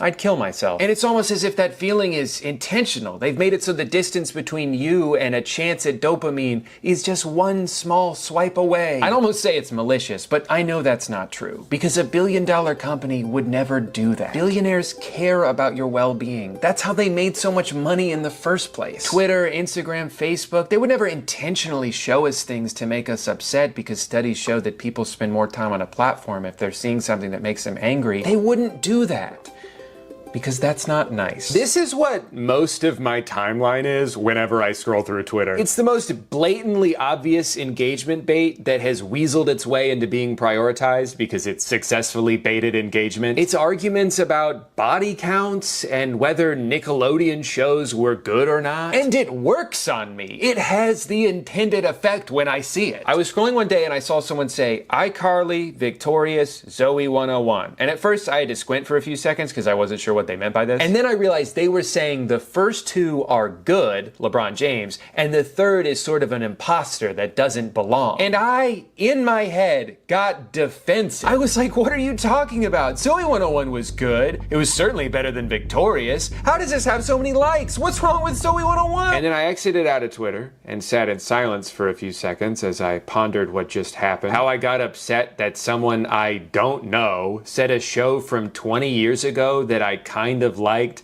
isn't as good as a different show that I barely watch? Why is this how I'm spending my time? In this moment, I could have been doing anything else, and yet I chose to introduce this argument into my head? That can't be good long term, right? Like, we can all agree that's probably not great for my brain. If you're like me and you've been struggling with the endless scroll, I do have a recommendation. I found this by accident while I was doing a video a couple years ago about dopamine fast. It's called Screen Zen, and it's free. I have it set up so it only gives me a few minutes at a time on each of the most poisonous apps that I hate but am addicted to. So you can still pop in for a sec and get the feeling of being up to date, but then it'll grab you by the shoulders and yank you out before you get too sucked into the void. You still get a little bit sucked, but not all the way. But of course, I saved the most important issue for last.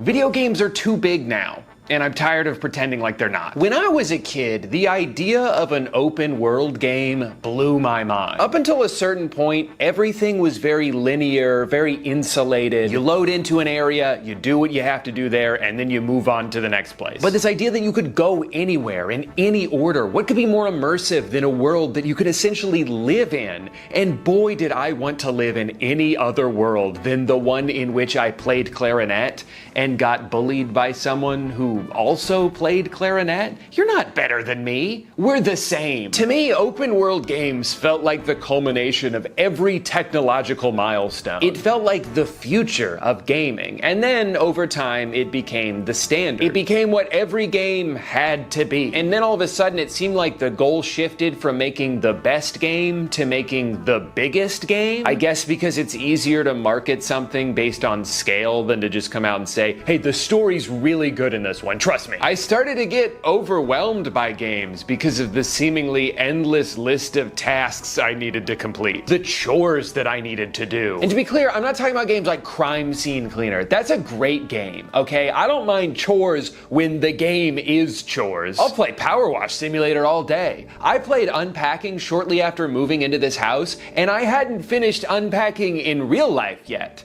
My wife was not happy about that. What I'm specifically referring to is when games feel artificially padded with repetitive side quests, when there's like 7 different activities to do, but you just end up doing each of them 100 times. And as someone who goes into games with a completionist mindset, this is the quickest way to make me give up. Cause I'll try to collect every item and go into every corner for like 20% of the story until one day I just stop opening the game altogether, relieved by the massive weight now off my shoulders. I think this is a big reason why Elden Ring had such a big impact on me and so many other people. Yes, you're in this staggeringly large open world littered with places to go and things to kill, but it's not in the form of just a bunch of exclamation points on your minimap. Almost everything you do in this game is motivated by, oh, that looks cool, I want to go over there. It's the feeling you should have while playing an open world game. It's that sense of wonder that has mostly been lost by all these cookie cutter taskathons. Also, the more bloated a game is with content, the more narrative dissonance there ends up being, which of course only matters as much as you let it. But it's still really funny sometimes when the main questline of a game is trying to instill this sense of urgency, but at any given moment you can just go fuck around for 15 straight hours. We've only got until midnight tonight to rescue my uncle, or they're gonna execute him. Hey, do you think there's anything cool in this cave over here? A compromise that works great for my brain is a semi-open world, like the 2 most recent God of War games. I like when there's enough optional side exploration that it still scratches that itch for me, without it ever feeling like I'm missing out on this overwhelming amount of content by just wanting to streamline the story for a bit. I think it's okay for a game to be modest in scope. Just because the technology exists to procedurally generate 1,000 different planets doesn't mean we have to do that. Sometimes I wonder if the technical limitations from previous generations actually made games better. I mean, it certainly made them more contained. It made them more approachable. I love going back and playing older games that only take a few hours to finish. I want to be able to complete things. I want to have a full experience in a reasonable amount of time. I'm tired of not getting any closure from games because they make it so tedious and long-winded to get to that point. And that's assuming the game even works when you first buy it, which chances are it won't. It's become so normalized for games to be unfinished and littered with bugs on release that it's actually surprising when a game comes out and works the way it's supposed to. A lot of even really good games aren't worth buying for like 2 full years. Cyberpunk, fantastic game in 2024. But I bought this on release and had to slog through so many bugs, retread so many areas because of crashes, all before encountering an immovable obstacle. I could not progress the story because every time I tried to initiate this cutscene, the other character would not say the next line he was supposed to, so they would both just sit there in silence indefinitely. I couldn't continue the game past this point, and I was like 10 hours into it. I had a similar game-breaking experience with Dying Light 2, Metro Exodus, and I'm not even touching Starfield anytime soon. The bigger a game is supposed to be, the more I don't trust it to be a complete experience when it first comes out. It usually takes years to fill out all the missing pieces, so I'm not going to waste my time or money on what I assume will be a significantly worse experience than if I were to just wait until it's on sale in 2027. But in a world of titles forced out prematurely by a deadline that was never realistic, nothing feels quite as egregious as the yearly full-priced sports game. You spend 11 months building up a player or a team or a general manager if you're a weirdo like me, and then as soon as the calendar calendar flips over, you gotta start from scratch. All right, everyone, time for the new game. Yes, it's $100 again, but we've made so many improvements. The number on the box is different.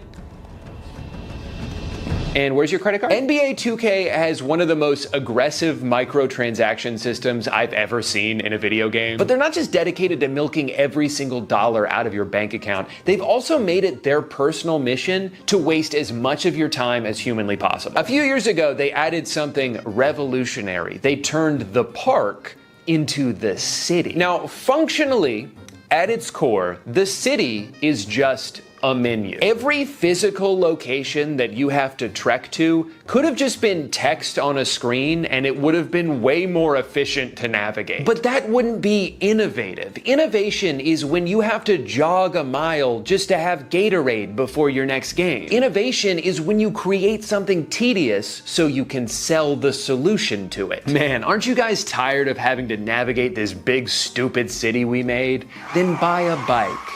It's $10, fuck you. Imagine if every time you turned on your computer, you had to make a little guy run across town just to go to the Gmail store. Oh shit, forgot my password, gonna have to sprint over to City Hall. I feel like every single element of this game is designed with the goal of wasting your time. Whether it's getting interrupted in the main menu to show you 2 separate ads, or a halftime show you cannot skip even if you press X the whole time. Don't get me wrong, this halftime show is great. They've got Ernie, Kenny, Shaq, my 3 favorite guys. They show highlights and relevant stats. They make jokes. By sports game standards, this halftime show is fantastic. But there are 1 million games in every basketball season, and I don't want to watch 1 million halftime shows. I'm just trying to speed run to the playoffs so I can take a virtual trophy home to my real life Orlando Magic. Is that too much to ask?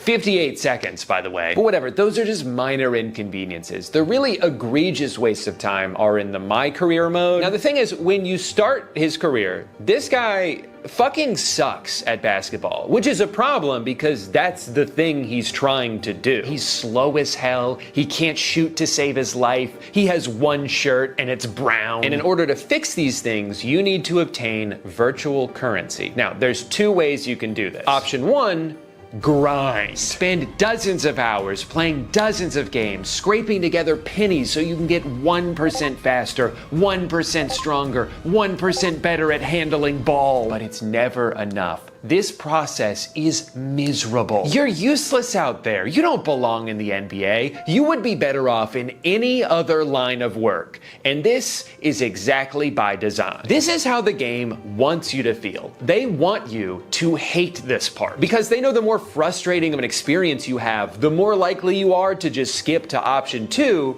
spend $40 more. Come on, just do it. You don't have time for this. Don't you want to get to the fun part? You'll start doing the math in your head and rationalize it as a no-brainer. Yeah, $40 is a lot of money, but it's not nearly as much money as I could earn in the 40 hours it's saving me. You feel like a genius. You feel like you outsmarted the system, and then you realize this is the system.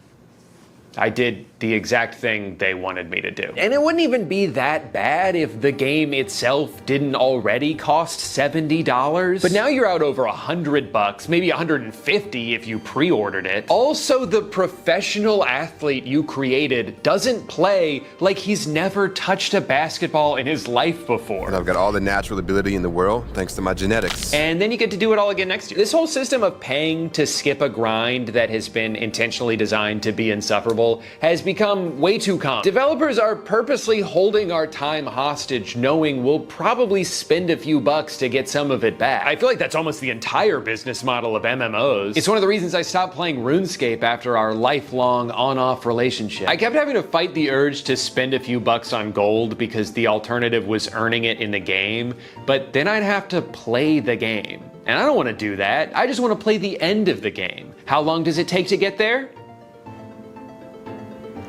Oh.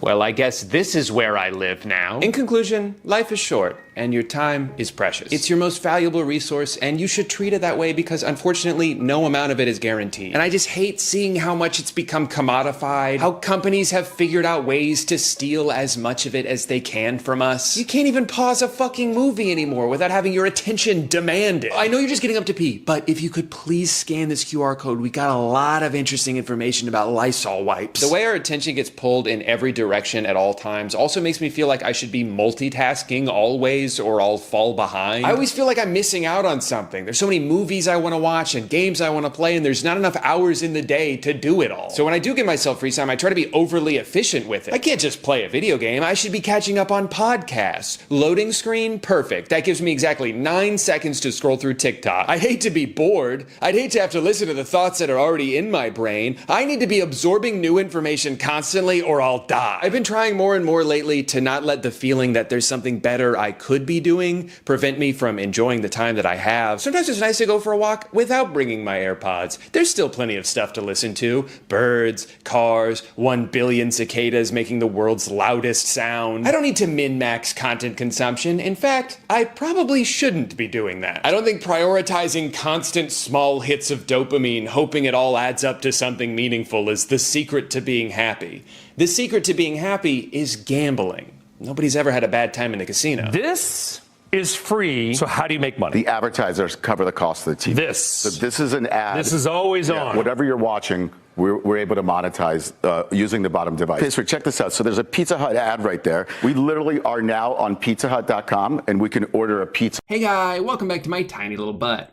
One of the first commentary videos I ever made was about a Facebook magician named Rick Lax, who exploded onto the scene by tricking millions of normies into thinking that he was reading their mind, when really he was just doing math. Now, for a long time, Rick had completely disappeared off my radar until a few weeks ago when he went viral on Twitter with some pretty insane new tricks. For some reason, all of them involved pouring Red Bull on top of other things. I suppose by now he's run out of simple math tricks to do, so he's moved on to chemistry? I don't know, seems a little random, but he does possess magic, so I will not doubt him. I'd like to think that most people watching these clips would stop it halfway through and say out loud, this is fake news, I'm watching a lie. But scrolling through the comments on Facebook where, holy fuck, this has 178 million views, you can see a lot of people buying into it without much thought, which is par for the course. This is Facebook. This is really eye-opening stuff. I never thought energy drinks could be so harsh. I'm never drinking energy drinks ever again. Indeed, it is eye-opening. Eye-opening Facebook, and now eye-closing Facebook. But you know what? I've clowned enough on Rick in the past. I'm gonna give him the benefit of the doubt here. So while I was planning my last video, I decided, you know what? I'm already doing all this DIY shit. Might as well pick up a couple of Red Bulls and take it upon myself to recreate Rick's wacky homemade science experiment. Only then can we prove once and for all that magic is real and Rick is hoarding it all to himself. To the table!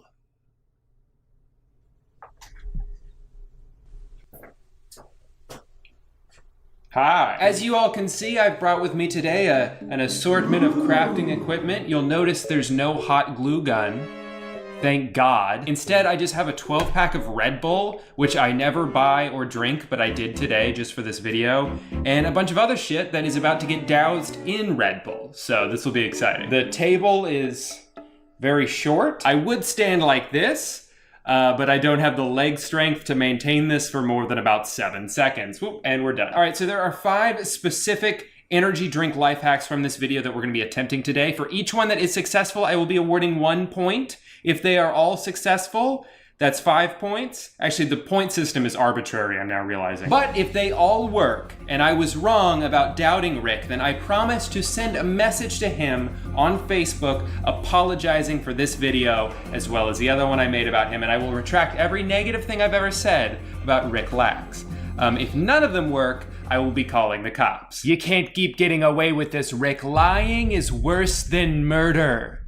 That's not true. Murder is way worse. Hey, let's get started. All right, in the first one, he cuts a balloon and then dips it into Red Bull. And look at that, the latex seals right up. Instantly, the energy drink just binds it together with whatever adhesive properties that Red Bull has. I'm gonna try to recreate it as accurately as possible. I don't have a martini glass. Hopefully a wine glass will do just as well. First, Red Bull in the cup. All right, this should be easy enough to test.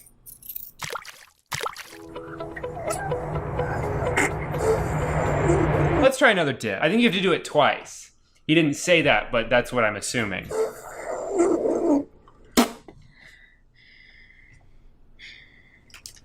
Yeah, it didn't work. Let's try purple instead. I think it was the color of the balloon. It's almost ready.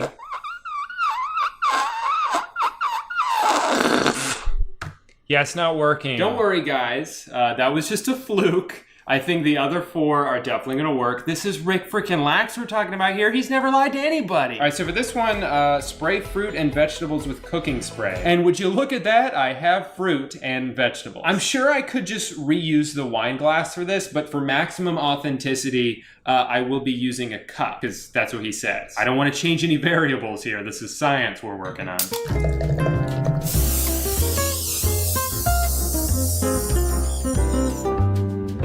Totally normal thing to be doing. Oh no, it's so slippery. All right. Wait, let me get my legs into this. I mean, I squished it a little bit, but that's because it's a lemon and it's already a little bit squishy. The real test is gonna be one of these bad boys, which are so slippery right now. I'm wondering if I'll ever be able to hold anything ever again. I'm just glad I get to do this again. And this one practically has a built-in handle.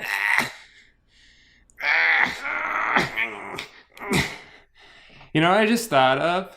What if Rick's pranking me? What if, to get revenge for the other video I made about him, he made this video knowing I would see it, my curiosity would take hold, and then I'd end up filming myself in my kitchen squeezing a bunch of slippery phallic vegetables. If so, good job, Rick. I'm putting these in the trash. I just washed my hands for like 2 minutes and they're still slippery. So for this next one, we're gonna get to do a little bit of cooking. This should be fun.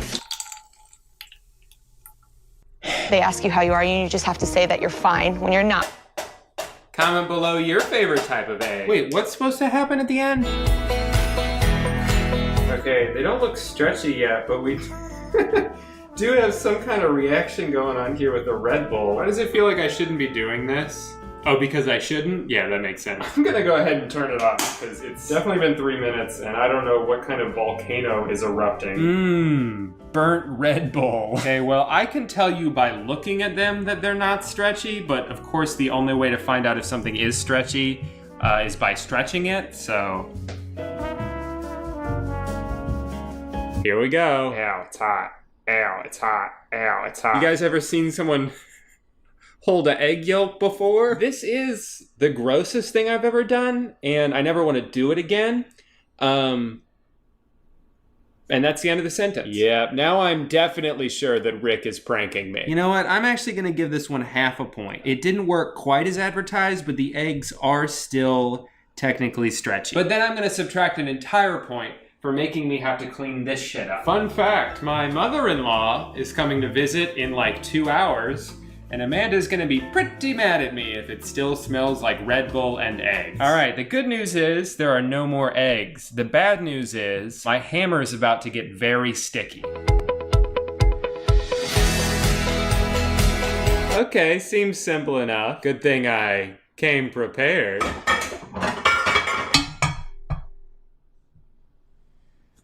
When you're not really fine, but you just can't. I love it. I love to do this. This is kind of like ASMR, except bad.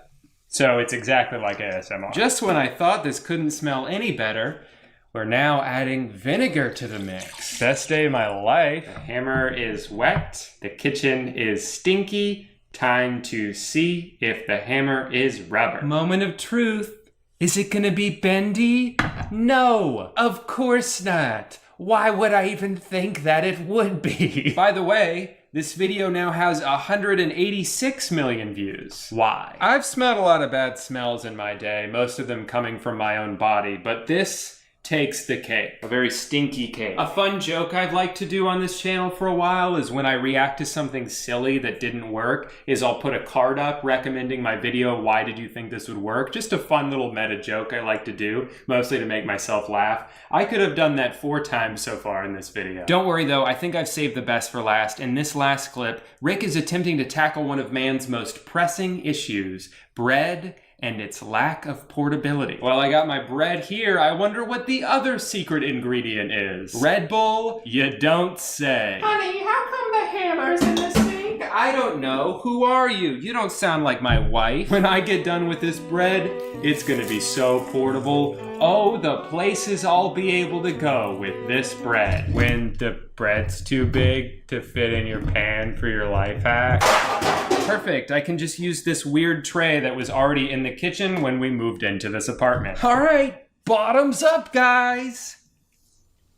Not only can I take my bread with me anywhere now, but it's gonna be all soggy and taste like the worst drink. That relatable moment when you regret your choice. Coat both sides, yeah, good point. I'd hate not to be thorough. Now the moment of truth. I'm gonna take my wedding ring off because right now I don't deserve to be married. Oh, it's really working, guys. I'm doing it. I'm making the bread portable. Oh, guys. Today, we celebrate our Independence Day. After all that shit I talked about Rick, I was wrong. The problem was with me all along. Not this video. This works perfect. I can take this bread to a museum. I could take it to the beach. I could eat this bread anywhere and everywhere, and that's what I'm gonna do. Thanks, Rick. You guys wanna hear my theory as to how this one kind of worked? 'Cause the bread got wet. But hey, that's just a theory. Wait, hold on. The content is no longer available? Is Rick watching me right now? It all makes sense. This was his plan all along. He's had his eyes on me. There's a camera in here, isn't there? Come out, Rick, wherever you are. He planted this seed and then watched as I watered it with Red Bull and vinegar. And now that his bidding is done, he deleted the video, so I don't even have proof that it ever existed. Did it ever exist? Am I asleep right now? My light turned off. Well, I can already see all the comments about how I seem like I lost my mind in this video, and that's because I did. I don't even know how to end this video. It's all dark now because the light turned off. It still stinks in here. Well, guess the only thing I can do is eat the bread. All right, thanks for watching, guys. So I've gone back and forth on how I feel about this. At first I was mad at Rick for making me spend like $20 on Red Bull and a wet baguette, but then I thought about it and I actually started to appreciate what he's doing here. Obviously, these were not going to work, but the fact that he even made me feel like I had to disprove him is a success. Rick isn't a scientist, he's a magician, and these are just illusions. Like, I don't know how he did this balloon thing, but he certainly made it look like he cut the balloon and then the Red Bull fixed it. It's at least better than staring into the camera telling me that my number I subtracted 2 from is 2 less than the number I had before, and so I have to share the video because of it. He's adapting, he's improving his craft, so all I have to say is good for you, Rick. But then I thought about it some more and I got mad again. This fucking hammer was just rubber the whole time. That's why he's barely tapping these cans. This vegetable was just rubber the whole time. These eggs are... Oh, wait. I guess those are real eggs. Just kidding, because he cut to a news shot where he replaced them with rubber eggs. Come on, Rick, you're like 40 years old and you're playing with kids' toys pretending that you did magic just so you can go viral on Facebook? It's not all bad though. There are some positive stories to come out of this. I read this very inspirational message in the comments. Don't underestimate the power of energy drinks. These are my before and after pictures from when I never drank them to when I drank 3 a day. It was a lot of hard work and positive thinking too, so the energy drinks can't take all the credit. And these are the pictures. Well, I hope we all learned a valuable lesson today about how you can't believe anything you see on the internet because all of it's a lie.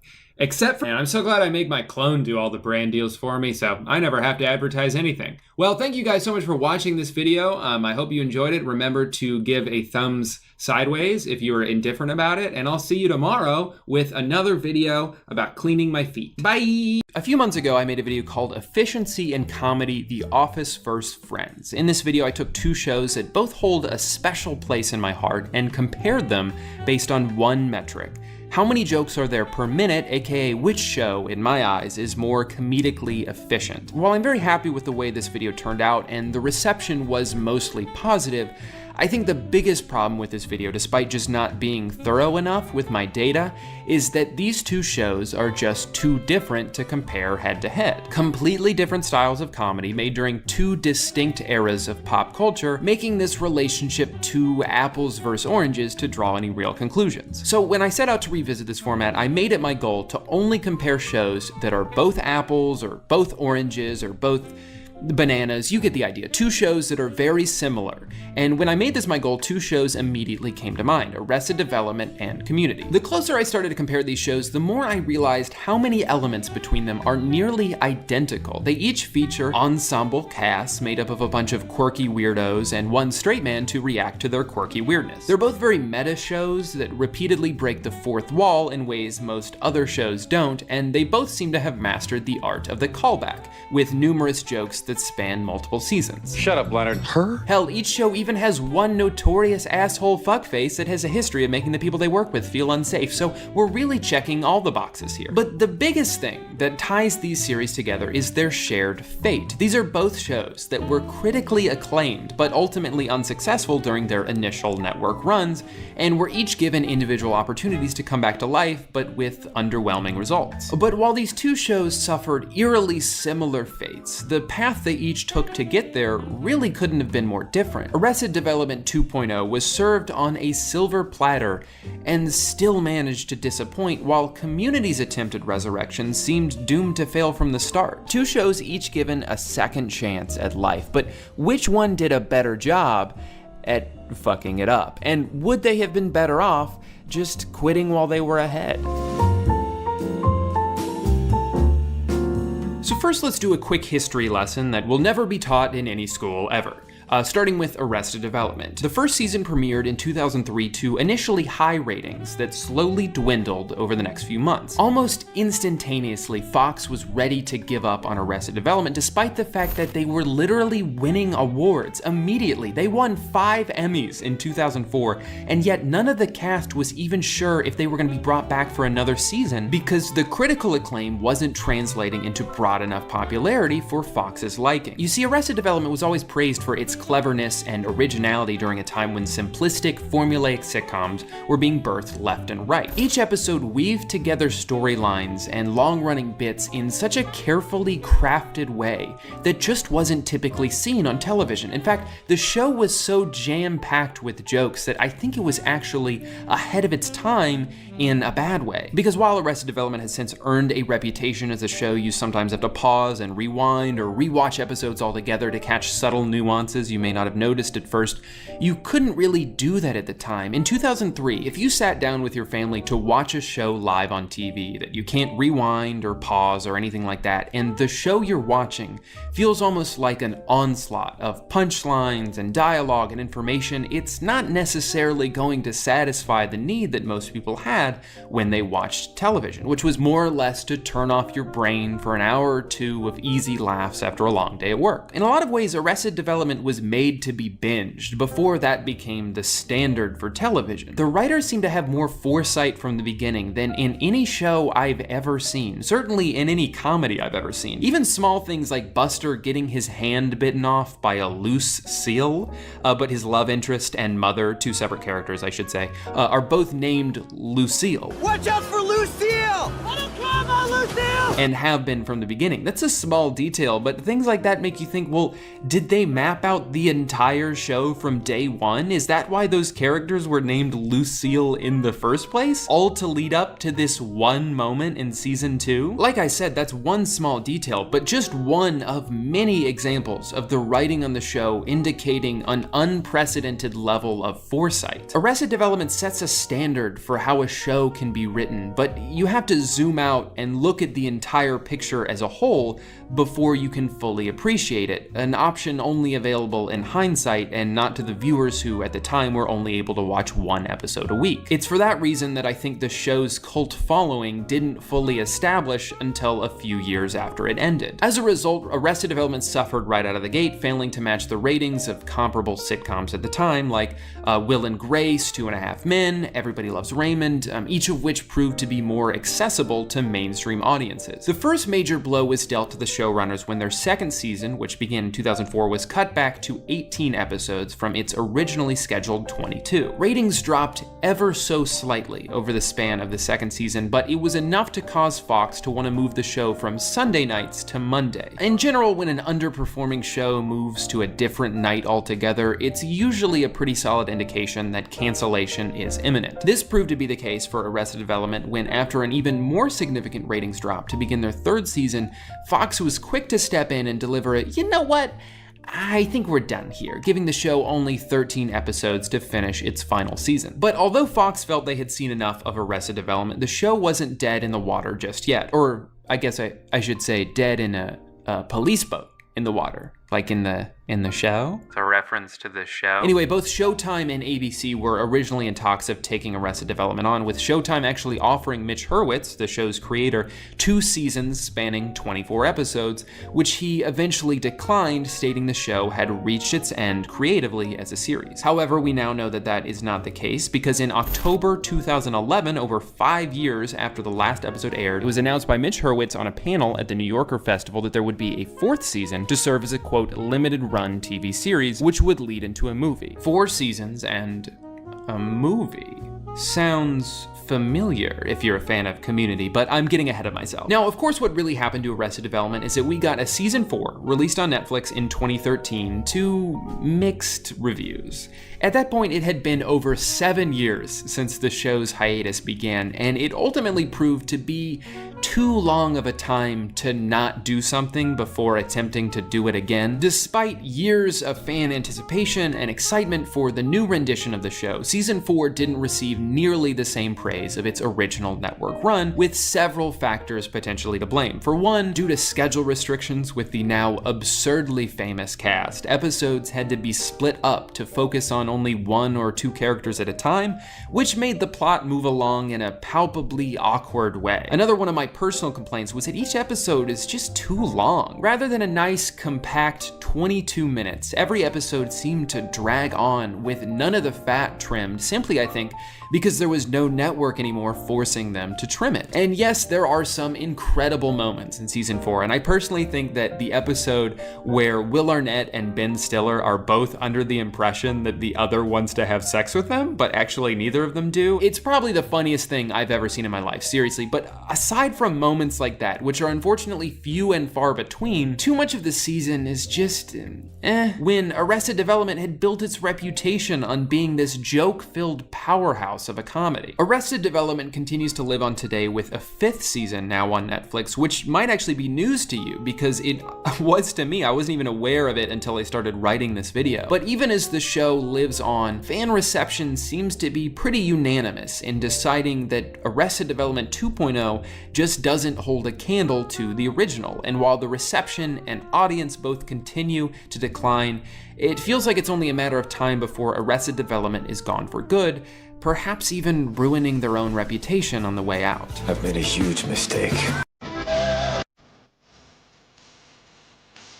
So now let's transition over to Community, a show with a similar story, but a sadder, weirder, darkest timeline kind of a story. Community premiered its first episode on NBC in September 2009 with what would end up being a series high of just under 8 million viewers. As tends to happen with television, the show started off a little wonky, but seemed to find its footing throughout its first season, which culminated in a fantastic and highly rated final episode, Modern Warfare, the first of many paintball-related season finales to come. At the time, Community was unlike anything else on TV, with the exception of maybe 30 Rock, because where most shows have a very simplistic and safe format that they rarely stray away from, Community seemed to pride itself in its boldness. Community wasn't so much a sitcom as it was a parody of a sitcom, and would alternate genres from week to week. You could watch 5 episodes of Community in a row and feel like you were watching a different show every time. It seemed the goal with Community wasn't just to tell a story or to make people laugh, but to transcend transcend the genre that it was a part of, and it did that successfully, establishing itself as one of the most inventive shows on television. Unfortunately, much like with Arrested Development, this didn't necessarily result in commercial success. In fact,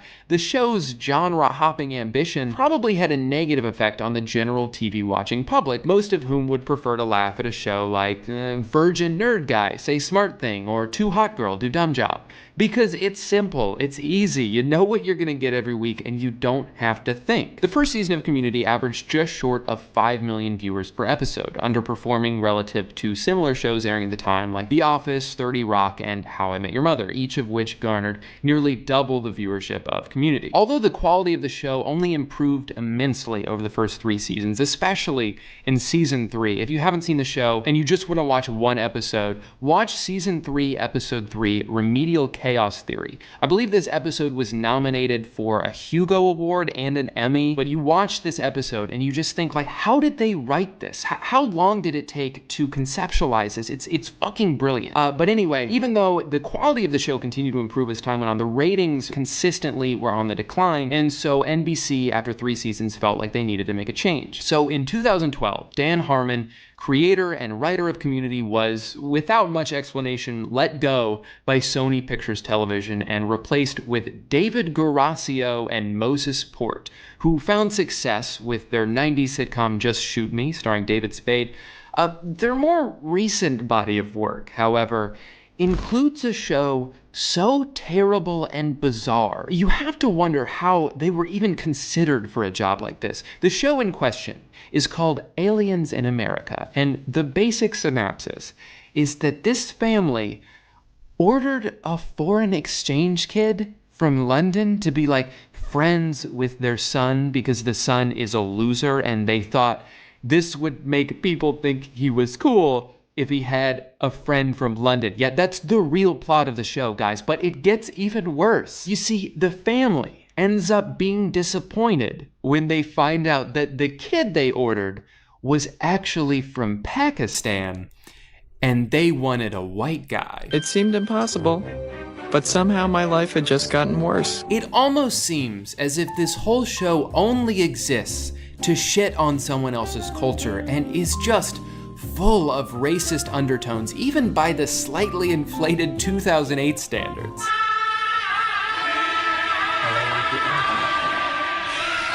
Aliens in America ran for, and you're not gonna believe this, but only 1 season. Crazy, right? On the CW. And all the episodes are on YouTube, to my knowledge, if you want to see how bad this gets. But the point is, the masterminds behind this embarrassing travesty were given the keys to one of the most creative and unique shows in modern television history right at its peak. What could go wrong, right? Well, pretty much everything. Needless to say, the 4th season didn't go so well, with the drop in quality immediately apparent to fans. In fact, the season was so out of place and generally disliked that they even began the eventual season 5 by having Abed relate the previous year to that weird final season of Scrubs that nobody asked for and basically ruined the show. See? He does a voiceover wrap-up at the end of every episode. Despite Dan Harmon eventually being brought back for that season 5, and I think reviving the show creatively, it seemed that most of the damage done by the previous season was irreparable, and the show never fully recovered, with the ratings now at an all-time low. Season 5 would end up being Community's final season on NBC. This left a lot of fans confused due to Community's commonly used mantra, 6 seasons in a movie, which was interpreted as like the plan for the show. But NBC chairman Bob Greenblatt came out and basically said, and I'm summarizing here, but basically said, no, that was their thing. That had nothing to do with us. So NBC canceled the show in 2014, claiming it just didn't make sense for them to have another season with that level of an audience. And just like that, Community, like Arrested Development before it, was dead in the water, abandoned by their own network. In a desperate attempt to finish the show's creative arc and fulfill the self-imposed prophecy of 6 seasons in a movie, Dan Harmon was forced to do the unthinkable. In a last-ditch effort to keep his show alive, he turned somewhere few have even dared approach and none will ever approach again. And maybe you're thinking, it can't be that bad. Who revived the show? Comedy Central? No. Netflix? Not quite. Community's 6th season was picked up by none other than the world-famous Yahoo Screen, a streaming service so good it doesn't exist anymore. Yahoo sunk $42 million into Community's 6th season, and as a result had monumental, I'd even say unrealistic expectations for the financial success of the show. As you can probably imagine, advertisers didn't really have any interest in providing funding for a show that failed on its own network and then moved to a streaming service that nobody had ever heard of. Community's tumultuous 6th season would end up being its last, with most of the cast out of their contracts and moving on to bigger and better things. A reputation basically destroyed by Yahoo and less fan support than ever. After years of riding a roller coaster that had far more downs than ups, which actually sounds like a fun roller coaster, but not if you're describing the path of a television show. Anyway, Community was finally, and perhaps mercifully, laid to rest. The weirdest thing about all of this, and maybe even the saddest part, is that the 6th season was actually pretty good. It was clever, it was ambitious, and it had the same charm that the show had for 4 of the previous 5 seasons. The problem wasn't that it was bad. The problem was that nobody watched it because it was on Yahoo fucking Screen. That sounds like a joke. That sounds like something Clickhole would come up with. Like, what's next? AOL Go? The Blockbuster app? What did this gift of a show do to deserve this fate besides try their best? Nothing. Because sometimes life just isn't fair, especially when you're trying to make a television show. So you have 2 well-received shows that were murdered, brought back to life, and then murdered once more. Well, one of them hasn't been murdered quite yet, but it feels inevitable. Most review websites have season 5 of Arrested Development rated even lower than the already disappointing season 4, so it's safe to say that it's trending in the wrong direction. But you have 2 shows who both died twice. But which one died worse? At first glance, it's easy to point at Community's almost comically explosive ending and say, well, it doesn't get much worse than that. To lose your showrunner, who was imperative to the voice of the show, to then get kicked off your own network only to be rescued by essentially a geriatric patient who then not only died while trying to save you, but then blamed you for being the reason he died, how could it possibly get any worse than that? It doesn't. But how much of that was Community's fault? I mean, in spite of years of adversity, Community still delivered a relatively consistent product that continued to stretch the boundaries of television, even by their own lofty standards. Arrested Development, on the other hand, had basically everything going for them when they came back for a season 4. They had all the marketing in the world from an online global superpower entering the peak of its worldwide dominance. They had years of buildup and hype and a cast that had more star power now than they did initially when the show was first on, and they still fucked it up because they lost what made them so good in the first place. If this was a game of poker, Arrested Development was dealt a royal flush from the beginning, while Community was given a handful of that one card in the pack that has like the return policy on it or something, and also one Uno card that accidentally got shuffled into the deck and has like a weird stain on it. But even with 2 drastically different hands to play, the game ended the same for both of them. They both folded their hands and walked out of the casino in shame, probably wishing they had quit hours ago before arrogantly squandering away their winnings. I think the tragedy in all of this is how good both of these shows were at their peak, and how a few missteps, even if not through any fault of their own, could cause the perceptions of these shows to be permanently altered in a negative way. Maybe this story can be a lesson to networks and streaming services out there who insist on pulling dead shows out of their grave to dance around for us one last time, only to disappoint us when we realize that the corpse doesn't dance as well as it did when it was alive. Am I getting a little out of hand here with the analogies? I feel like I might be, but the point is, maybe it's okay to let something end, even if it's still good. Not every mildly successful movie needs 14 sequels. Not every Full House needs to get fuller. Sometimes it's okay to just let our memories be memories, because we as humans suffer from recency bias, so we should do our best when we can to let our most recent memory of someone or something we love be a positive one. That's it for today's video, guys. I really wanted to do a video like this again. I know it's been a while since I tackled something like this, but again, I had a lot of fun making this, so if you liked it, let me know. If you didn't like it, don't let me know because it'll hurt my feelings. And remember, as always, our goal with this video is to get 1 billion likes, so don't forget to smash that like button on the way out. Thank you guys so much for watching. Remember to like, subscribe, comment, and do whatever else you feel is necessary to show support. Thanks again for watching, and I'll see you guys next time.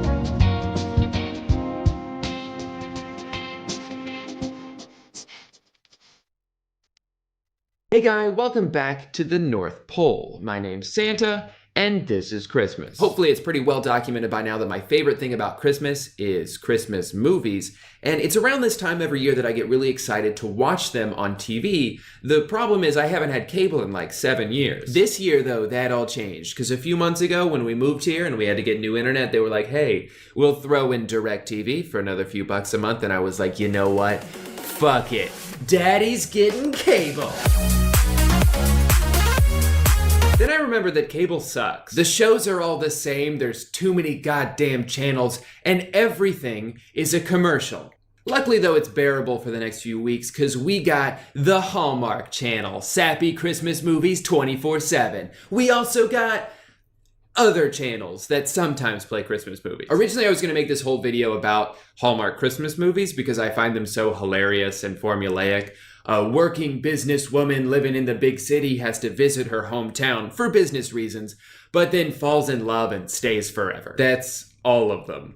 Even the titles are identical. Here is their big holiday lineup. Christmas at Pemberley Manor, Christmas Joy, Road to Christmas, It's Christmas Eve, Christmas in Love, Christmas at Graceland, Christmas Reunited at Christmas at the Palace, A Shoe Addict, Homegrown Welcome Christmas, Entertaining Christmas, Made to When Order. Calls the Heart Christmas. When calls the Heart Christmas.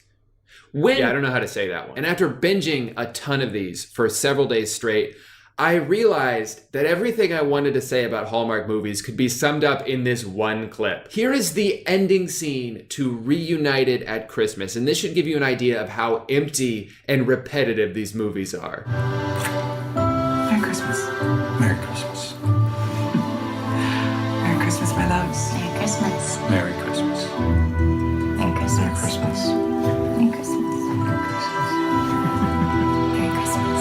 But hold on, Drew, you're saying this video isn't about Hallmark movies, then why are you even talking about them? Well, mostly because I spent like 13 hours watching them and I didn't want that to be for nothing. But also because I think Hallmark movies are like the benchmark for a passable Christmas movie. If you find a Christmas movie and it's better than a Hallmark movie, it's pretty okay. If you find one that's worse than a Hallmark movie, you have something beautiful on your hands. And that is exactly what I feel Amanda and I stumbled onto on accident. It's a movie called Christmas Mail. It was on Ion Television, which is a channel, I guess. Now, the bad news is we only flipped there halfway through, so we missed the beginning. But the good news is the DVD only cost me $3. I bought this movie last week, and we've watched it, no lie, 10 times. This movie is the best, worst thing I've ever seen. It's terrible, but it's amazing. It's bizarre, but it's beautiful. Anyway, I've talked enough. I'm so excited to show you guys this movie. This video is going to be very long because I pretty much have something to say about every aspect of this movie. Real quick though, before we start, it's very obvious that this is like a crappy made-for-TV movie. And maybe it's like low-hanging fruit for me to make fun of that. But according to IMDb, and this is probably wrong, but according to IMDb, this movie had a budget of $2.5 million. I'm pretty sure that was a typo and they meant to say $2.5. But let's assume that that's correct. I don't know where that money went. Anyway, guy, let's watch this movie. She calls it Miss Sketty because she misses it. And then when she walks away, he says, all right, bye.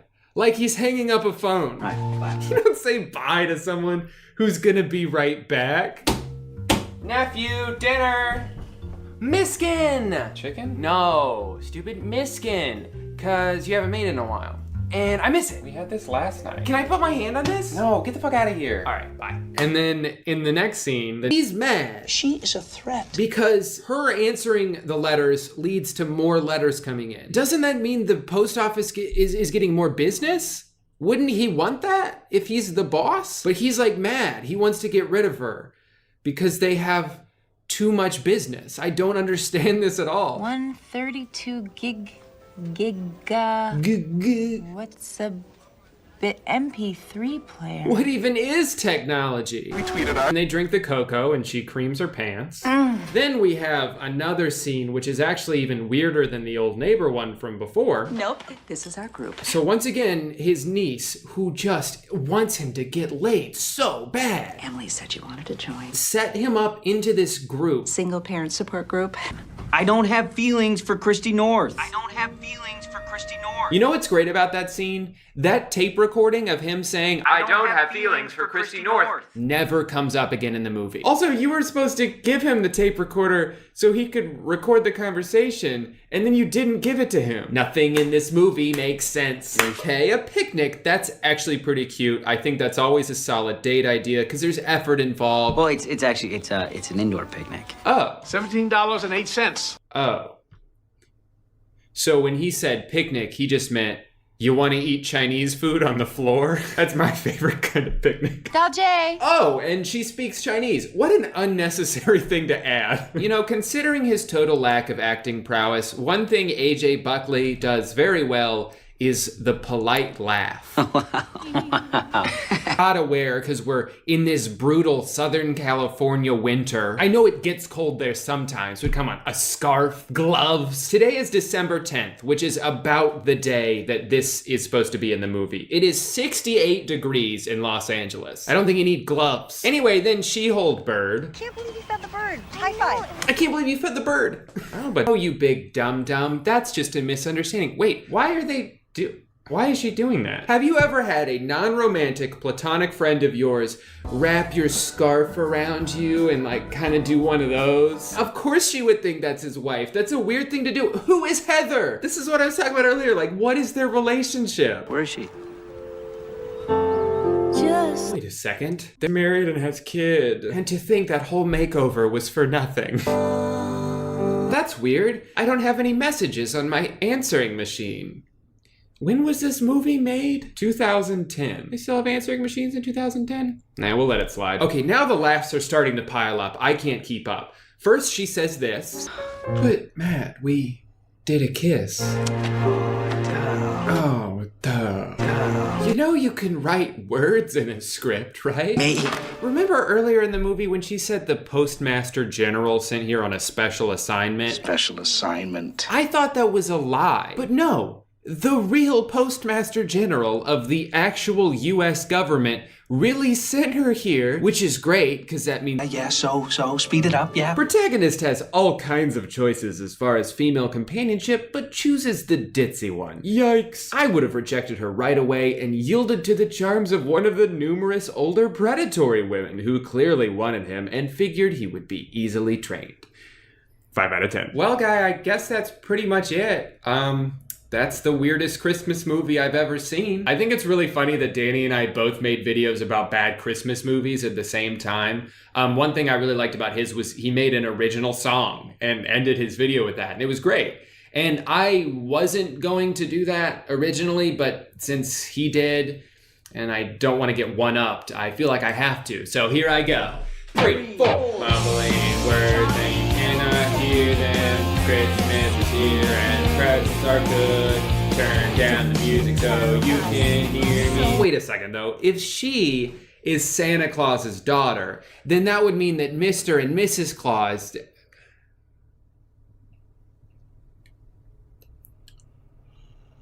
Hey guys, welcome back to my second attempt at filming this intro because when I tried to do this yesterday, I forgot to focus the camera. Life can be pretty stressful sometimes. Even when you're not screwing up one of the easiest jobs in the world, you're often faced with important decisions and complex moral dilemmas. And it can be hard to know exactly what to do because things are almost never black and white, except in Darman videos. This pizza's frozen cold. I'm not paying for this. Maybe you should get a job delivering pizza. Derek finally understands how difficult it is to have a job. I know how hard your job is. The Darman cinematic universe has a beautifully simplistic view on life where there's always a good guy and a bad guy, there's an obvious solution to every problem, and karma happens immediately. Teacher accuses student of doing drugs, instantly regrets. Car mechanic tries to scam a woman, instantly regrets. Customer shames fast food worker, instantly regrets. Instantly regret. And when the titles don't end with instantly regrets it, it's what happens next will shock you. Which is funny because every single Darman video is exactly the same, so at this point, I am no longer shocked. If you want this, you're gonna have to get it. From the trash. You can get it out of the trash.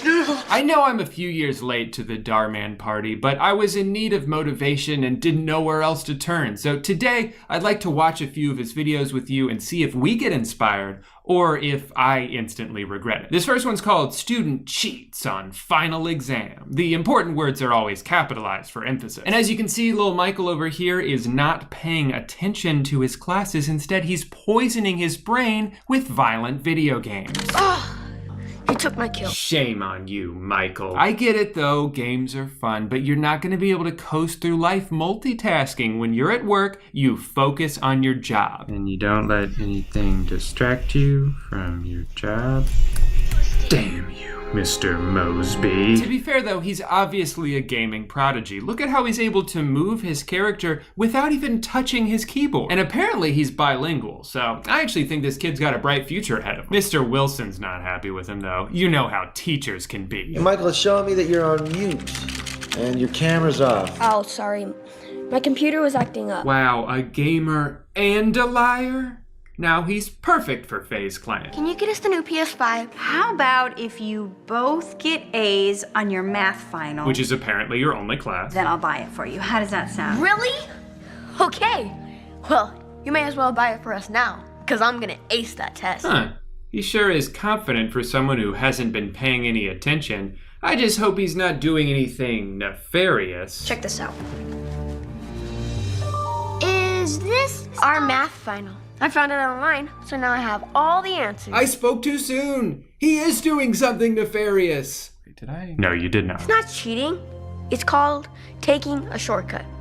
I mean, how else do you think people succeed in life? By taking the long way? I gotta say though, that was my favorite website growing up. middleschoolmathanswers.com. Of course, the entire page was just this specific final exam, and I never had Mr. Wilson as a teacher, so maybe that's why I always failed math. Studying is for losers. Ain't that the truth? Mikey compares the final exam to all the questions on the website. Who's talking right now? Is everything okay? Yes, yeah, I just came by to let you know that Jaden got a 100% on his math final. Hell yeah, my boy Jaden's getting a PS5, which means he can finally play.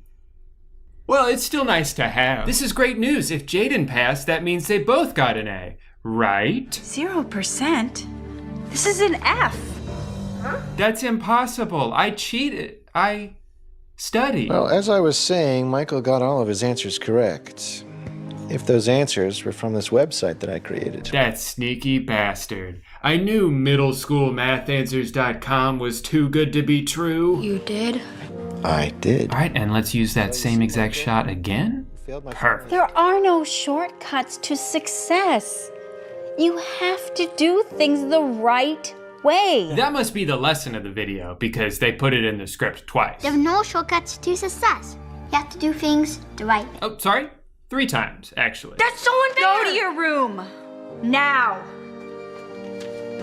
Just wait till I tell your dad about this. I'm sure he'll be back any day now. As time has gone on, Darman has gotten more and more meta. He loves mentioning people who've made videos about him, like Cody Ko, who actually got to be in one of his videos. Cody's the new cook here. I'm so sorry, man. And it was a very inspiring lesson about the importance of being patient.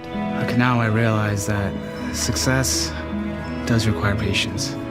And great things really do take time. Oh, I quit. Dahar also has characters mention himself a lot. Today we will be watching a Darman video. Yes, I love Darman. Yeah, there's no surprise there. Only nerds and dorks watch Darman. I like how on one hand you have the self-deprecation of someone being like, Darman's for nerds, but then you also have these other characters defend and compliment him. All his videos are dumb. They're not dumb, Billy. They teach important life lessons. Are you watching Drew Gooden videos? Yeah. That guy is a loser. All he does is film himself pooping and farting all day long, edit it into a little compilation, and then upload it to his OnlyFans. And I happen to like that. I think Drew Gooden is a very cool guy who seems handsome as well and is smart guy. You're right. He is much awesome, and I couldn't agree more on the handsome part. It actually goes even further than that. You see, in this sketch, Darman is written to be the ultimate celebrity. He is idolized by every single child in this school except for the bully. Because only losers with no friends watch his videos. That's not true. I watch Starman. I love all his videos. Noah even spends his lunch break watching him on YouTube. Side note, I love that instead of just playing a video on the phone, they made the editor mask it onto the phone frame by frame. As a former video editor myself, I can relate to that all too well. Oh, don't you think we should pull up the video? Don't worry about it. We'll fix it in post. What do you mean we? What'd you say? Nothing? Sorry. And take that paper off. You got it, boss. And when Noah's mom comes to pick him up after a long day of ruthless bullying, Dork! Psych! she knows just how to make him feel better. Darman t-shirt. So you see? Really? Wow. Thanks, Mom. I love it. That's right, honey. I got you merch. Are you happy now? Yeah, merch make me happy. That's right, merch can cheer anyone up, even the saddest, loneliest boy. You just have to buy a shirt like me, and then you'll be happy. Link in description. Loser! Tell me what's going on. I don't have any friends. And today, I was the laughing stock of the school. You see? Oh, my glasses. My glasses. I can't see. There you go. Oh, thanks. Are you okay? That's Darman. Some kid at school's been really mean to me. Look, I'm really sorry. Darman, I can't believe it's really you. I'm like your #1 fan. I can't believe it. This is the best day of my life. Wait, why are you standing outside of a middle school? That's kind of weird. You know, back when I was in school, I didn't even have any friends. Wait, what? You did? That can't be true. You're Darman. You're the coolest guy ever. We worship you. What's so funny?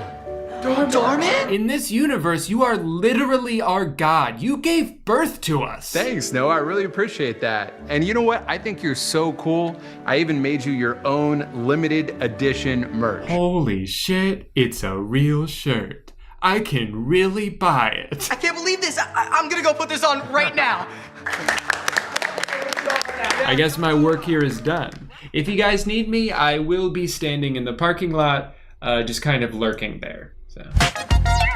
It's funny when you start to notice how formulaic every video is to a T. There's always a scene near the beginning where the adult finds a reason to leave the room so the kids can be mean to each other in peace. I have to get this. I'll be back. Just give me 1 minute.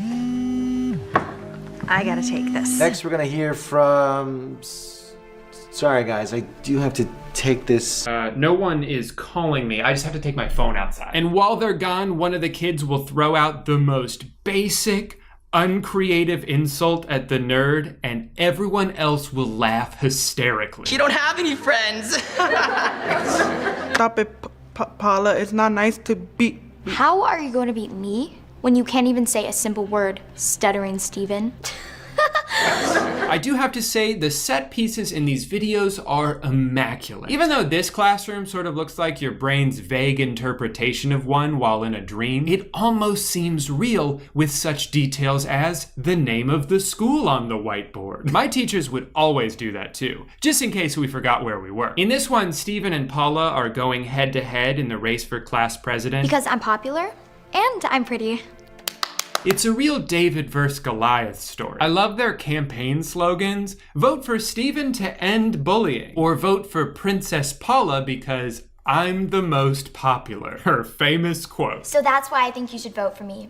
I'm popular, I'm pretty, plus I'll make sure we have less homework and more movies. These kids have really lofty goals as class president. Steve wants to arrest all the bullies and Paula's gonna ban homework. Do middle school class presidents actually do anything? Because I feel like this plot is sort of built on the notion that whoever wins is going to be sitting behind a desk all day passing executive orders. No, I said pizza for lunch every day. I guess now that I think about it, the title could be interpreted pretty ominously. Kids make fun of boy and live to regret it. Sounds like he might hire the middle school Secret Service to take care of anyone who called him Stuttering Steven, which, by the way, is a top-tier nickname, and one that's definitely worthy of the laughter that ensues each time it's said. Stuttering Steven, Stuttering Steven, Stuttering Steven.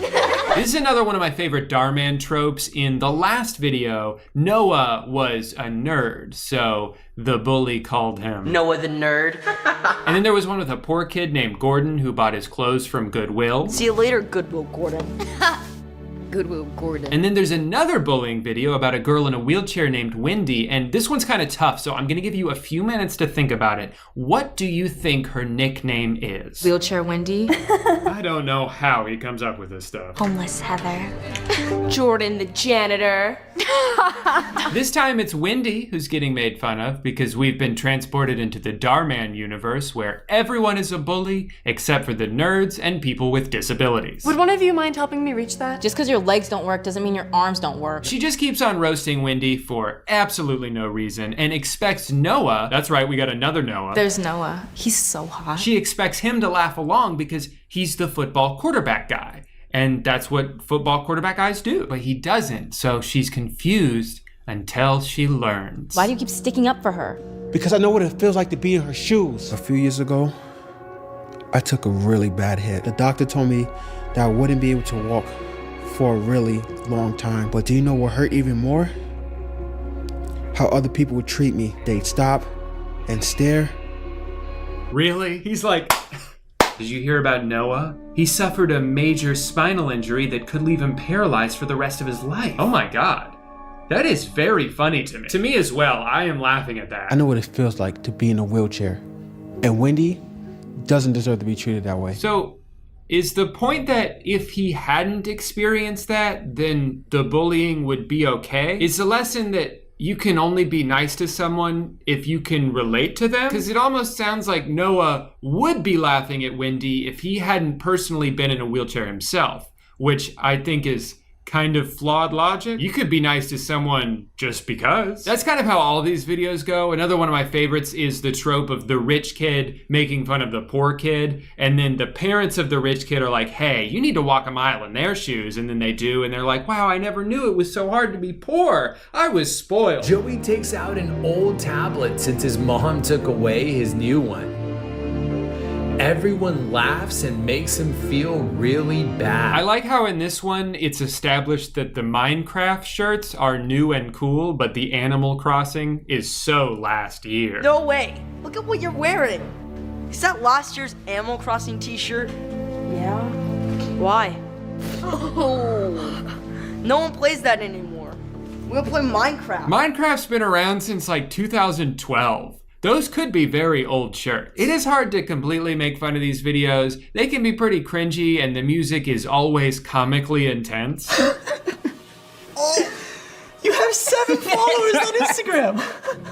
And you want to be a YouTuber. But the intentions are good, so I can't be mad about that. I'm sure there were at least a couple of kids who watched one of these and came away more empathetic towards someone than they were before. And that's great. They're also weirdly addicting to watch because even though you know what's gonna happen at the end of all of them, they always write the bully to be so unlikable that you kind of want to stick around for their inevitable comeuppance. Never judge a book by its cover. Ooh. Would you look at that? A woman who knows nothing about cars. As a woman, you may not be able to understand all this. She's a woman, for crying out loud. I know as a woman, you probably don't know much about cars. I actually know a lot about cars. You're fired. I guess what I'm trying to say is, Darman, keep up the good work. YouTube just wouldn't be the same without you. And also, please cast me in one of your videos. I could pretend to be a cook. I could knock over an egg. Just give me a shot. Small disclaimer, I do live in Florida. You're gonna have to fly out to me. I will not come to you. That's non-negotiable. Those are my terms. Needless to say, this has been a very inspiring afternoon. I think I'm finally feeling like myself again. And if there's one thing I know myself would do, it would be a branding. Thank you so much for watching today's video. If you liked it, please don't say anything because it's gonna go straight to my head. And if you didn't like it, please also don't say anything because it's gonna go straight to my heart. Be sure to tune in first thing tomorrow morning for a brand new video where I take all of my other videos and put a laugh track over them. Bye. Oh my God, the world is so fucked up right now. People in Syria are being murdered. ISIS seems to be unstoppable. And I'm pretty sure the United States is about to go to war. This is terrifying. And what am I doing? How am I contributing to anything? I'm not. I spend all my money on food. And right now, I'm just sitting here on my computer. I'm not even wearing pants. There are millions of people out there right now wearing pants, and I'm not. I could be doing something, anything, but I just choose to do nothing. Does that make me part of the problem? Am I just as bad as everyone else? Wait, holy shit, this fucking guy again? Ugh. Hey guys, I'm back, and I'm ready to bitch. Rick Lax is an online magician whose Facebook page has almost 4 million likes, including apparently 6 of my friends. So we're just gonna get right into one of his videos. Your birth month reveals who you really are. Shocked face, shocked face, shocked face, shocked face, shocked face is the title of this video. Didn't we just multiply by 2?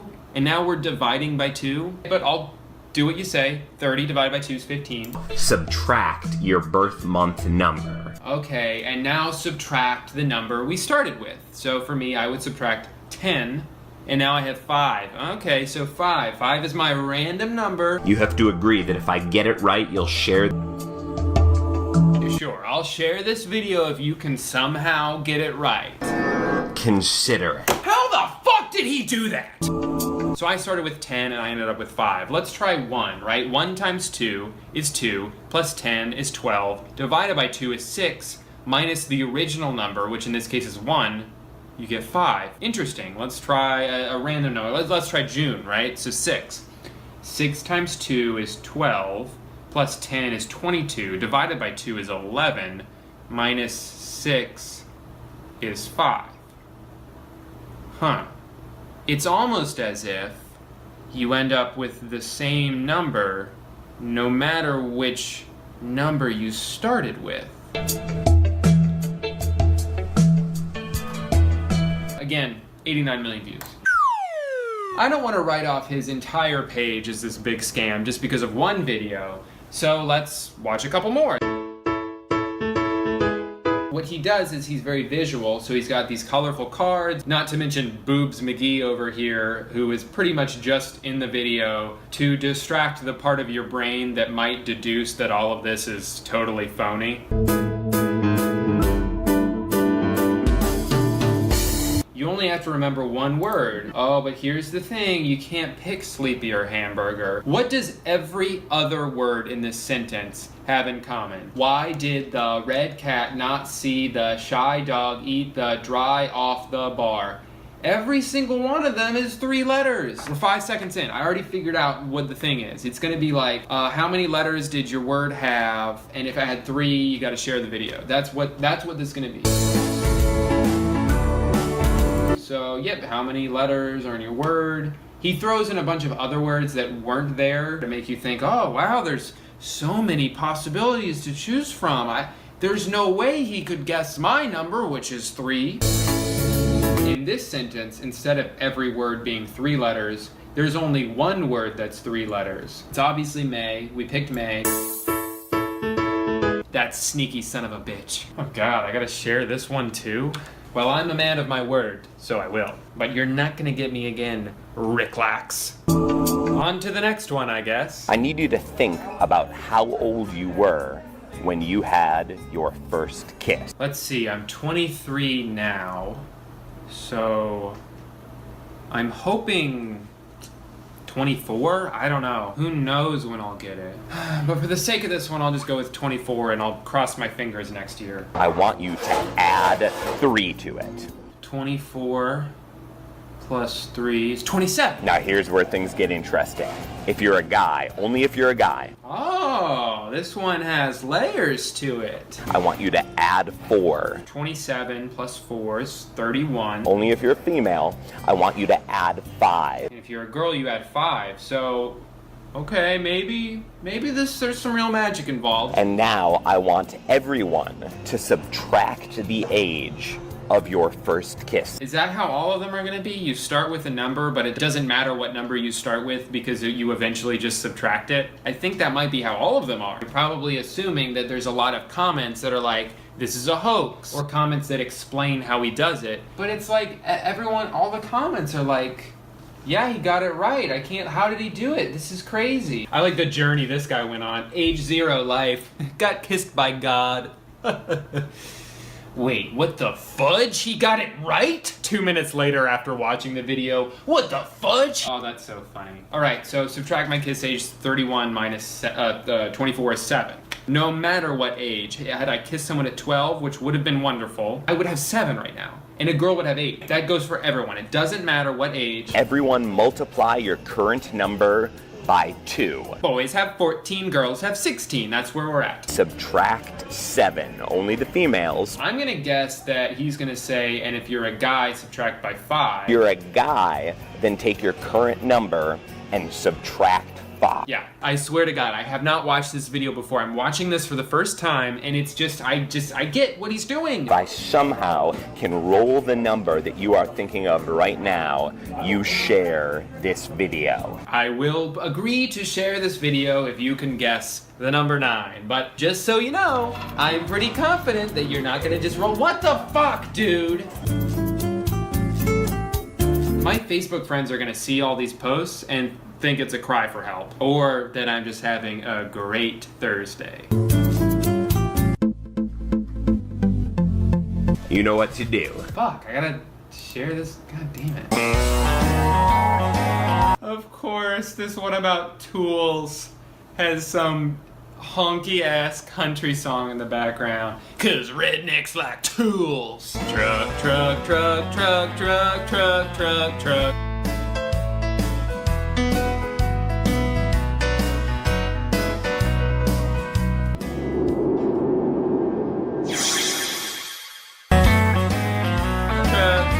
Think of one of these objects now. I'm not even gonna watch the rest of this one because I already figured it out. I can't believe that Reclax would do this to us. I can't believe it. He's lying to us, he's taking advantage of our stupidity, and I'm gonna show you how easy it is by doing my own Reclax impression. Only I don't think this outfit is right. Perfect. Now I look like either a total creep or Dax Flame. Are you ready to be amazed? I'm gonna put up a bunch of photos of random objects. None of them are the same. Just random things. All the photos are different. There's nothing these photos have in common. There's no way I could guess which one you pick, right? So go ahead, pick one. Oh, and if you haven't already, remember to click that like button to lock in your answer. Yeah, hit that like button. Whatever the picture was, I want you to remember that in your head. But I want you to find another place in your brain to simultaneously think of something else. Can you do that? I know you guys are all big goddamn idiots, but I'm sure you can manage to think of 2 things at the same time, right? So you got your word. I also want you to think of the number 2, all right? If you're a boy, think of the number 2. If you're a girl, think of the number 2. And don't forget the thing from before. I know you're an idiot, but please don't forget that. All right, you got your word, which is any word. Doesn't have to be that word. You have the number 2. Now I want you to take that number and subtract 2. Do it now. Subtract 2 from the number only you had. No one else had that number, it was only you. If you got the number 0, forget about it, throw it away. Get rid of the 0. And now think of that word again. You remember that word? Maybe you should have, if you forgot it, maybe you should have wrote it down. That's okay if you didn't. Rewind the video, think of the word again, come back. But remember to like it, remember to share. If you're gonna rewind, you gotta share. You know that. It's time to blow your mind. You see, the thing you were thinking of wasn't a thing at all. It was an dog. Thanks for watching my video. Remember to like, again, comment. I read all your comments, so say whatever you want, really. I don't care. It can be mean. You can hate the video, just click the like button and comment like, fuck you, idiot. I don't care. It's all about quantity, baby. It's not about quality. Again, thank you so much for watching, and I'm gonna go eat a sandwich. You know what I should have said? I should have said I'm gonna go do some magic.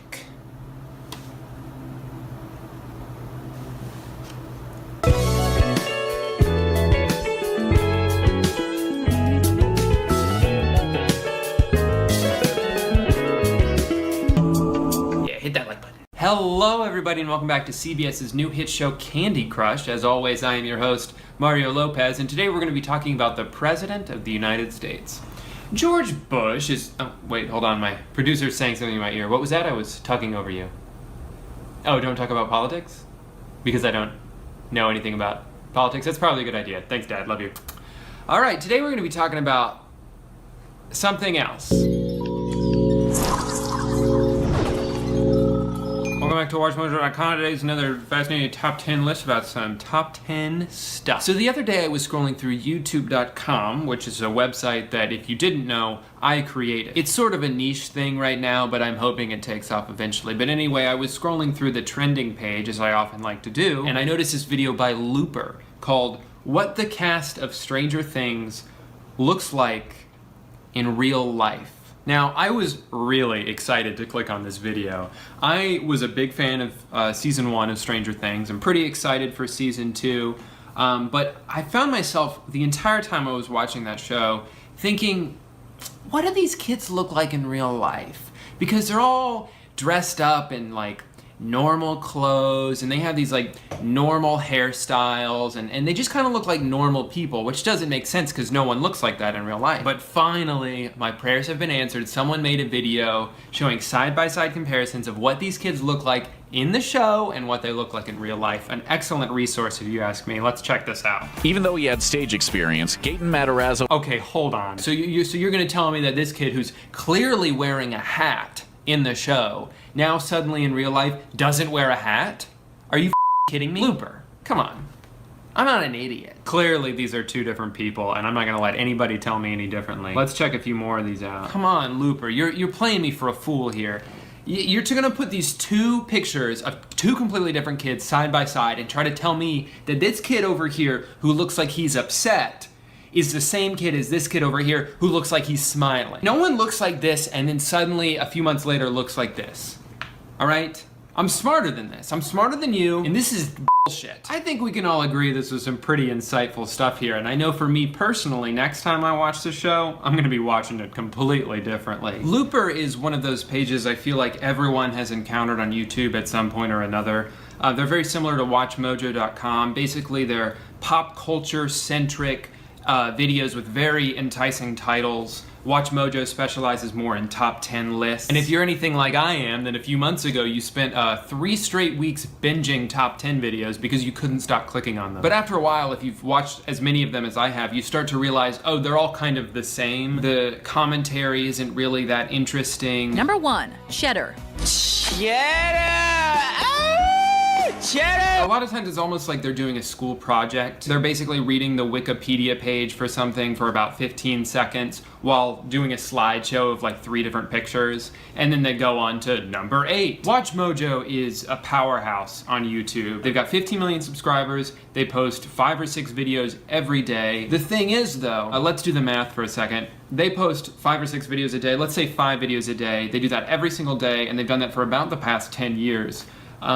So 365 times 10 is 100 million videos that they've ever made. So when you make that many videos, it's inevitable that every once in a while there's gonna be some iffy ones. But I don't wanna focus on the negative. That's just not really what I like to do on this channel. I'm a very positive person, and I love to push positivity in every aspect of my life. So rather than like, I don't know, roast some of these videos, I'm gonna do the opposite and celebrate the most well thought out, interesting, and quite frankly, good YouTube video. This is a brand new segment I'm creating, and I'm calling it Top 10 Lists by DrewGooden.com. Or scratch, don't put that in.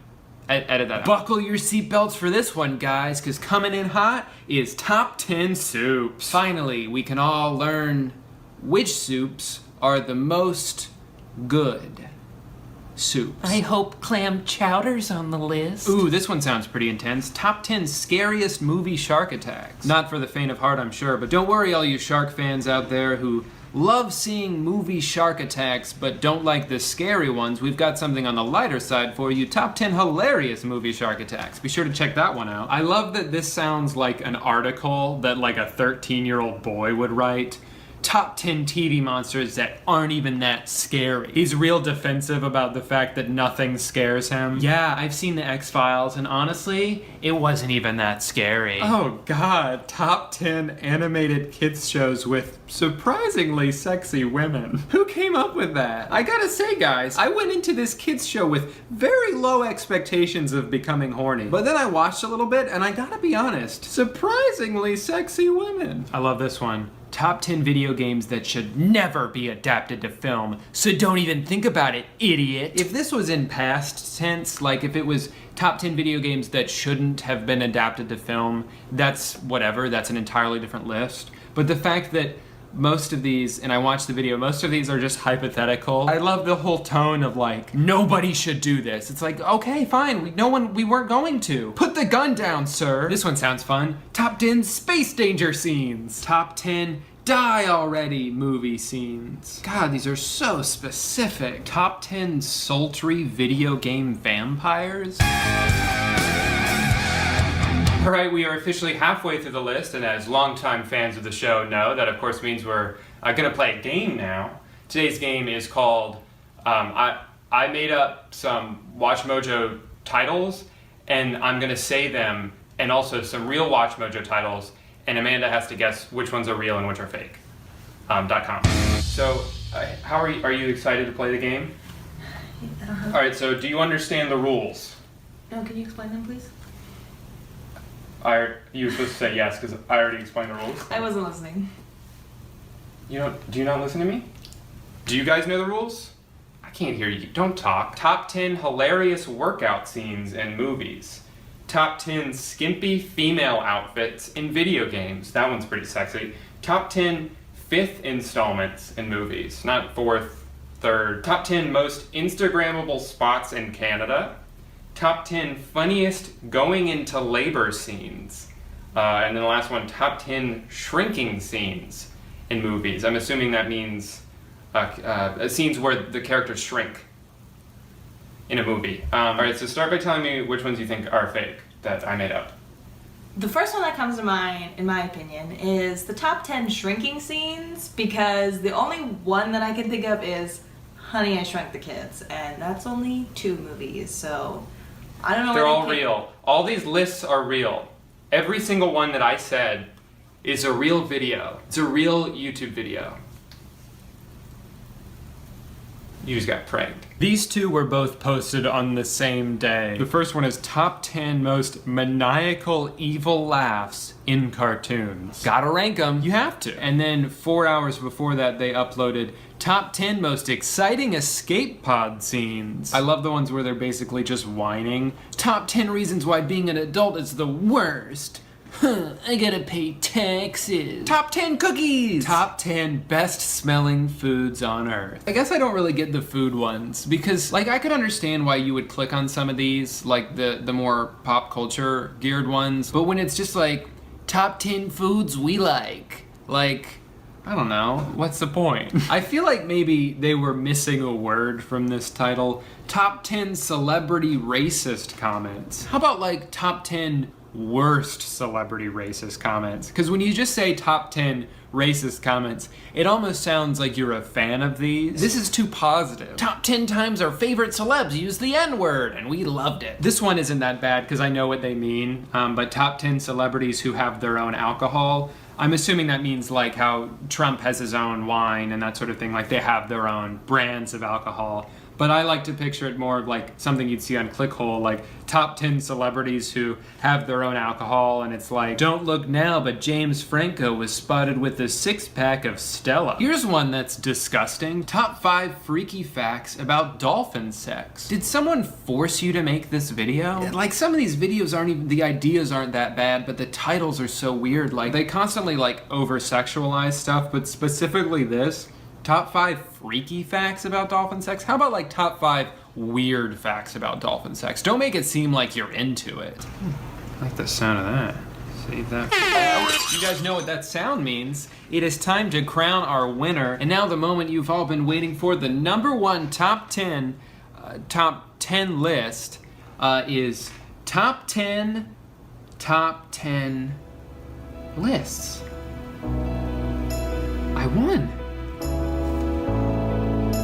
I won. I didn't even know I was nominated. Surprise.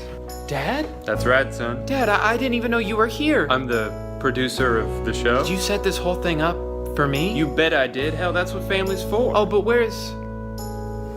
I'm right here. Dad! Did I miss anything? I can't believe you're here too. I'm always gonna be here for you, kid. Wow, this is the greatest day of my life. And I wouldn't miss it for the world. Neither would I. Neither would I. Dad? We're all here, son. I can't believe all 3 of you made it here. Just for me? Just for you. Oh gosh, I've got the best 3 gay dads in the world. Oh, there's one more surprise. What? Hello. Former Vice President Joe Biden? On behalf of the United States of America, I just wanted to personally congratulate you on your achievement. Thank you so much, Mr. Former Vice President. Hello. Everybody I love is in the same room. I don't think this has ever happened before. Better get used to it, cause we're moving in. We just signed the lease this morning. I think the only thing that could make this better is if everyone was Drew, chanting my name. Drew. Thank you so much. Drew. This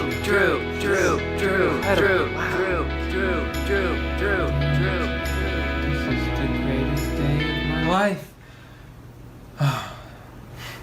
I knew it was too good to be true. I've never won anything in my life. Plus, my 3 real dads are straight. Anyway, if you guys were wondering, looks like the real #1 is top 10 Olsen twins. Thank you guys so much for watching. Did you get the shot? Hey guys, Merry Christmas. Hey, I got a question for you. What 2 things do the following phrases have in common? That's right. Not only are they bullet points used to describe the plot of a very weird dream I had last night, but they're also actual names of real movies. Look, I love Christmas. That's why we put our tree up on like November 15th. But I will say it kinda sucks that my favorite holiday will forever be associated with something called Santa with muscles. It's absurd. But the reason films like this exist and why they all have such ridiculous titles is because we've simply run out of Christmas movies to make. You could come up with any holiday-related plot right now, make up a title for it, and I promise you, that movie already exists. Like maybe you want to do something like, instead of Home for the Holidays, it's Homeless for the Holidays, right? A guy maybe gets laid off from his job and he's worried he's gonna lose his house, but through the magic of Christmas, oh, they already did that. Okay, well, what if instead it was about these twin girls, right? And one of them's a princess, obviously, and the other one's a baker, but through the magic of Christmas. Seriously? Oh, wait, I've got one. A postal worker. Yeah, no, I thought that sounded familiar. Nowhere is the overabundance of Christmas movies more prevalent than on the various Hallmark channels. That's right, there's 3 of them. But we're currently in the midst of their annual countdown to Christmas, where they release a new movie every day, despite the fact that you could just watch one Hallmark Christmas movie over and over again and it would be the same experience. But you know what? It doesn't matter what I think about these films because they are a goldmine for Hallmark. I read somewhere that they bring in about $500 million every year just from cranking these things out. It's truly a factory of content, and normally you would look at a process like this and think that something so mass-produced would result in a lack of quality, but weirdly, it doesn't seem to matter with Hallmark movies. You see, unlike other movies, Christmas movies don't necessarily have to be good for people to enjoy them. They just have to make you feel good. They just have to feel like Christmas. And it seems like for a lot of people, all you need to accomplish that is 2 lead actors who meet the threshold for being attractive to fall in love in a random small town. That's Hallmark, baby. The Hallmark movie movie craze is so crazy that they now do fantasy Hallmark leagues. You know, like fantasy football, but instead of drafting NFL players, you draft, and this is real, a team of Christmas movies. The goal is to pick the movies that get watched the most, and apparently first place gets... gonna be hard to narrow it down here. There's a lot to choose from. You've got white couple in front of Christmas tree, white couple in front of Christmas tree, and of course, white couple in front of Christmas tree. I like how they've completely given up on even trying to make these movies look different. All right, guys, hear me out. I was thinking for the poster, we have the guy wear green and the girl wear red. Yeah! Yes! I love it! Let's do that for all of them. So I feel pretty good about my team. I think I'll throw double points on the shoe movie because Candace Cameron is in it and she's like the queen of Hallmark movies. Hopefully I can beat this other guy. He's got Patrick Mahomes on his team, so gonna be a tough matchup, but I think I can pull it out. I also just realized I'm like 6 weeks late to this, so even if I pick perfectly, I don't think I'll be catching up to Buster for the win anytime soon. You know what? I'm gonna say it though. This is kind of a cool thing that they put together. I'm not gonna lie. It's incredibly silly, but it's a pretty smart way to get people invested in these movies. It kind of incentivizes people who are already a fan of these movies to just have the Hallmark channel on 24/7. There's a cash prize involved. And they do stuff like this pretty regularly. Earlier this year, I remember Amanda telling me about their March Madness tournament where you could fill it out and vote for the all-time best Hallmark movie. In fact, it was while filling one out myself where I learned that Billy Ray Cyrus has been in not one, but 2 Hallmark movies. The first one, which came out in 2009, is actually a pretty well-received movie that attempted to tackle themes like race relations and maintaining friendships through adversity. And then the second one is about Billy Ray Cyrus falling in love with his son's doctor. The other thing I learned while taking part in this tournament is that Hallmark games are a lot of fun. So I decided to make my own. That's right, baby. It's time for Christmas Movie The Game, America's most beloved game show, premiering today for the first time. As always, I'm joined today by my lovely wife, Amanda. Amanda, word on the street is you only agreed to do this because I'm driving you to the airport later. Care to comment on that?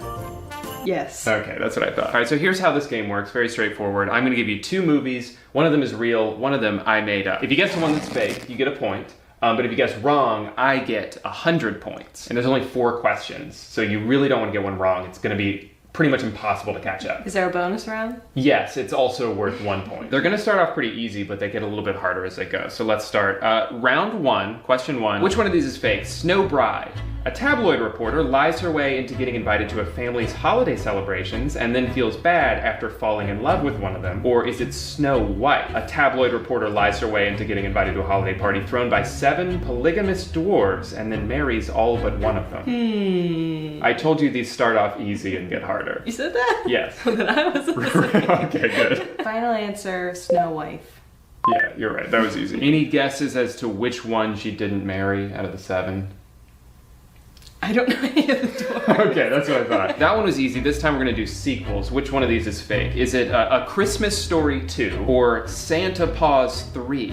Return of the Pups. Well, A Christmas Story is a classic, and I don't think they made a second one. You don't think they made a sequel? So that's your final answer? Yes.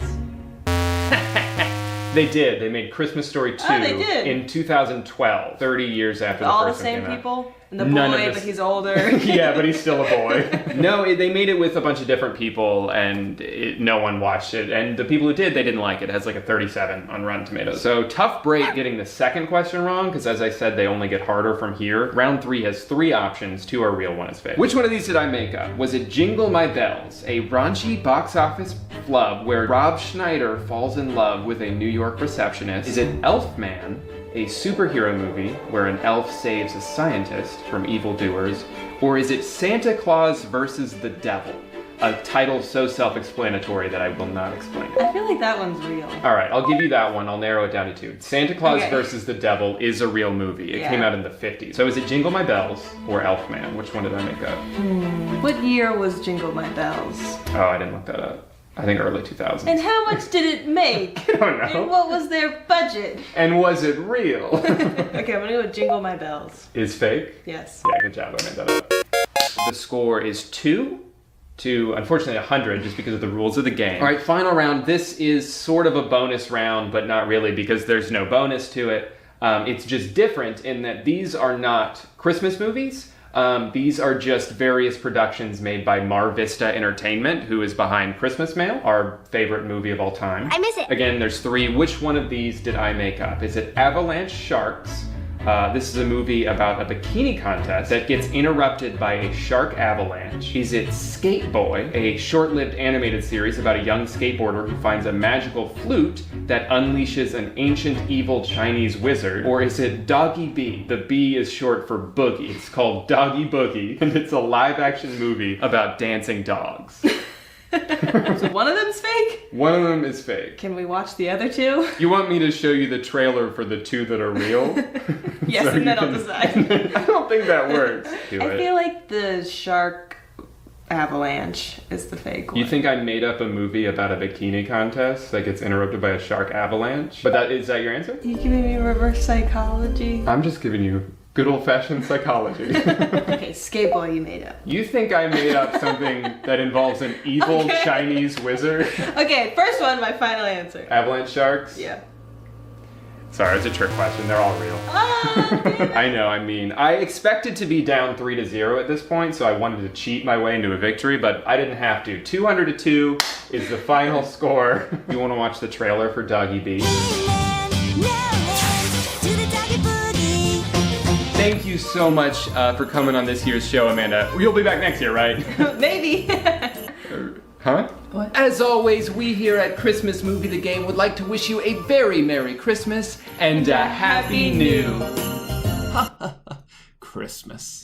All right, let's make fun of some dumbass movies. I will say, it wasn't as easy to find some good ones as it was last year. Last Christmas, I didn't seek out a movie to make a video about. We just found Christmas Mail, and it was so insane, I had to make a video about it. I had never even done a movie review on my channel before that, but as soon as I saw it, it was like, yeah, of course I'm gonna make fun of this. This year, though, has been an entirely different story. I've spent most of December so far watching various Hallmark movies and Mar Vista movies and straight-to-DVD movies, but almost every time it just goes like this. Yes, Virginia, there is a Santa Claus. What a funny title. This ought to be good.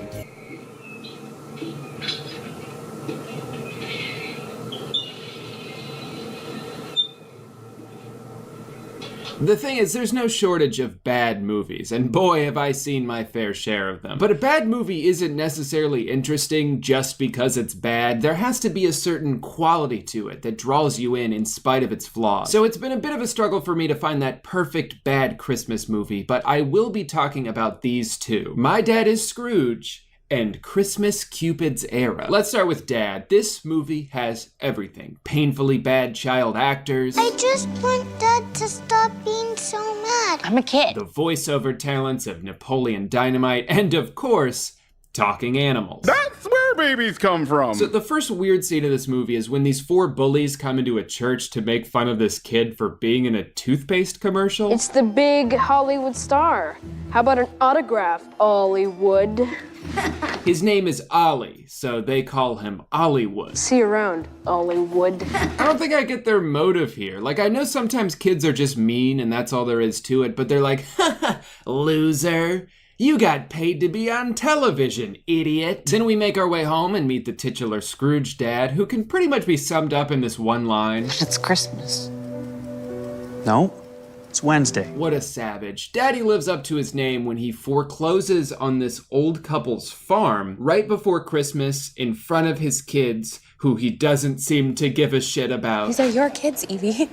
Are they? So it's pretty obvious they're setting him up for like a redemption arc here, which is kind of flawed because I already hate this guy. I don't even want to see him get better. I want him to lose custody of his kids. I think everyone would be better off. So anyway, all the animals from the farm start talking now for some reason, and the plot finally kicks in when they give the kids this book. Well, I guess they don't give them the book. They just kind of say, here you go, and then the book falls on top of the bed. You may notice it is a Christmas Carol, which is funny that they would give that to him because that's what this movie is. It's just a ripoff of that, but with a talking llama, so it's fun. But this movie does have some comedy in it. Early on, the dog accidentally convinces this guy that he's a ghost, and he just believes him. He believes the dog. And so for the rest of the movie, and presumably for the rest of his life, he thinks he's dead. He thinks no one can see him, and he's just stuck in like a weird afterlife, which is kind of fucked up when you think about it that they did that to him. They kind of ruined his life, but it does lead to some pretty silly moments. Ghost massage.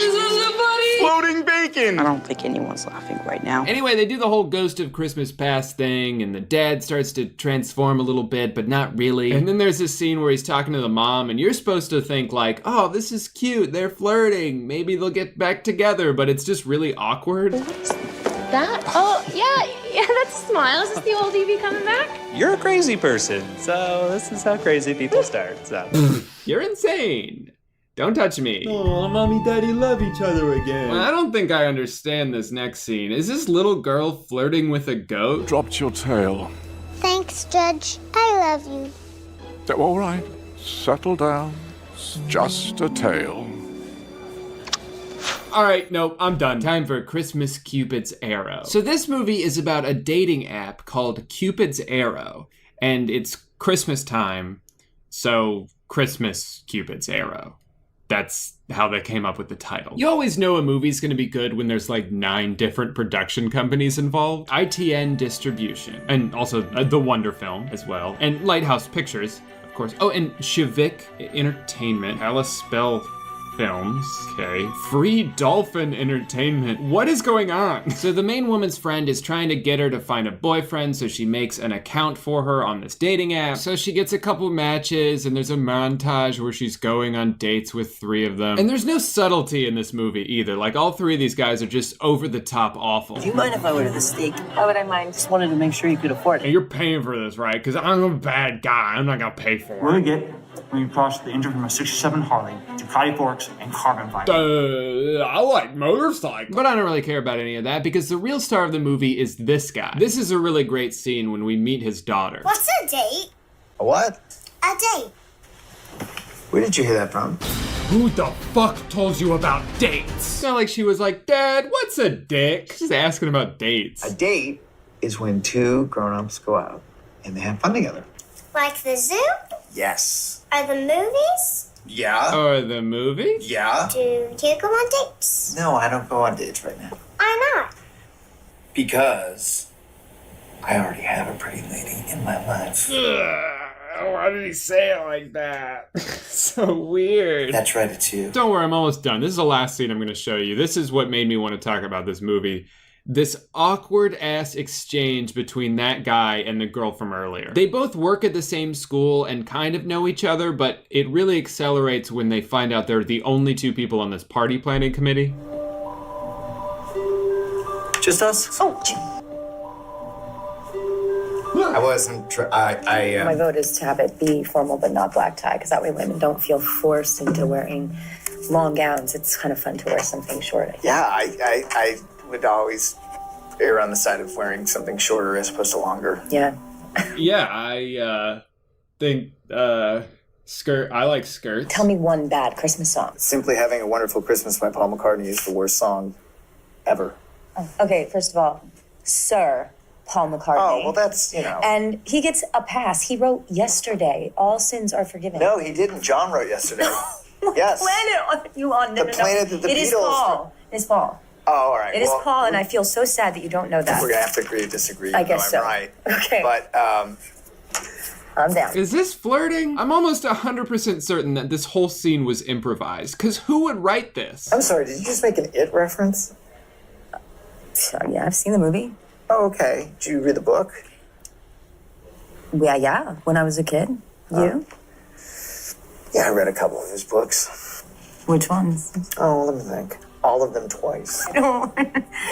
He is the reason that I read as a child. He was my everything. Yes, me too. Obsessed with him. Totally. Stephen King is the reason you read as a child? What fucking kid is reading Stephen King books? All of them twice. All right, I'm not gonna bore you with the rest of the movie. It's not good. And I don't think I can watch another second of it. I think my personal journey I went on this month through dozens of hammy Christmas movies only to determine that these 2 are the best I could find has more than anything else just made me realize how special Christmas mail is. It's the kind of thing that only comes around once in a lifetime, and it's important we grab onto it and celebrate the joy that it's brought us all. and go rewatch my video. And I think ultimately, while stories of unexpected love and the rekindling of family bonds are nice, for me they just don't quite capture the true essence of Christmas. Consumerism. Have fun and drink milk. This video was sponsored by milk. Merry Wednesday, everybody. Hey guy, welcome back to the middle of the ocean. Uh-oh. I don't know how to swim. So I made a couple videos over the years about a YouTube channel called Brat TV, which thanks to Charlie XCX has gotten much harder to find lately. I'm glad you guys are enjoying your Brat summer, but I'm trying to watch Attaway General. If you're not familiar with Brat TV, or you're like me and you forgot about it for 3 years until finding out they have their own channel on the Samsung TV Plus app, it's a bunch of overly serious 10-minute soap operas filmed like Darman videos, performed by a bunch of actors that only got hired because they have a lot of TikTok followers. Or at least they used to hire famous TikTokers. I can't tell if they stopped doing that or if I'm just too old now to recognize anybody. But I think they're just hiring regular actors, which is good because the acting has gotten better, but bad because nobody's watching these shows anymore. The whole business model before was like, hey, what if Dixie D'Amelio pretended to be a doctor? And now it's just, hey, what if the Disney Channel was worse? There's not much of a reason for people to stick around now, and it's unfortunate to see such a beloved institution fall from grace. But the only reason I'm making another video about this channel is because I recently discovered that for the past couple of years, they've been doing what I would describe as the funniest and most obtrusive product placement I have ever seen in my life. The first show I noticed this on was something that's honestly pretty hilarious in its own right. It's a series called Good Luck Have Fun, and it's about an esports team that has a big tournament coming up. But I guess because they didn't have the rights to any real games, they invented a new one for this. But I don't think the writers even came to a single conclusion about how this specific game is played, because most of the script is just a hodgepodge of vague gamer lingo that never sounds natural. I'm an orc barbarian main. I play mid. Elle's a mid too, except she's the slayer. Yeah, we only need one mid. Talk champ. Kiting. I got a one shot. I got a warlock pushing up. Give me heals. This lock is cracked. Talk champ. Using my AoE for some DPS. They're smurfing? They're griefing? This dude's cranking 90s like I didn't just pull aggro. I love when shows write about video games and it's clear they just tried to shoehorn in as much terminology as they could. What did they do to you? They leveled up. This old episode of Law & Order is a work of art. In the beginning, Ice-T hates campers. Damn campers. What's a camper? They're all pieces of crap. But in the end, he wins by camping. You camping back there? Bad form, but effective. Talk about character growth. Also, any guesses as to who the villain in this episode is? Not like shooting a video game, huh? Actually, it's exactly the same. Yeah, it's Logan Paul. Don't talk, officer! Prepare to be slaughtered. I've made a severe... Now, for the most part, Good Luck Have Fun is just your standard brat show. A bunch of 21-year-olds pretending to be 15-year-olds saying dialogue written by 40-year-olds. So there's a lot of silly drama. Jane likes Tyler, but she keeps embarrassing herself in front of him. I'm not like stalking you or anything. Okay. But lucky for her, he doesn't mind, as long as she's not like a gamer or anything. No, I'm genuinely interested in getting to know you. We used to be on the same esports team until... You do esports? I used to before I realized it was stupid to care about stuff that wasn't real sports. Oh, okay, good. For a second, I thought you were a fucking dweeb. I love when Tyler and his stepbrother Brandon have this very heated exchange. Hey, who was your friend yesterday? Jane? She's pretty. Way too pretty to be hanging out with you. Yeah, I don't think you're her type, man. She likes guys who actually have a brain. Are they gonna kiss? You jealous or something? He looked down at his lips. He wants to, but he can't. So he has to go blow off steam with his basketball that has tape over the brand name. But that's kind of the underlying theme of the show. Nobody's living their truth. Jane doesn't want Tyler to know she plays video games, and Eleanor doesn't want anyone to know that she's a lesbian. Two problems that are portrayed as equally difficult to deal with. I really like you, Jane. There's so much you don't know about me. Like what, are you like an axe murderer? Worse, I'm a gamer. Worse than axe murderer? Is there anything else I should know? I'm actually really good at basketball. Wow. Also, I changed how I dress for you. Wow. Also, sometimes I'll tell people I'm on my way, even though I haven't left my house yet. Wow. I already told you, Jane. I don't like liars. Fuck. I blew it. Real life has real consequences, unlike those games you two play so much. Oh, now I get it. They really try to have it both ways in this show, where playing totem snatchers is the most degenerate thing someone can do, but also everybody in this town except for Tyler is good enough to play it professionally. So it kind of seems like he's the problem. It's also really funny to me that they try to use the classic bully trope with this girl, even though it's in the context of what is essentially League of Legends. Like every time they lose, Mia comes over and taunts them with random gamer words. Oh, what's wrong, noobs? Did I debuff your pog champ? So anyway, that's the show in a nutshell. Pretty normal stuff for about 3.5 episodes. And then, out of absolutely nowhere, this happens. I don't like it. I don't like it one bit. We need to be focused on the tournament, and everyone's too busy being in love. It's a mess, I tell you. A mess. Freaking out? Maybe you just need a Snickers. And then they just kind of watch her chew on it until she calms down. Well, shit, that was incredibly jarring and unexpected. Back to the show, I guess. Go, go, go, go, go. Guiding, guiding. One shot, one shot, one shot. I got game. Nice, they're gaming again. I love that. Oh no. Oh no. Oh no. I guess this scene itself wasn't enough, so they had to throw in some giant text on the screen too. Very subtle. It almost snuck right past me. I would love to know what's written into their contract, because every time they do one of these, they just stand there silently chewing for like 10 seconds. Do you think there was a more subtle version of this at some point, but Snickers came back and demanded it became more integral to the plot? You're not feeling like yourself. Maybe you just need a Snickers. At this point, I was pretty intrigued by the current state of Brat TV, and I wanted to see how often they were doing these ad breaks in the middle of scenes. So I started watching another show called Two Christmases, and it's a really touching mini-series about parents going through a divorce and the effect that has on their children who have to adjust to this new life and all the complications that come with it. And, sorry, I got distracted. Oh yeah, it's a beautiful show about how even a day as joyful as Christmas can be filled with stress and frustration when you're going through such a big life change. Are they gonna do this the whole time?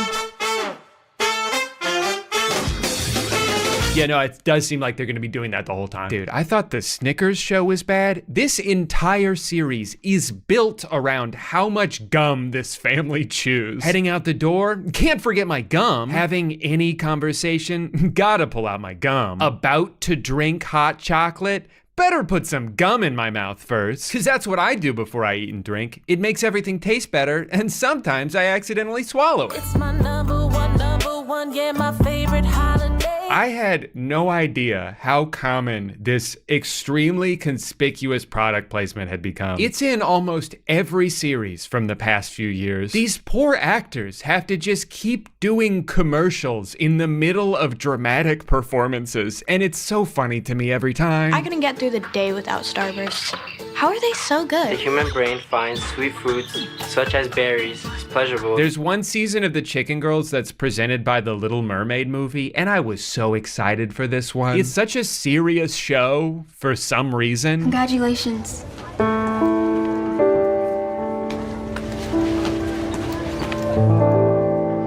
Like, unbelievably serious. You think we still have a chance at states? With Xander gone? I just know he's gonna make a full recovery. He has to. I'm not so sure about that. What did they do to Xander? So because of the tone, I was fully expecting a scene like this. Hey, could I talk to you about something? Just one second. I'm almost done watching the trailer for the new Little Mermaid movie. It's a live-action modern spin on the animated Disney classic, starring Halle Bailey and Melissa McCarthy. I think I'm gonna pre-order my tickets on the Fandango app, so I can make sure I get good seats on opening night, May 8th. Now, what was it you wanted to talk about? My grandma died. But that didn't happen. They just did a pre-roll ad. Like cowards. But I did skip around some of these episodes, and I gotta say, I love this line. Unless you have an empty house lying around, this is my best option for now. I think I might have something for you. My mom's a realtor. Oh my gosh, of course. I'm not exactly the kind of prospective buyer she's looking for. Who said you have to buy a house to live in it? The government? I don't know. It's just one of those rules. Hey, could you get out of my house, please? Nope. I learned on the Chicken Girls that I don't have to. Oh, okay. Now, if you'll excuse me, I'm trying to watch The Little Mermaid. It's a live-action modern spin on the animated Disney classic. Can everyone settle down, please? All right, class has started.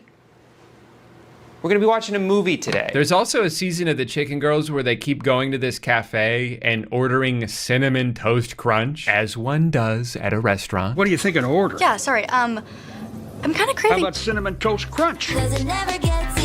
But I guess because just eating the cereal wasn't enough, they had to turn it into its own plot point where this girl can see the future in the cinnamon dust. When your Cinnamon Toast Crunch and milk mix together, you stare really hard. You can see the future. Why don't you go outside, kid? They also did a game with Cinnamon Toast Crunch called Sip or Spill, which historically is done with alcohol. Like, you either have to answer this personal question or you gotta take a shot. Only in this one, instead of drinking, he just had to have one bite of cereal. So there aren't exactly like crazy stakes here, but man, he is gonna be so full after this because these are some hard-hitting questions. What's your favorite part of Cinnamon Toast Crunch? I get this question a lot. You do? I love the comments that are like so close to catching on to the fact that this entire thing is just an ad. It's less him and more cereal. Why is that? Kind of makes you wonder if they should even be allowed to do ads like these if their target audience is not old enough to comprehend that they're being advertised to. But that's not up to me to decide. I just want to laugh at how stupid this all is. And if you can believe it, everything I've shown you so far is still just the tip of the iceberg. And as much fun as I'm having so far, just the two of us, I thought it would be a little bit more fun to bring in my friend Danny to show you guys the rest. Hello, Danny.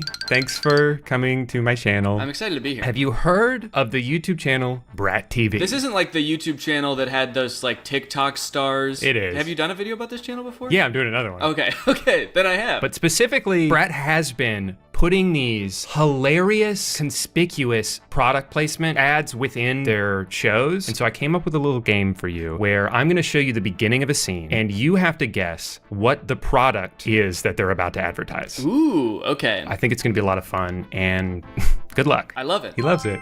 This is all the validation Drew needed for this video idea. Whoa, girl, that is amazing.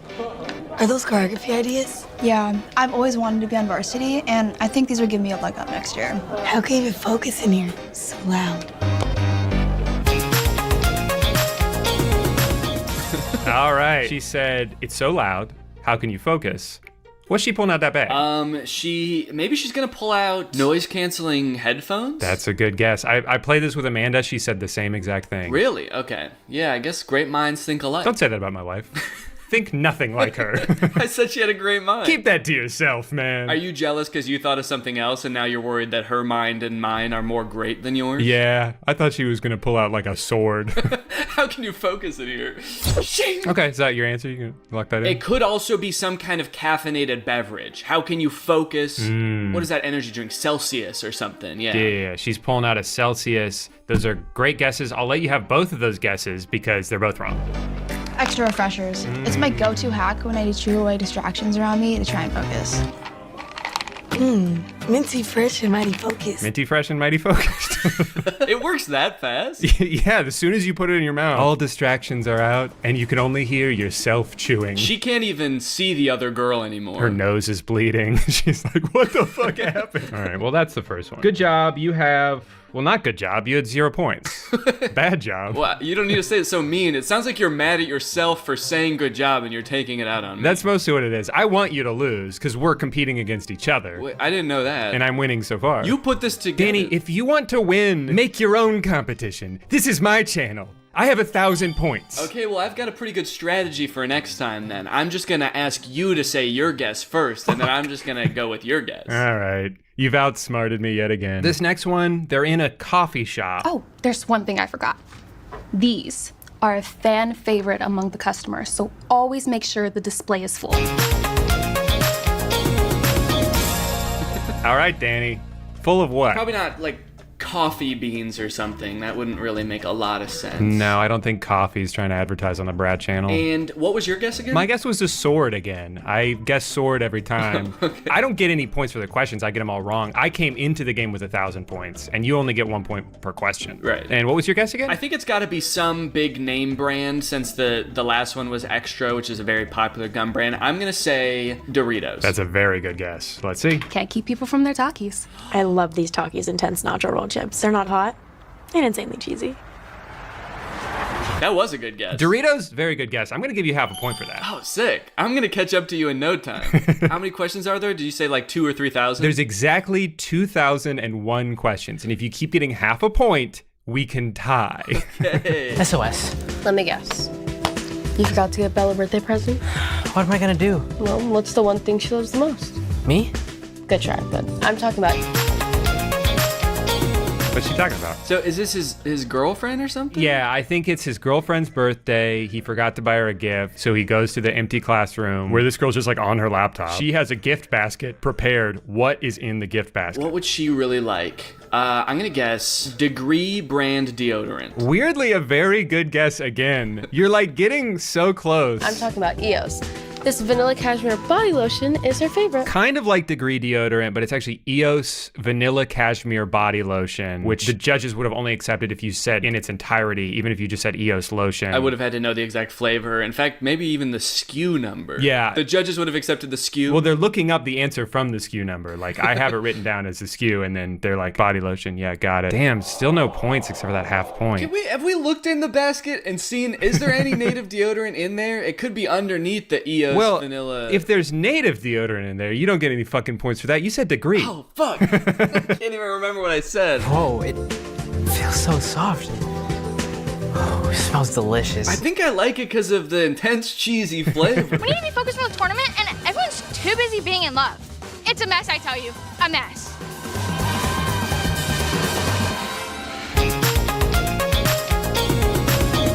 All right, this is a two-part question. What product is he gonna give her? And number two, what he will say when he gives to her. Well, she's saying it's a mess, so I thought with that sly, clever little look, he was gonna pull out some Bounty paper towels and say, oh, maybe we should clean it up, and then he starts wiping her. No. But that's not my guess, Okay. That was just a little joke. Jeez. My real guess is she needs to calm down. Yeah. He's gonna give her a Nintendo Switch with Minecraft on it. Okay. He's gonna say, you need to unwind. In the Minecraft world, you can place blocks and find gems. In Minecraft for Nintendo Switch. Only for Nintendo Switch. Freaking out? Maybe you just need a Snickers. That one, I should have seen that coming. Wait, how quickly did she unwrap that thing? How did she do that? It's like fully closed. She just ripped the top right off. And what do you think that show's about? Is this all from the same show? No, these are all different shows. Oh, okay. That show is about high school. Right? It's a pretty general guess, but I can't say you're wrong. Okay. It's about a specific team that they're a part of. And is this, well, I get a correct point if I... I'll give you 500 points if you get it, yeah. I think they're on the chess team. No, the esports team. Esports, really? Yeah, they play totem snatchers. Well, hey, I got it right in the sense that they're a bunch of nerds. True that. Okay, you get 300 points then. What do you keep looking at? Sunday's gonna be so proud of me. She's following along down there, so she... Oh, you can't see her. Oop, you can't. Oh shit, now the desk is in the way. She's down there, man, trust me. So this one, I'm not gonna show you the clip first. I'm just gonna describe what the show is, because they do a cut to a wide shot that's so funny. I want you to see the whole scene in one go. It's a show about witches at a camp, I think. To be honest, I did not watch very much of this one. So just try to think of a product that would be integrated seamlessly in a show about like magic. Maybe like candy, like pixie sticks. Pixie sticks. Kind of magical food. That's a pretty good guess. I'm not gonna let you guess again because it's funny how close you're getting every time. You're so adjacent to the answer every time. She is a light witch, but her magic is somehow linked to the underworld. She's a beacon for dark forces. Meaning? Meaning... They don't talk about the Starburst, they're just there. If you're a good little witch, you better eat your Starburst. Otherwise, you're an evil witch, and you're somehow linked to the underworld. Yeah, if you eat pixie sticks, you're an evil witch. And I've known that all my life. I would never touch a pixie sticks because I'm not evil. I would never touch a pixie stick. Shit, I mean, I didn't say that. That chaos demon? was only the beginning. Starburst, unexplainably juicy. Okay, so to recap, so far you have 301 points. You got 2 half points, and then I gave you 300 for something. I don't remember what it was. Because I guessed that they were involved in some kind of nerdy extracurricular. Yeah, because you called them dweebs, and I liked that. Because we're both jocks. So this one, I'm gonna spoil, it's Starburst again. So the question isn't... Starburst. I think I get a point for that. 10 points for that. But the question is not what brand it is. Starburst. The question is, how is she going to distribute the Starburst? We're allowed to have snacks in here, right? Only if there's enough to go around.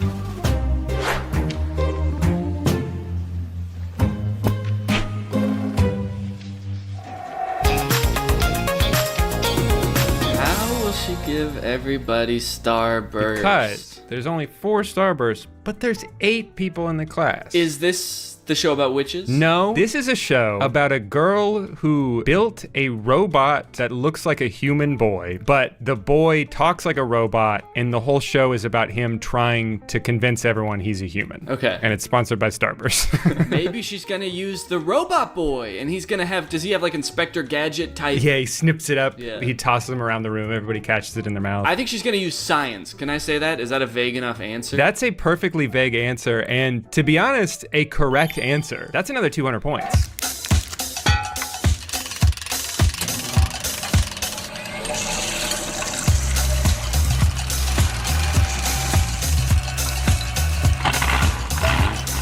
Should be enough juice in these Starbursts for the whole school. She just squeezed the Starburst and there's that much juice in them? And all the kids line up with cups to drink the juice. Oh wow, there's even like a title card. So the thing with this one is, the Starburst is like written into the plot. They're doing this thing where everybody eats Starburst and they like read their mind. That's like part of the show. They go into their minds and they're just thinking like, juicy, so much juice. That is literally what they're drinking, yeah. I think it's just like, how do we say things about this product? How do we get our talking points out in the show? Well, everyone could just be thinking how freaking juicy and delicious they are. Wow, this Starburst is so juicy. You gotta see, they did this one kid so dirty. Listen to what the teacher's thoughts sound like, and then compare that to what these kids' thoughts sound like. Makes you think of Halloween time, fall air. Janet and I stealing Starburst from the kids' Halloween stash when they went to bed. So pretty normal, just like thinking about Starburst. And this is what this dumb little boy is thinking. Candy's good. Starbursts are so good. Makes me happy. Yes, tummy feeling nice. Yes, tummy feeling nice. It felt a little fucked up, because there's another girl they do it too, and she's just like, I bet kissing Trey would be juicy too. and then he's just like, candy tasty. Yes. Yeah, it seems like it's just a Starburst show that happens to have a B plot going on about a robot. And I'm gonna be honest, like, it kind of is working. I might actually go buy Starburst after this. I want the juice, I want the flavor. I want something that tastes so good that I can't even think coherent thoughts anymore. Chewy juice and mighty focus. I also want to show you the way this guy talks, because he's a robot. I think I desire to kiss her back. Wait, what? Trey, you can't kiss Kimmy? Why did you give me lips then? What is the point in attempting human consciousness if I cannot experience love? She brought him to life, and he's just like, yeah, but what is the point? I also like that he's trying to convince people he is a human, but then he's like, you should have made me with no lips. People would look at me and say that's a regular guy. So I think you got 200 points for that? I think you said 200,000. Okay. Probably not a very tight race anymore, because I still have just the 1,000 that I came in with. I haven't gotten any more. Yeah, but it's anyone's race at this point. I'm sure you can still get points. Yeah. If you come up with a really cool idea or something, I would reward you points for that. Oh, thank you. That's very nice of you. And they come from your points? I had some points that I was hiding at the beginning that you didn't know about, so they'll come from my secret stash. Okay, and how many are there? I'm not gonna tell you. I don't really have a game for this last one. I kind of just want to show you this whole episode in full. I guess I'll have you guess what the product is, but it's going to be pretty obvious within like the first shot. So anytime you want to guess, feel free to. You can save your guess for later, for when you're more sure, or if you want to just jump the gun and guess right away. Legos. Mario. Yep, it's Lego Mario. Well, that is pretty impressive when you think about it, because Mario was not shown on the screen, right? It was only Princess Peach. My dumbass would have said Lego Princess Peach. I'd lose 1,000 points for that. I'd have 0 points right now. Yeah. So luckily I didn't say that. All right, everyone. 45 minutes left. 45 minutes left. So going with the theme of the other one, pretty much every Brat show is about a competitive team that's like hyper specific to one activity. This show is about a Lego Mario building competition. Looking good. Room for one more? What are you doing here? Come to help my girls out. Look who it is. Can you not see we're in the middle of something right now? Can you see how fucking busy we are? 2 coaches are better than 1. Yeah, but is that even allowed? I mean, we're already pushing it with you on. That didn't make me want to play Lego Mario. That made it seem really stressful to play with Lego Mario. We're here for moral support. Can't you see I'm fucking busy? This is the most important day of my life with Lego Mario. 25 minutes left. What are you doing? We don't have time to just stand around. 25 minutes left. How much did they start with? I think he said 45 minutes left, but they had pretty much built everything. 20 minutes later, it's exactly the same. I know, but I'm just trying to figure out if we should put Iggy's Keep before or after Biggerton Roller Coaster. After. You get triple the coins. Now stop talking and help me figure this out. Help me figure this out. I don't get it. Who the fuck is Mario? They mentioned at one point this is the varsity team. I love the implication that there's another like lesser division of Lego Mario building. Yeah, they can't even figure out how to get the Legos to stick together. They can't stack them right. They're choking on them. 7, 6. Hurry, put 5. It in there. So there was 45 minutes left. There was 25 minutes left. Now there's 5 seconds left. And there's this ominous echoing voice counting down. Blasting from the PA system. Time's up. All teams, please put down your sets. 0 points, no Mario. They didn't even try. They didn't even fucking build anything.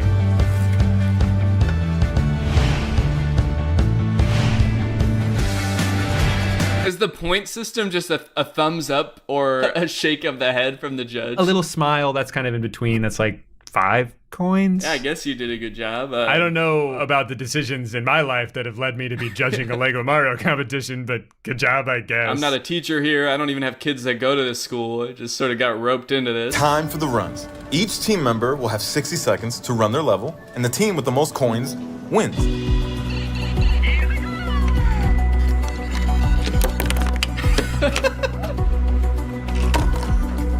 Kill that thing. Come on, Simone.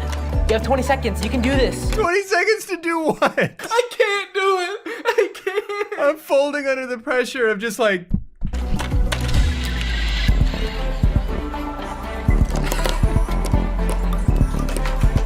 What's going on?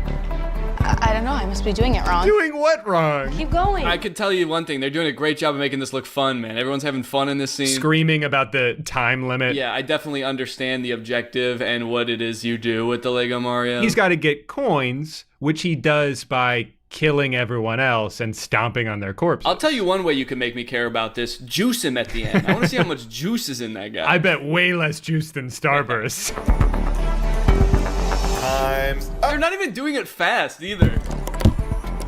Over 260 coins? Please put down your set and await your score. Sorry, guys. I don't know what happened.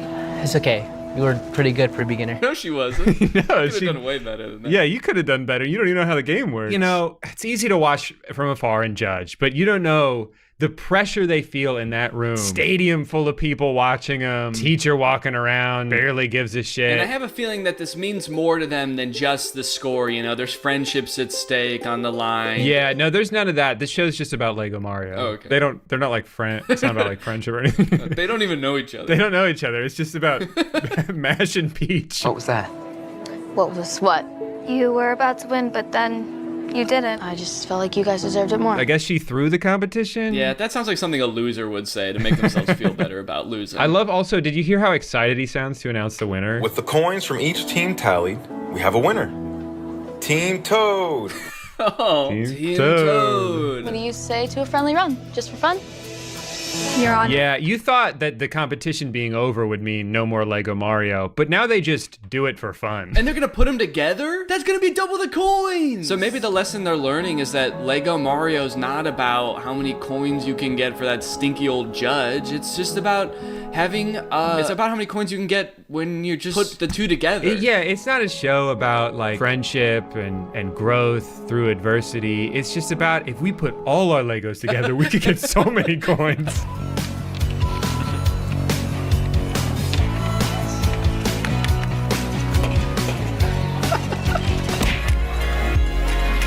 What's this now?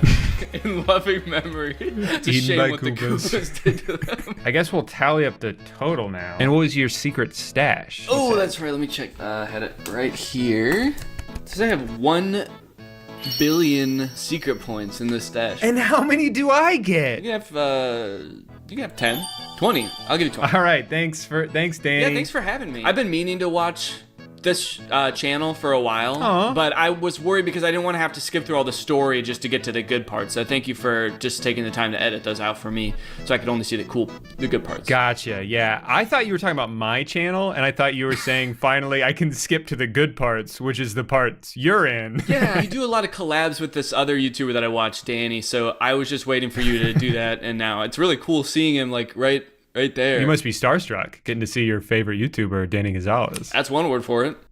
You got a boner. That's another word for it. Okay. Hi, welcome back to Circuit City headquarters. Sorry I haven't uploaded in a few weeks. I sat down in my moon pod and could not get back up. Lucky for me, it's the world's least comfortable chair. I would set it on fire, but I'm afraid he'd survive and attempt to retaliate. Anyway, y'all ever heard of TikTok? Of course you have. Maybe you've also heard of a show on Netflix called The Circle. Well, Awesomeness TV, the production company behind almost every Noah Centineo movie, has decided to combine those two things into the world's first, and hopefully last, TikTok star reality show. I say it's similar to the show on Netflix because it's also a competition based on social rankings, but where The Circle has people catfishing and anonymity and using hashtags and text conversations, the Awesomeness TV show is just a bunch of 19-year-olds yelling at each other. You're ugly anyways. That's why Coley doesn't even want to you. Even better, they're all from Florida. This is Project 305, a group of friends and creators from Miami who have one common goal: be the next big influencer. Sounds easy enough, right? Yes. And don't you dare try to tell me it's not. Over the next 10 episodes, each of the members have to prove they have the creative chops of an influencer and the personality traits to go with it. All right, guys, this won't be easy. You're gonna have to prove that you have the personality of a TikTok influencer. Do you think you can handle that? Perfect. Yo, what's up? My name is Owen. I am the best person in the house. I'm the best looking, I'm the most outgoing, and I am the most fun. I already regret this. This next guy is actually pretty cool. He's my favorite. My name is Raul Ancio. I'm 19 years old. I'm still a full-time med student. I'm a content creator for the same reason I want to become a dentist, to bring people confidence through their smile. What a nice guy. He does not belong in this house. Everyone else is like, yo, I'm here to make TikToks and get my dick sucked. And Raul's just like, hey, can you guys keep it down? I got dentist homework. I brought all my energy drinks, 2 suitcases of candy. I got like packets of sugar. She brought packets of sugar? This morning everyone had eggs. I had 9 bags of sugar. Oh, right, because she eats them for breakfast. Why did I even ask? Everyone head to the living room. It's time to meet your host. What? Oh shit, time to see who the host is. Honestly, I feel like it's gonna be like Brent Rivera, like Nikki and Gabby or something like that. Either Brent Rivera or Ben Asler. It might be Brent. Come on, Brent. Ah! Surprise! Yo, Alex? Daddy Alex? I feel like I should know who this person is based on their reactions, but I don't. Where this show really shines, though, is in the competitions. These newborn babies are ruthless competitors. The first one is kind of lame, though. They just had to guess what other people's answers to personal questions were. Things like pet names, that sort of thing. Her pet's name is Mouse, and it's a mouse. That's so dumb. Really, it was just an excuse to push them into the pool in slow motion. But guess who wins? Raul! I won? That's right. My boy Raul. Of course, the nicest guy in the house won this competition because he's a good listener. And what's his prize? He gets to ask the host for advice. And what advice does he want? And I just wanted to hear if you have any tips for me about how to connect with people and form lasting bonds with them. He just wants to know how to make friends. What a good person. What a wholesome guy. Maybe these people aren't so bad after all. The boys tonight are wearing flannels tonight. We're looking fly. We're looking cute. Flannel bros! Flannel bros, let's get it. And we're back. So they've been here for like 20 minutes and there's already drama. She scared me to stay. This is the first day. It is day one. Drama, drama, drama. Luckily, Coley has a brilliant idea to bring everyone together. Okay, I have an idea to get us all closer. Let's all say one thing we don't like about each other. One thing. And then something we like. Guys, I know how to get off on the right foot. Let's all insult each other. Don't worry though, she realizes her mistake and corrects herself. Actually, forget the we like. Just we don't like. Okay, well, that was the wrong part, but close enough. That was the most cringy shit ever. To round out episode 1, they all had to rank each other like they do in the circle, and the results will be revealed in episode 2, which I also watched. So far though, the rankings don't seem to matter much. I mean, I guess it did determine how they got paired up for the next challenge, but the way they did it seemed a little arbitrary, like they were just trying to rig it. 1 is with 8, 3 is with 6. And then 4 and 2, obviously, I mean, that's just how this works. That's what we were gonna do the whole time. So there's a series of competitions on day 2, starting with the lipstick challenge. Your goal is to put lipstick on your partner as accurately as possible. The team whose lipstick looks the worst will be eliminated. So one person has to use their arms without looking, and the other person has to shout instructions to them over all of the other people shouting instructions inches away from each other. Simple enough challenge, except one team cheated. Larry, because you took your hand out from behind your back and wiped your face, your team is eliminated. As soon as Raoul was done, she turned around and tried to fix it with her finger. Coley, because you removed your hands from behind your back, and Giovanni, because you were looking at Coley the entire time, your team is eliminated. And then they got eliminated too, because he was just staring at her face the whole time. The point of the challenge is that you can't see what you're doing, and he just leaned over her shoulder like, oh, this isn't so hard, your lips are right here. And then this team loses because it was a try not to laugh challenge and one of them laughed. So guess what? Sabrina and Jada win.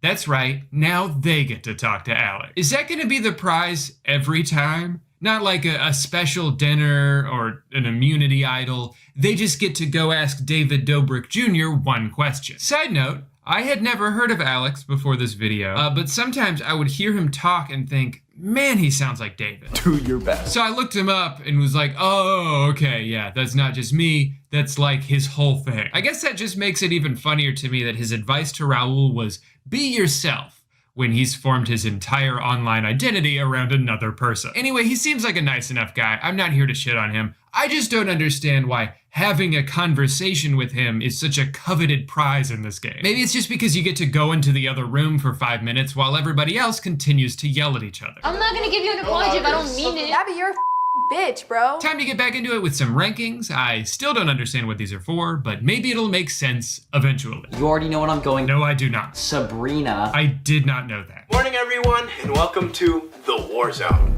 What? Bro, what? Wait, we're playing Warzone? Let's fucking go, dude. Well, not exactly. Turns out what they actually mean is they're doing what they call an obstacle course, but what I would just call TikTok dances. Yeah, throw that stash. No, I don't think I will be watching the full dances, but thanks for the offer. So Giovanni and Sabrina had the fastest times, but Valeria and Julian... You guys have the best content. Can't argue with that. And for the final round, they did a swim race where the winners get to, say it with me, talk to Alex. He gave us so many tips. Work together, don't be afraid to be yourself. I see it a lot, especially in this industry where, you know, it's very easy to become someone you're not. After doing a real quick anti-vaping PSA, I used to cope with it in a way that I'm not proud of. Like, I used to vape because all my friends would do it. They revealed the new rankings and everybody's yelling again. Yes, because I thought you guys were... I thought you guys were... What is none of you guys? What are the answers? Why am I watching this? I hate everyone here and I don't want to be here. Couldn't have said it better myself. So I'm going to put Jada at the bottom. Jada. Okay, they keep ranking people, but no one gets voted out. So what is the point of the ranking? Are you gonna send someone home or not? Jada's practically begging for you to do it for her. That's it. I'm done. Y'all won't be hearing no more from me. I'm out.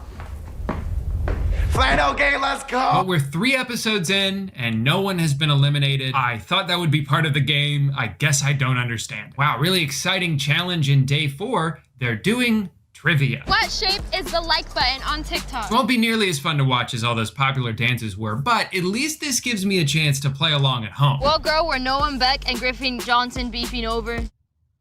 Never mind. Honestly, they might as well be speaking gibberish. I have no idea what any of these words mean. Is Andrew Davila part of the Sway House? Who left the Hype House to start the Clubhouse? Finally though, a pretty cool prize. The winning team gets to talk to Alex. Talking to Alex today again, because you know I won today's challenge, was honestly super motivational. Thank you, Internet Sherpa, for you have shown me the way. But it was worth it this time not to lose because the losing team received a punishment. We'll have to spend the afternoon cleaning the house.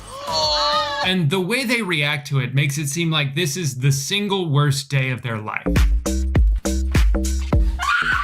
Episode 4 ends with some spin the bottle, so now they're screaming and kissing. I gotta say, I'm happy for Raul. He got to kiss the girl he liked, and that's about it as far as good news goes. In episode 5, they play a game where they pop a balloon on someone's head, and then that person has to spin a wheel, and then they talk shit about whoever it lands on. Julian actually wet his bed. My bed! Literally the bed that we're sharing. What the hell? Are you serious? Wait, you peed? Bro, why you're 21!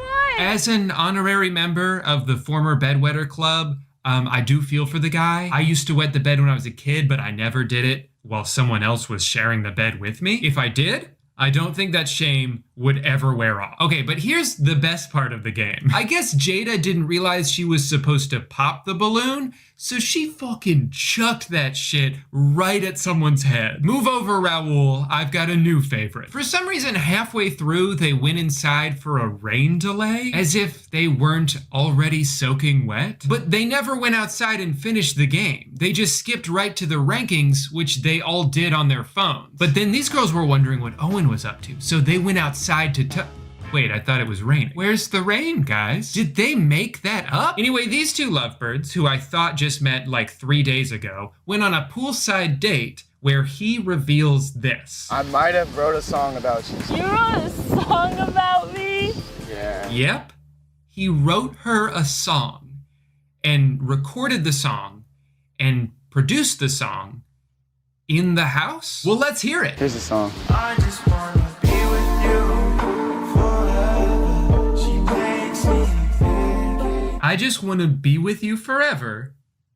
She makes me pancakes. This show is the best. Guess what time it is? FaceTime time. Now it's Jada who gets to ask for advice. If I was to give you my best advice, I'd say is let your guard down a little bit, get to know the people, show them that you're not a threat, because I feel like they may view you as a threat. That's actually really good advice. Thank you, House Messiah. Your infinite wisdom shall prove invaluable. We are the same age. Wait a minute, there's a phone number you can text for exclusive next influencer content? Hello? Hello? Is this the number for... Speak up, I can't hear you. Is this the number for Is this the number... This is a voicemail. Who talks on the phone anymore? Text me instead.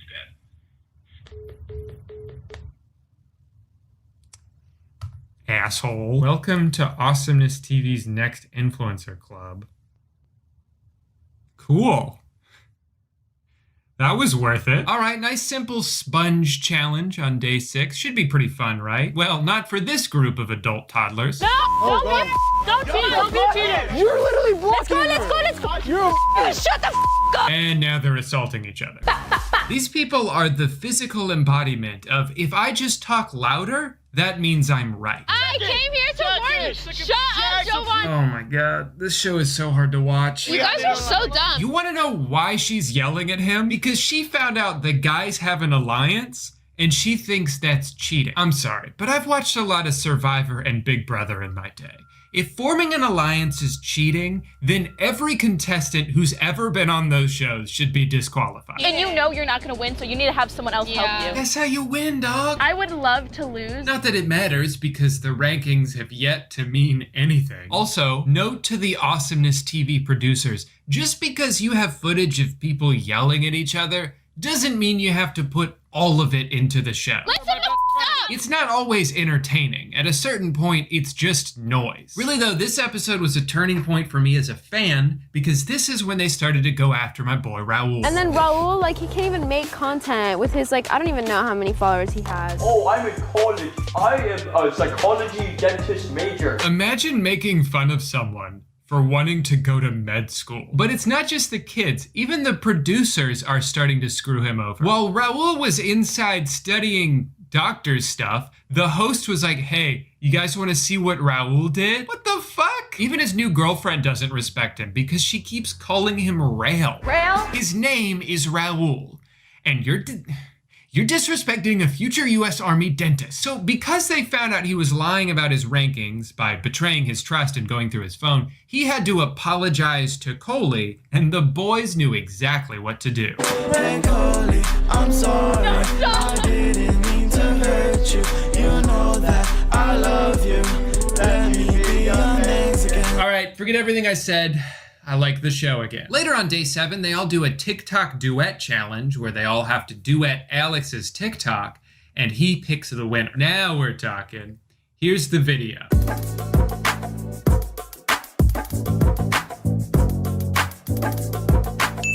Oh boy, that'll make for some wacky collabs.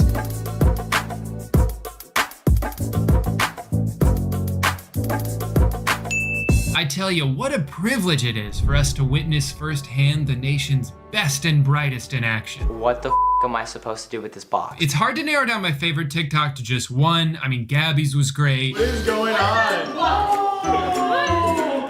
Bro, what? Meanwhile, Owen jumped into the box. And Valeria brought out the special effects. Okay. Gonna be hard to choose. Except not really, because Jada was the only one who put in any effort. Surprise! They're all yelling at each other again. No, he's But I'm more interested in the banner that they blurred out in the background. It very clearly says, "Happy Birthday, Ian." Why did they have to blur that out? That's like the least revealing information. All right, so we know this was Ian's birthday. Now all we have to figure out is his last name, what year he was born, what day this was filmed, and who Ian is. And then we'll have all the information we need. In episode 8, they stole a competition directly from Big Brother, where everybody takes turn hiding something, and then everyone else looks for them, and whoever's thing doesn't get found, wins. They do that shit on Big Brother every season. I know this because I watch it. This show wants to be Big Brother, Alex wants David Dobrik to be his big brother, and Gabby wants to go home. I want to leave this house. Like, everyone's really so mean. I don't blame her. These people are so mean to each other, it's actually insane. Get your hands off of me, you trashy ass! All at once, they all started piling on Gabby. They screamed in her face, they trashed her room, and then while she was gone, they poured Sprite into her water bottle, which has got to be the lamest prank I've ever seen in my life. Also, Valeria's just a bully. Raul is always going on and on and on and on about rankings, alliances, friendships. Like, nobody cares. That's what everybody talks about. I don't know why I'm getting so upset. I feel like I have 2 brain cells after watching 9 episodes of this. Thank God it's almost over. So this show ends today, but the friendships you guys are making don't. No. These people are never going to talk to each other ever again. All right, so now that it's day 10, and these are the final rankings, these ones will finally matter, right? These will determine the winner? No. For 10 straight days, the rankings meant nothing. They still mean nothing because the winner is chosen by Alex. The winner of the competition and Awesomeness TV's next influencer is Owen Holt. Oh my God! Raul got robbed. It's probably for the best anyway. The grand prize was a show deal with Awesomeness TV, and I would hate for him to have to drop out of med school just to do that. I was relieved while reading the comments that most people were also hate watching this. I don't think anyone was like, man, this is some quality shit right here. And let me tell you, there have been some excellent comments, but my absolute favorite, the one that perfectly sums up how I feel about the show, is this. This is literally the worst thing I've ever seen in my life. When is season 2? So now we know what it takes to be the next top TikTok influencer. I guess Owen, good luck with your show. I can't wait to check it out. Raul, I'll be sure to hit you up if I ever need a tooth pulled. And Alex, just try not to copy everything David does. Anyway, sorry for introducing you guys to this show. I know your life would have been better off without it. Be sure to smash that subscribe button and comment something nice to me. If you say something mean, I will not go to your birthday party. But I will still buy you a present. Anyway, I will see you all next time for part 12 of my vasectomy vlog. And until then, happy birthday. That was the most cringy shit ever.